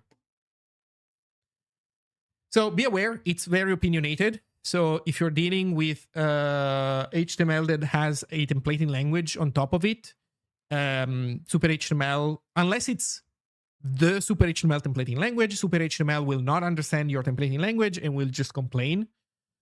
But you can run it on outputs, for example, or if you occasionally work with clean HTML, then Super HTML will help you a lot. Does it work with JSX, TSX? No, absolutely not. That is just JSX and TSX are not HTML. They kind of look like HTML a little bit, but yeah, they're something completely different. So for those, what you want is JavaScript specific tooling. Yes, given that they can be used to encode HTML, then they would that solution would have to do a good chunk of the same work that Super HTML does, for sure. But on an implementation level, I think it would have to be part of the JSX library itself. it should probably be part of React DOM, I guess, and similar things. Like it shouldn't be part of React proper, right? Because only React DOM is JSX for HTML. So anyway, okay. So what do we want to do now? So by the way, if anybody ends up trying the static site generator, please let me know how it goes. On the official website, there is on zine-ssg.io, there's a community tab. There's a link to my Discord server, so feel free to join and complain, ask me questions. I'm happy to both answer questions about the static site generator in general, but also help you out in case you get stuck and you want to figure out how to do certain things. Yeah.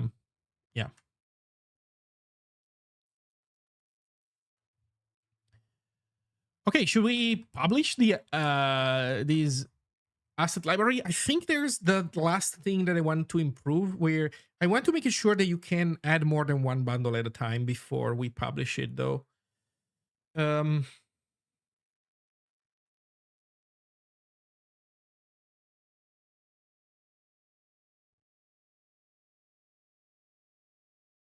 Yeah.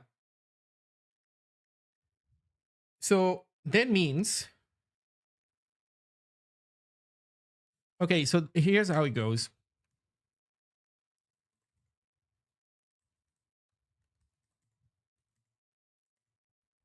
Okay, this doesn't matter anymore.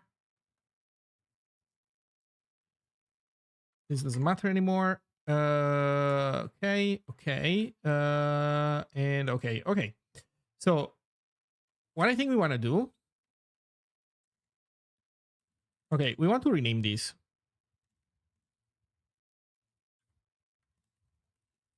To just Zig Bundler.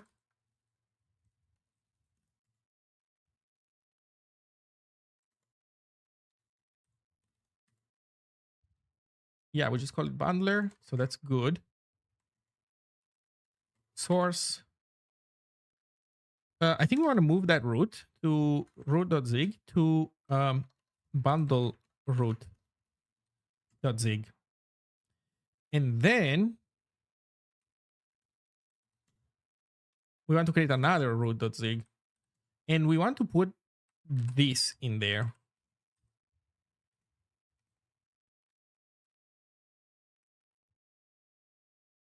So each bundle has its own extract function.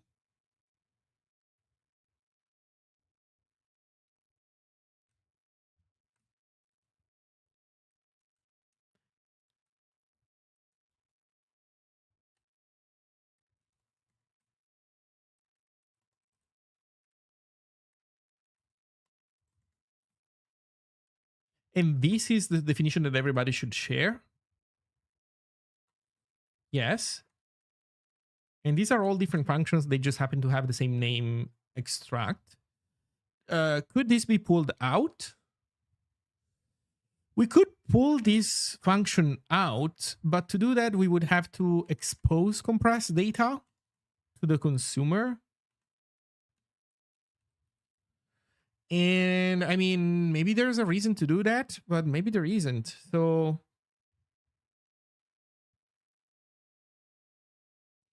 frankly, I think this is fine as is.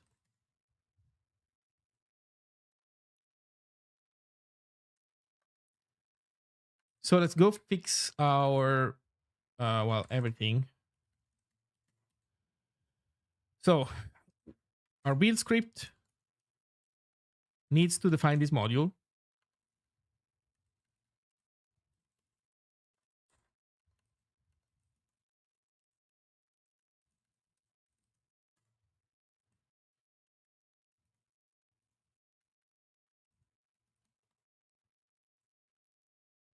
Is Ziggy for Zig? Not strictly. Ziggy is this, and it's a JSON alternative, and is the config language and the front matter language that I use in Zine, because I wanted something better than JSON, but I didn't want YAML. And TOML, I felt it was overcomplicated for the use case of a front matter. And so I also wanted other stuff. I wanted tagged unions. I wanted a decent schema language. So um, I wanted all these things. So this is meant to be used not strictly only for Zig, but it is a new language. It's version 0.1.0, so that we're clear. And if you look at libraries, the only existing library is essentially the one for Zig, the official one that I maintain. There's one for Python, but this one is old. So it's how can I say? It's technically usable for modern languages as well, but since this ecosystem is fairly new, there isn't yet a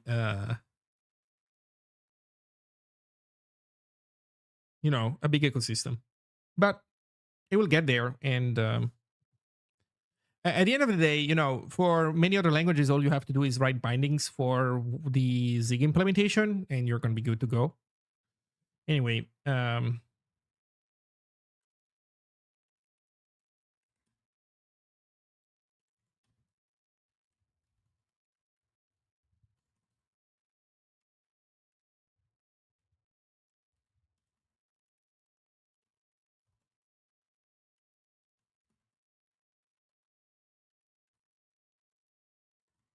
okay, there we go.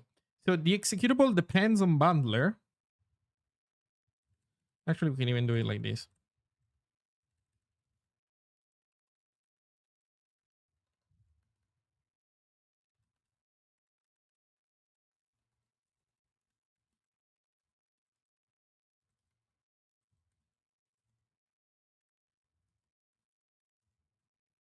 There we go.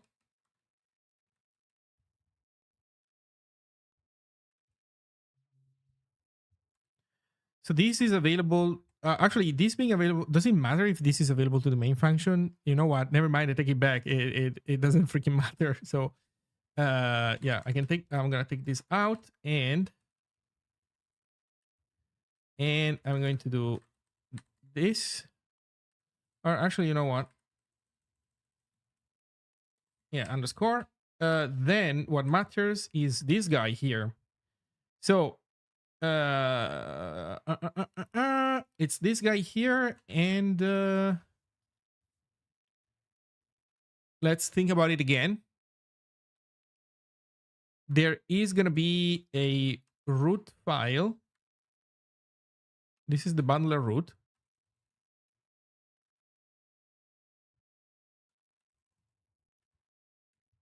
Actually, bundle root, not bundler root. This is the bundle root.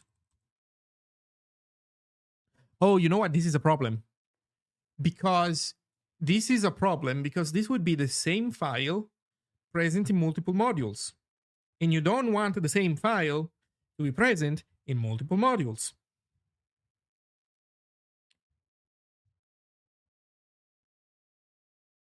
So this means that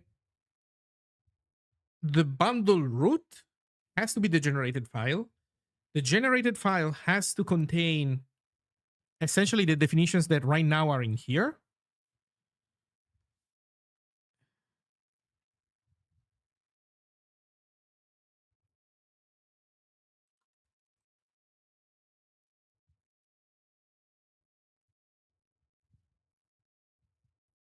And that's it.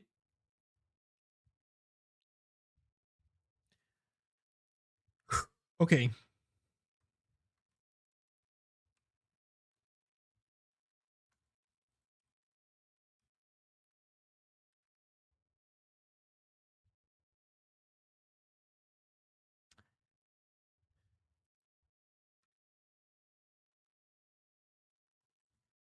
Okay.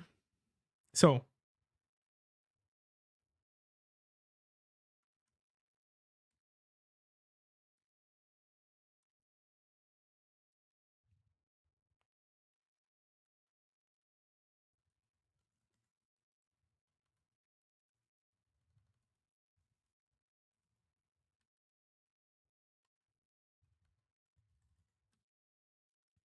it was super fun to get RaidDB window in Zig. The C interop is really cool in Zig. Glad you had a good time. Yeah, there's a lot of effort being put into making sure that we, are able to have the tool chain that allows you to do everything that you need to be able to do, programming, like in the real sense of the term.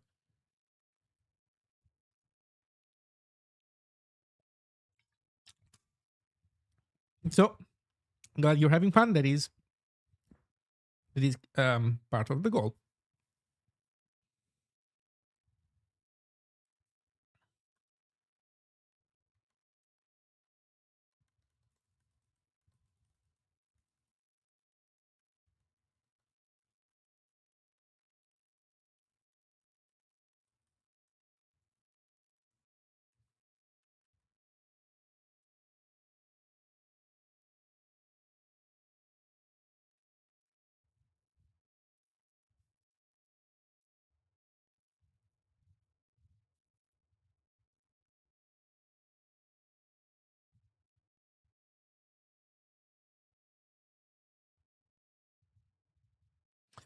Yeah, this file has to be copied. It needs to be part of the generated file. There is just no way around it.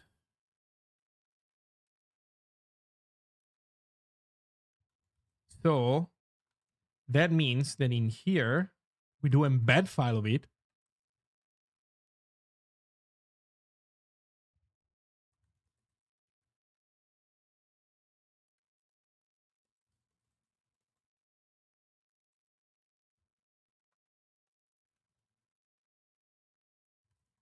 Maybe we should call it bottle run stub.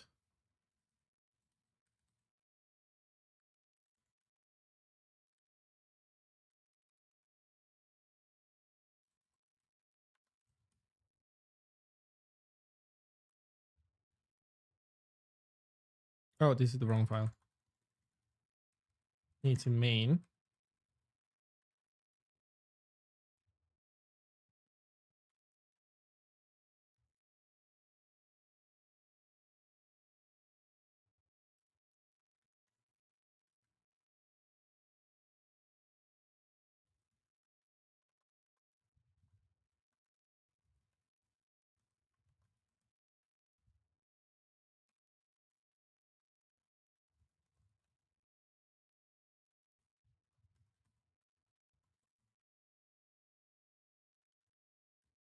So we write the stub. And then these guys need to be written inside of a container type.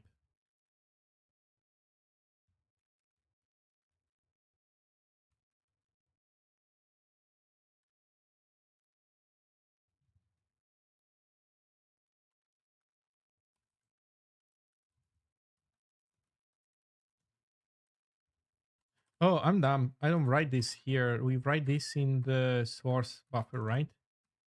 Yeah.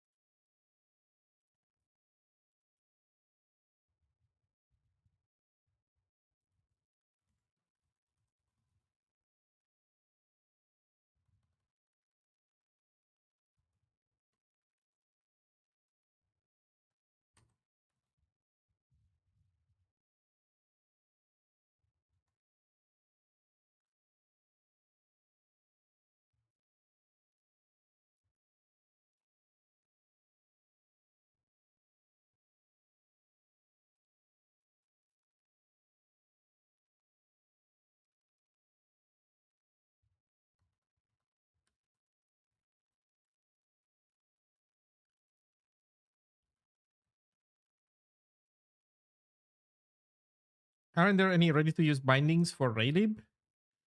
I think there are. So if your point is sorry. So if your point is building Raylib, like just depending on it, um, guess what? Guess what? You go to Raylib and you will find that Raylib has a build.zig. So you can immediately depend on Raylib proper itself. Now, these are not bindings, though. These are like, it's a build system stuff, right? So it would still require you to interface with the C API directly, which, I mean, you can do. As for Zig Raylib, I'm sure that there are bindings, but if you ask me, like, which ones are the best ones, which one you should use, I don't know. These ones have 1.8 thousand stars. This seems good. Like, as a smell check, this looks fine. So yeah, try this entry point. But unfortunately, I don't have first-hand experience, so I cannot, I cannot speak from first-hand experience.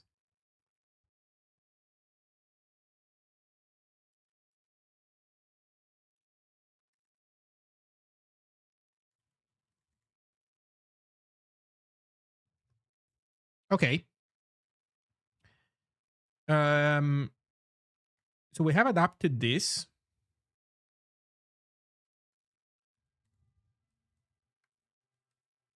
Uh, uh, uh, uh, uh.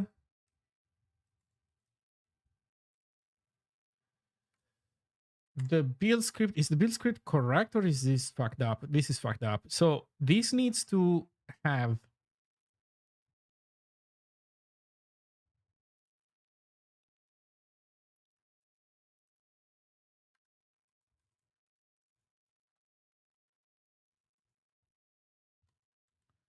This is the bundler root file.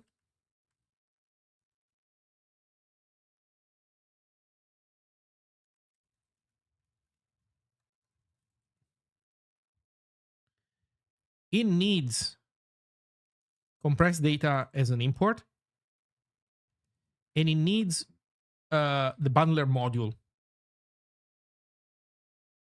as an import.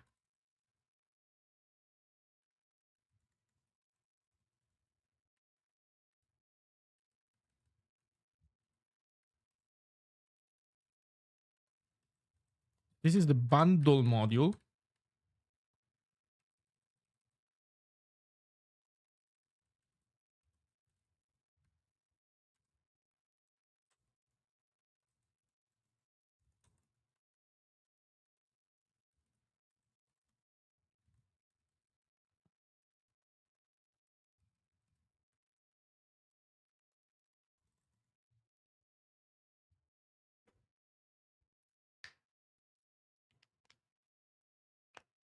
Okay.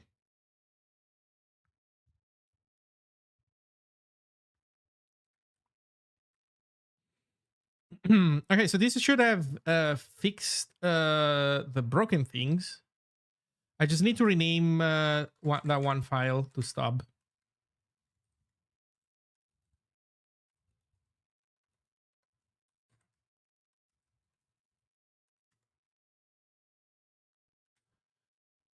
Okay, let's see if our project still builds.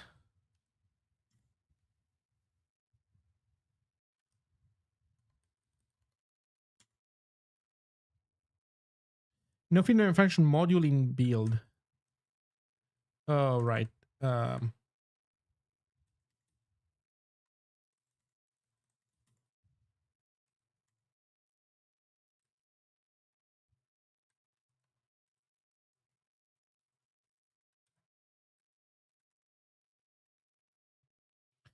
Unused local constant.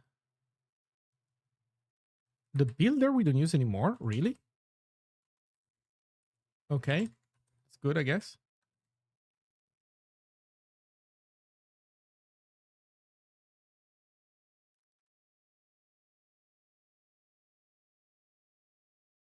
Uh, what did I fuck up? Oh, b.source.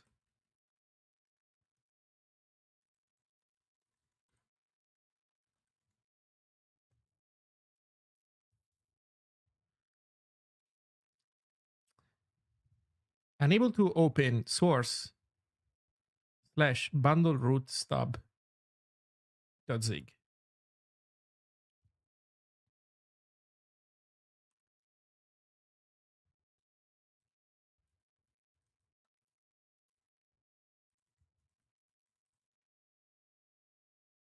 Bundle root stub dot zig. Uh-oh. So what's happening is that I cannot embed that file. Oh, because it's in the same fucking directory. So it's not source slash.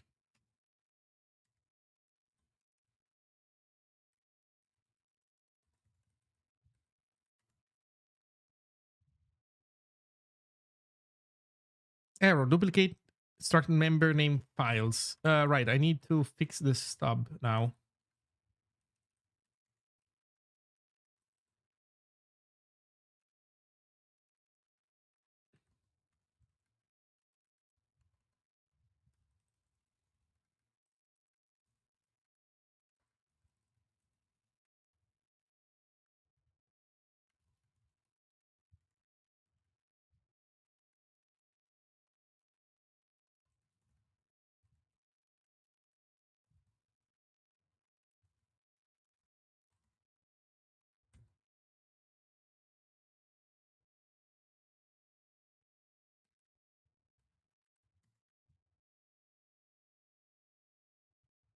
Okay, we're back in business.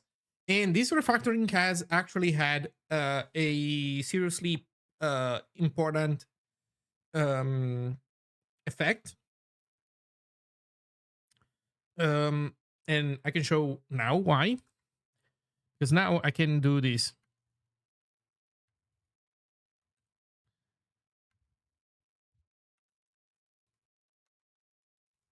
I can copy and create other assets. And I'm going to modify other assets to be something different.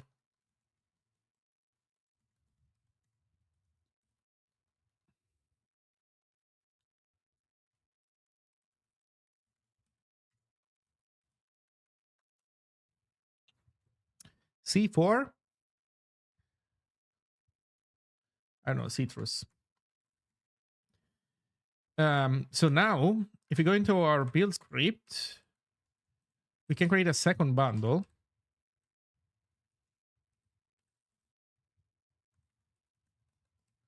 Other assets.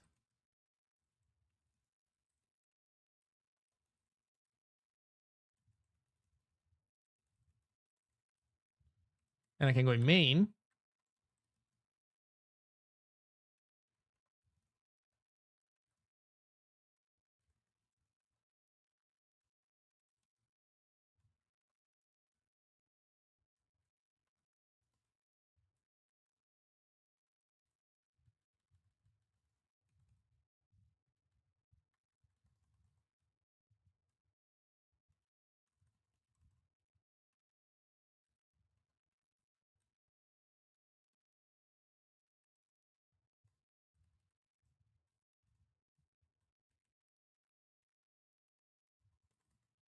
Okay, there we go. Cranberry. Oh, thank you.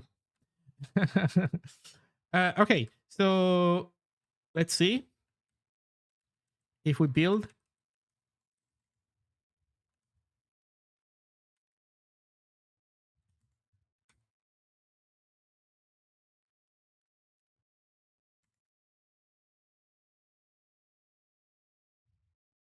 Yep, it works. Okay, that was important.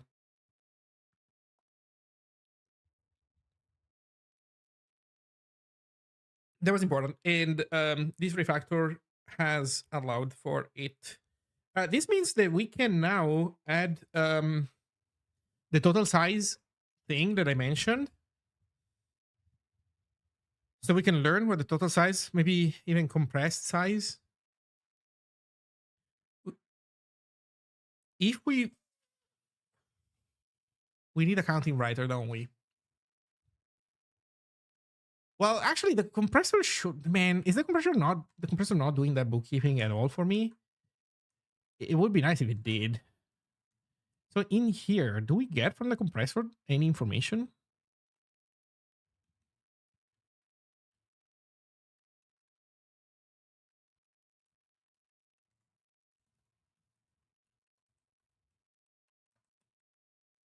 Bit writer, buffered tokens, container, history and unhashed, history len, lookup, options, writer finish hasher.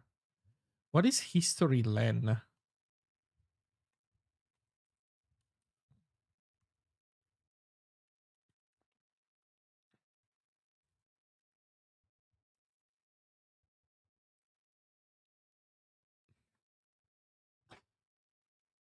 Is history len how much it has written? Also, why is it a U16? No, it cannot be how much it has written.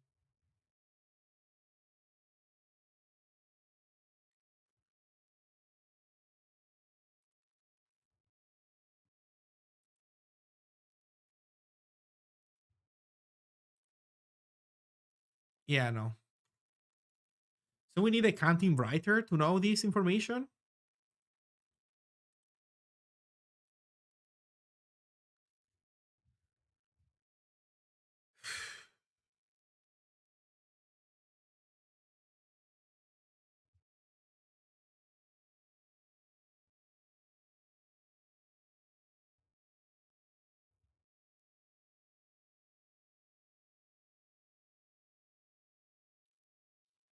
Hmm. Okay, I guess we can make do with a counting writer, and then after the counting writer, what do we want to do? I guess we just write a README and publish it.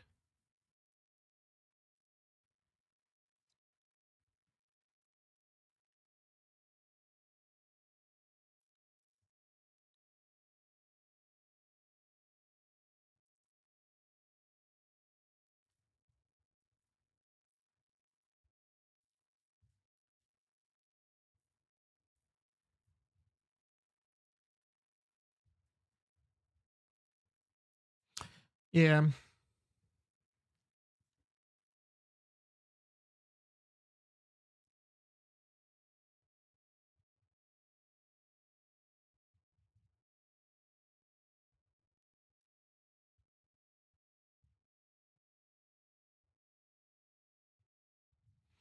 Okay. So give me a sec. I'll take a very quick bathroom break, and then I am going to get this to the initial finish line, essentially. Will there be built-in CMD flag parsing in the standard library anytime soon? There are a few proposals for that, yes.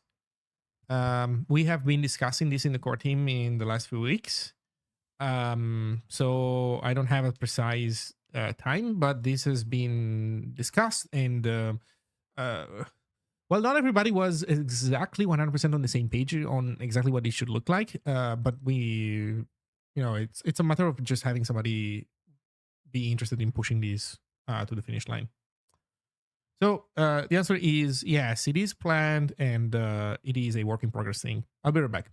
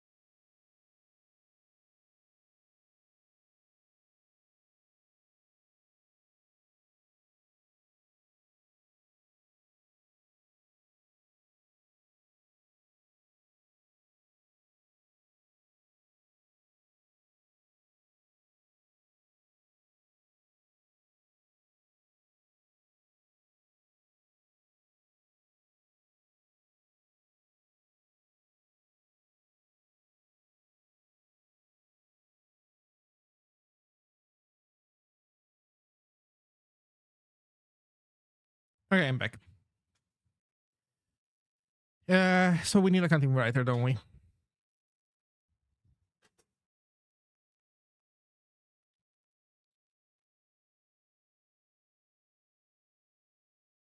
That actually makes me think that maybe the decompressor shouldn't accept an allocator, and instead it should accept a buffer, and then we write to the buffer.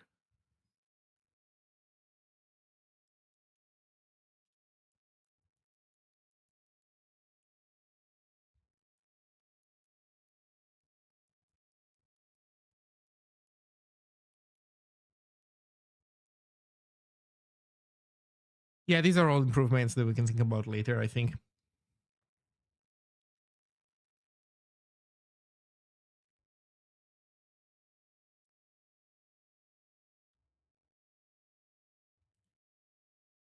So compress file writer and then counting writer.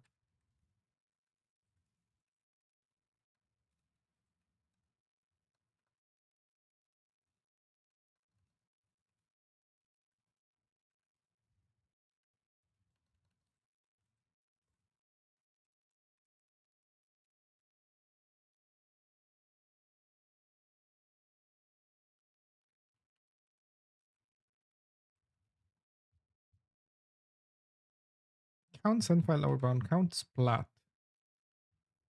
Oh shit, we don't have a counting writer? Oh no, wait. Um Wait, no, we do have this information in the writer now that I think about it. Because this is a positional writer. So now that I think about it, this writer has in it the information position.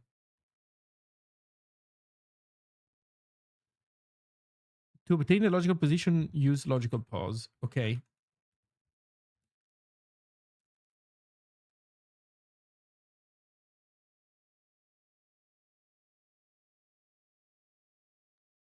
Okay. So that means that once we get here, so I guess we want to do it like this.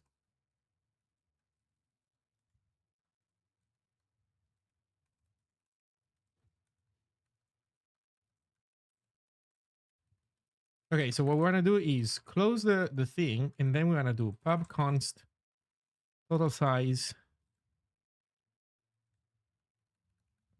equals a value. Sorry, compressed size, and then extracted size.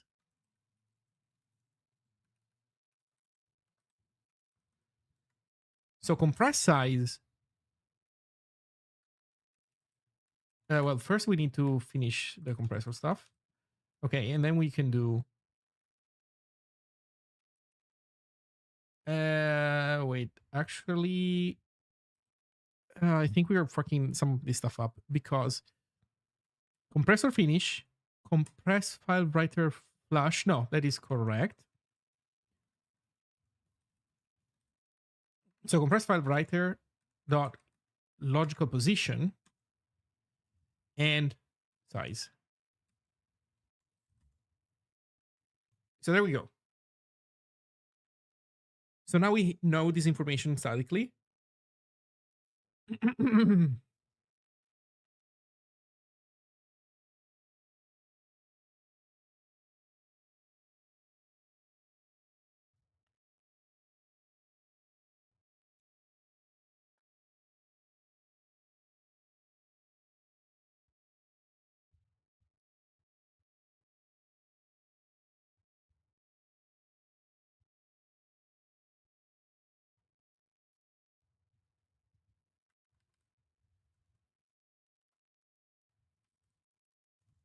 I think I prefer to give it a common prefix instead of a common suffix.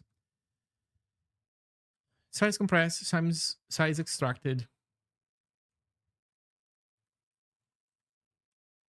Okay. So that means that in here, we should be able to print this.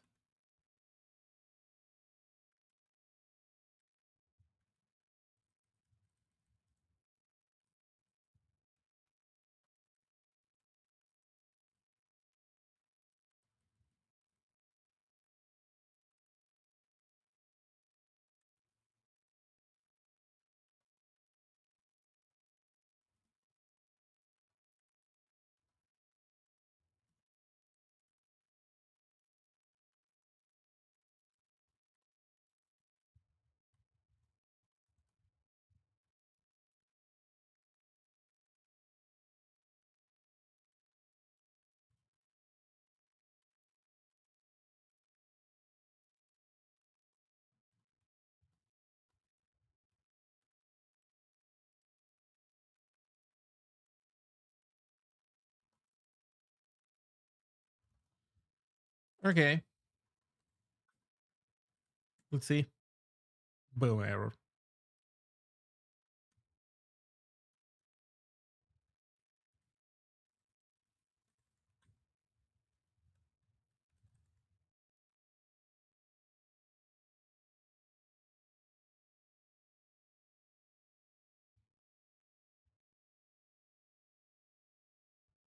Okay, so it seems that we didn't compress much. Hey, chat, what text editor is this? It's flowcontrol.dev.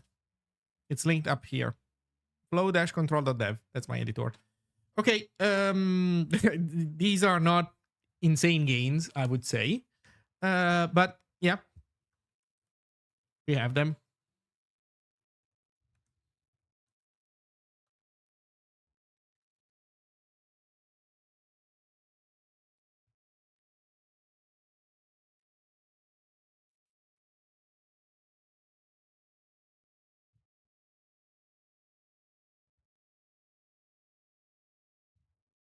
Okay, so this is actually really good for a first release. Holy shit. Um Tons of things to do, for sure.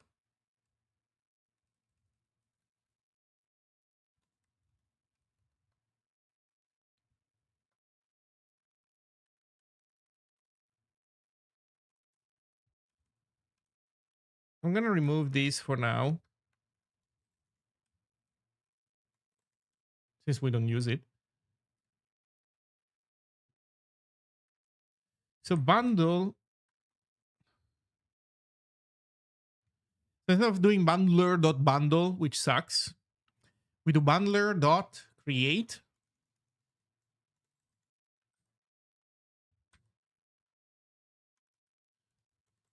or we could call it bundle.create module.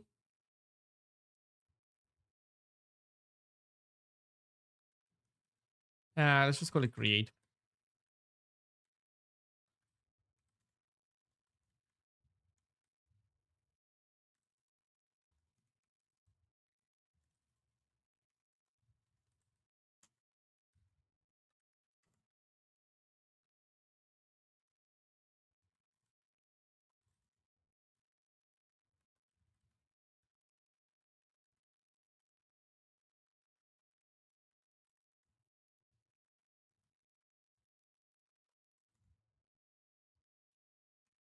Do I want to keep it in the bug build? Good point. No.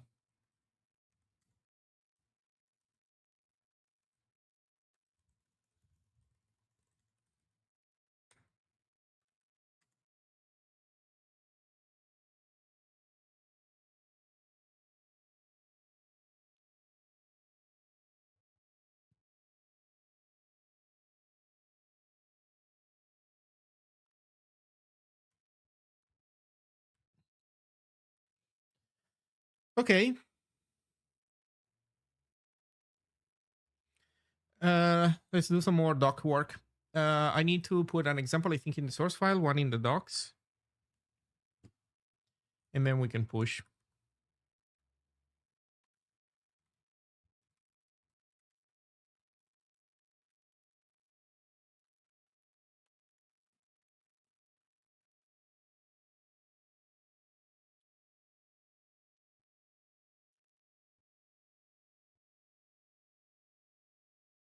You know what? We could even add comments that show up in the LSP.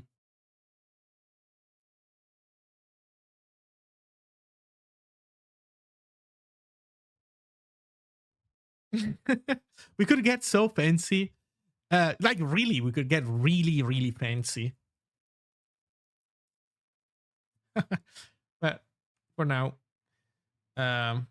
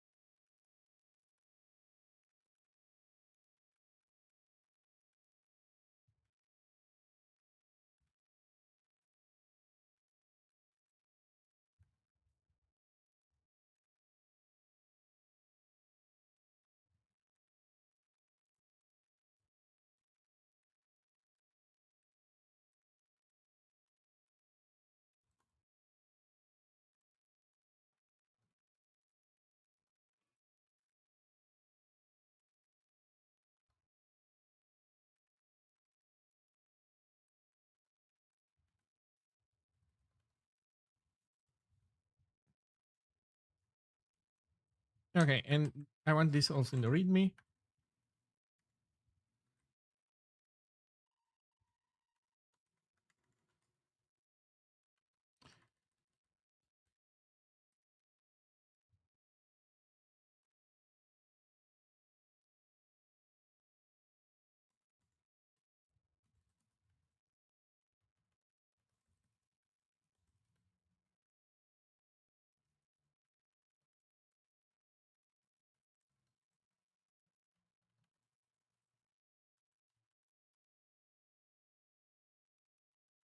Okay. Then usage.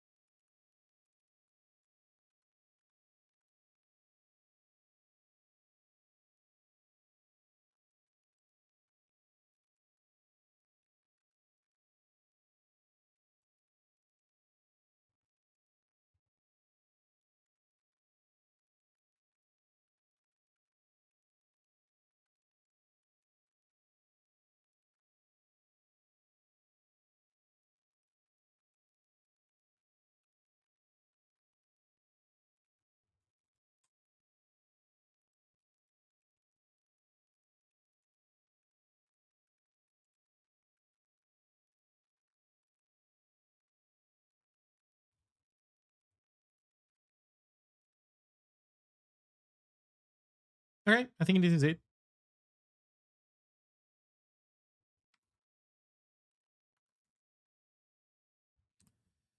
Would be nice to add tests for it, so that if somebody contributes, um, we know that something is wrong.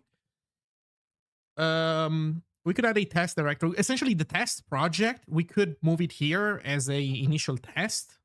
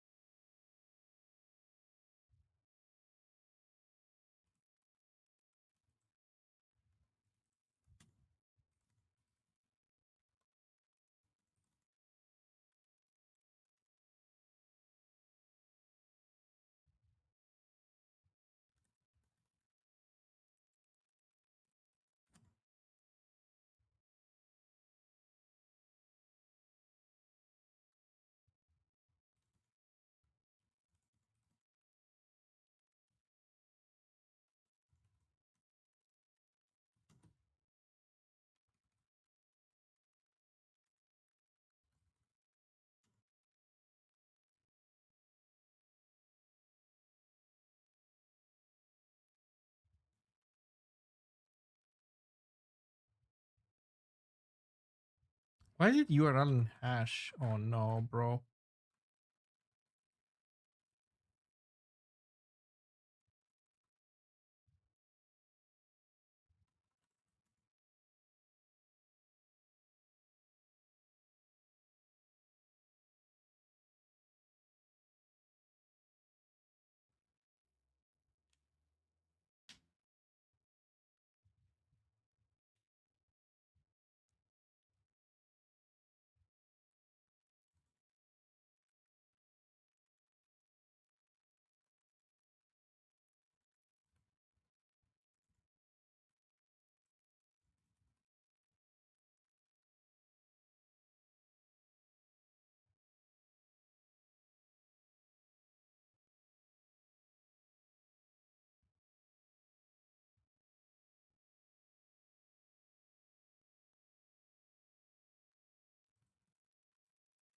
This is a snapshot test.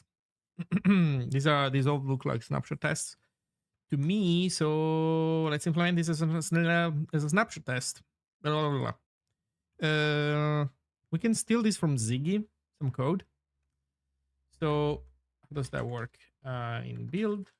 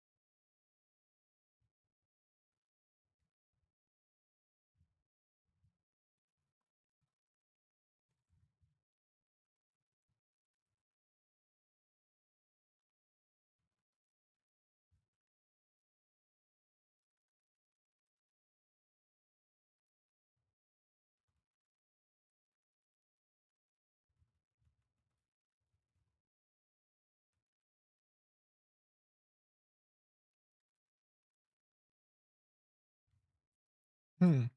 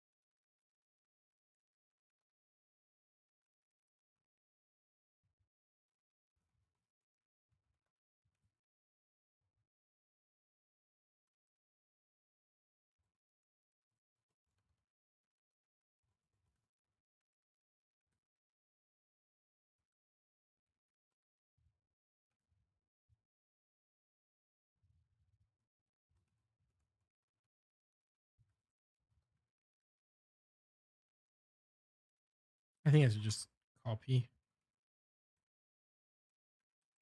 some of this code.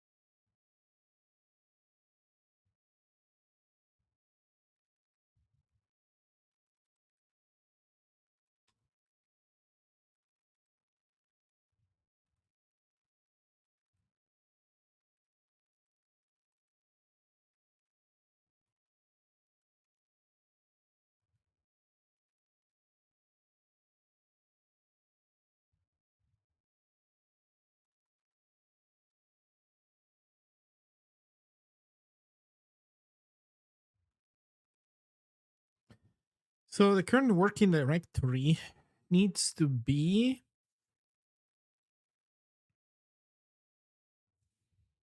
the test subdirectory.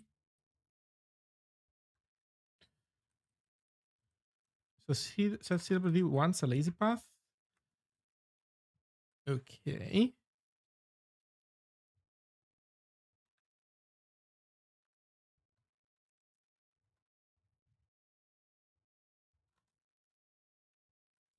What is base path in this other context?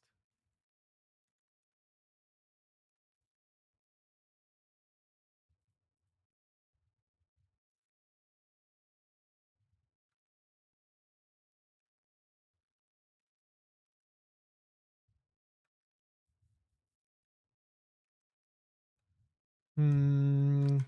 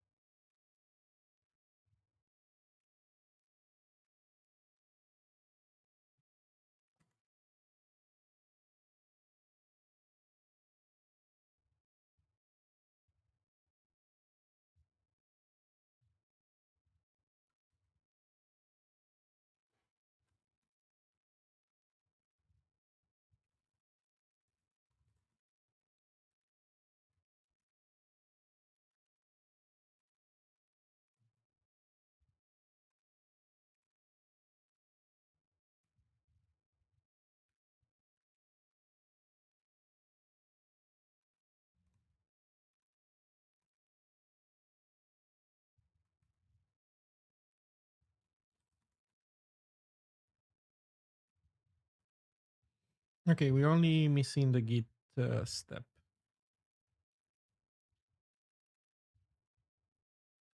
Oh, there's a diff step. Hmm.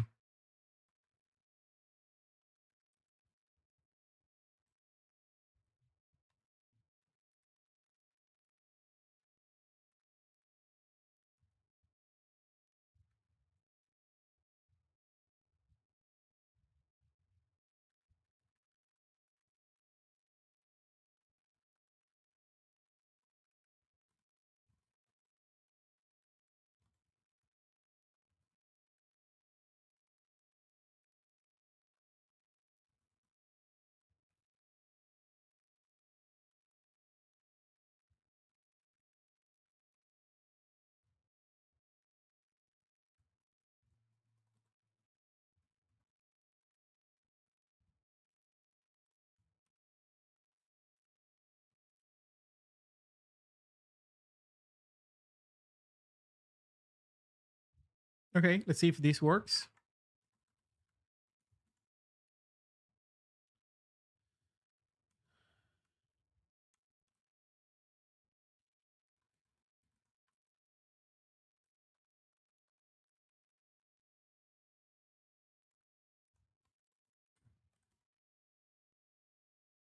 Expected type void.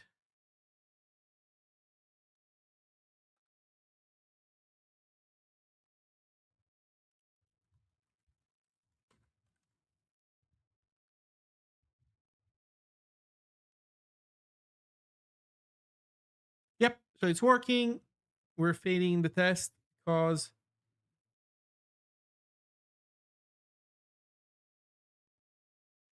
these are all new files.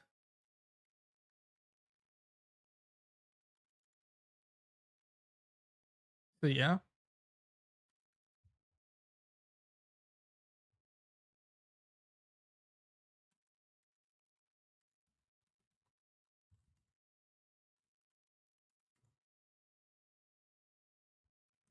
Let's introduce an error.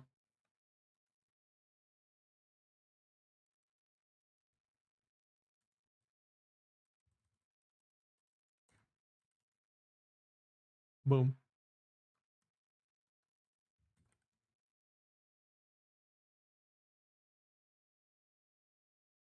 Although, wait a second, because this has changed. So wait a second. The diff fails, and that is fine. But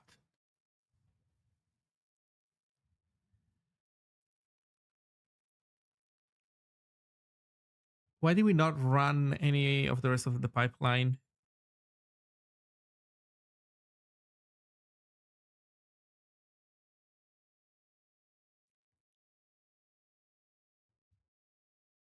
Why are we not running this executable? The problem is that I think we are not running it. Like case in point,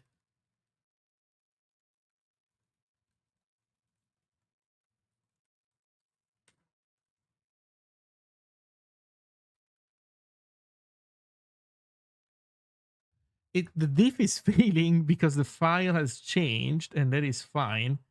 But why are we not running it?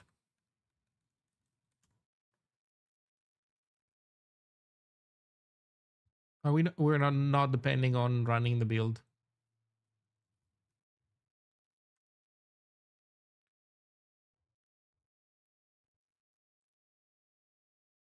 But we have to be,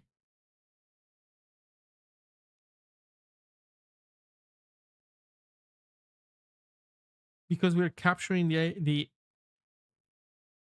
output and we're updating the snapshot, and the git add step depends on updating the snapshot. So the git add step depends on updating the snapshot. Updating the snapshot depends on out, which is the capture of running zbuild run for that project.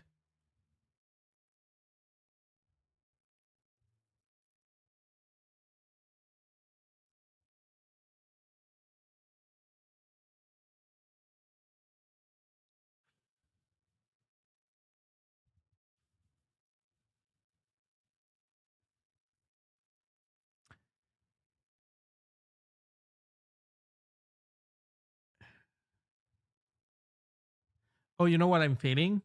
This command doesn't know that it is not idempotent. Or rather, this command thinks that it is idempotent, and it doesn't know what it depends on.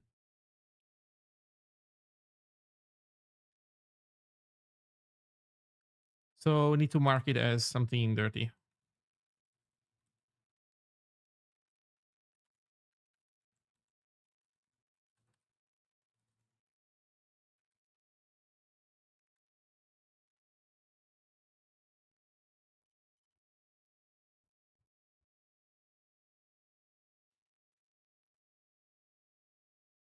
Yeah, there we go. And now we run and we panic. So let me fix that.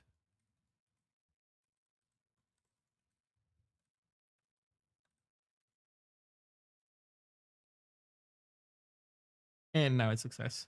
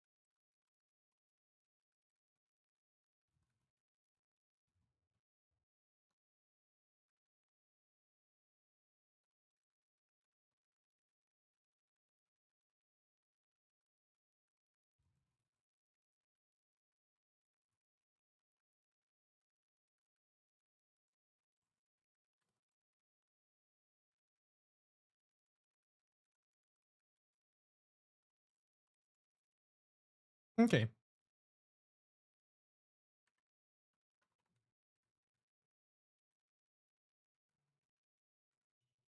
Let's rename this to Zig Bundler.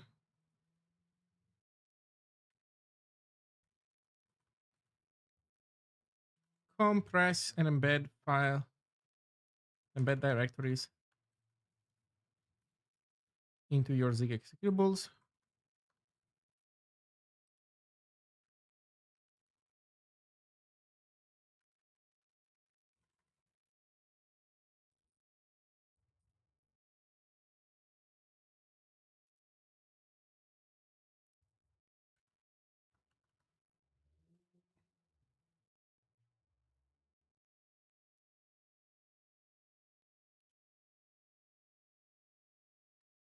There we go, Zig bundler.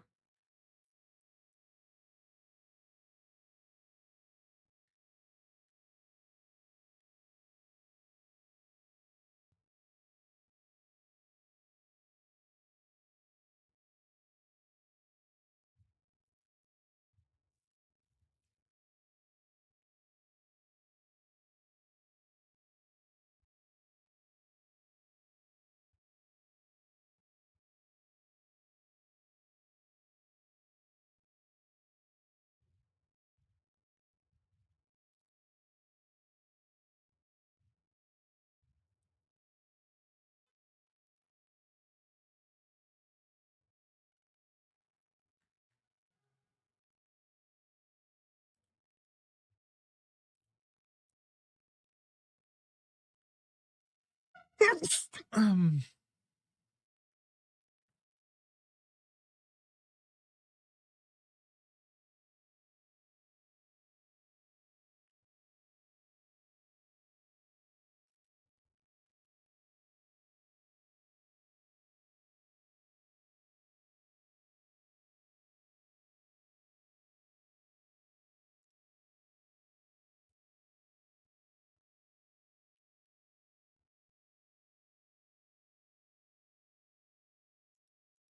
okay, this is it.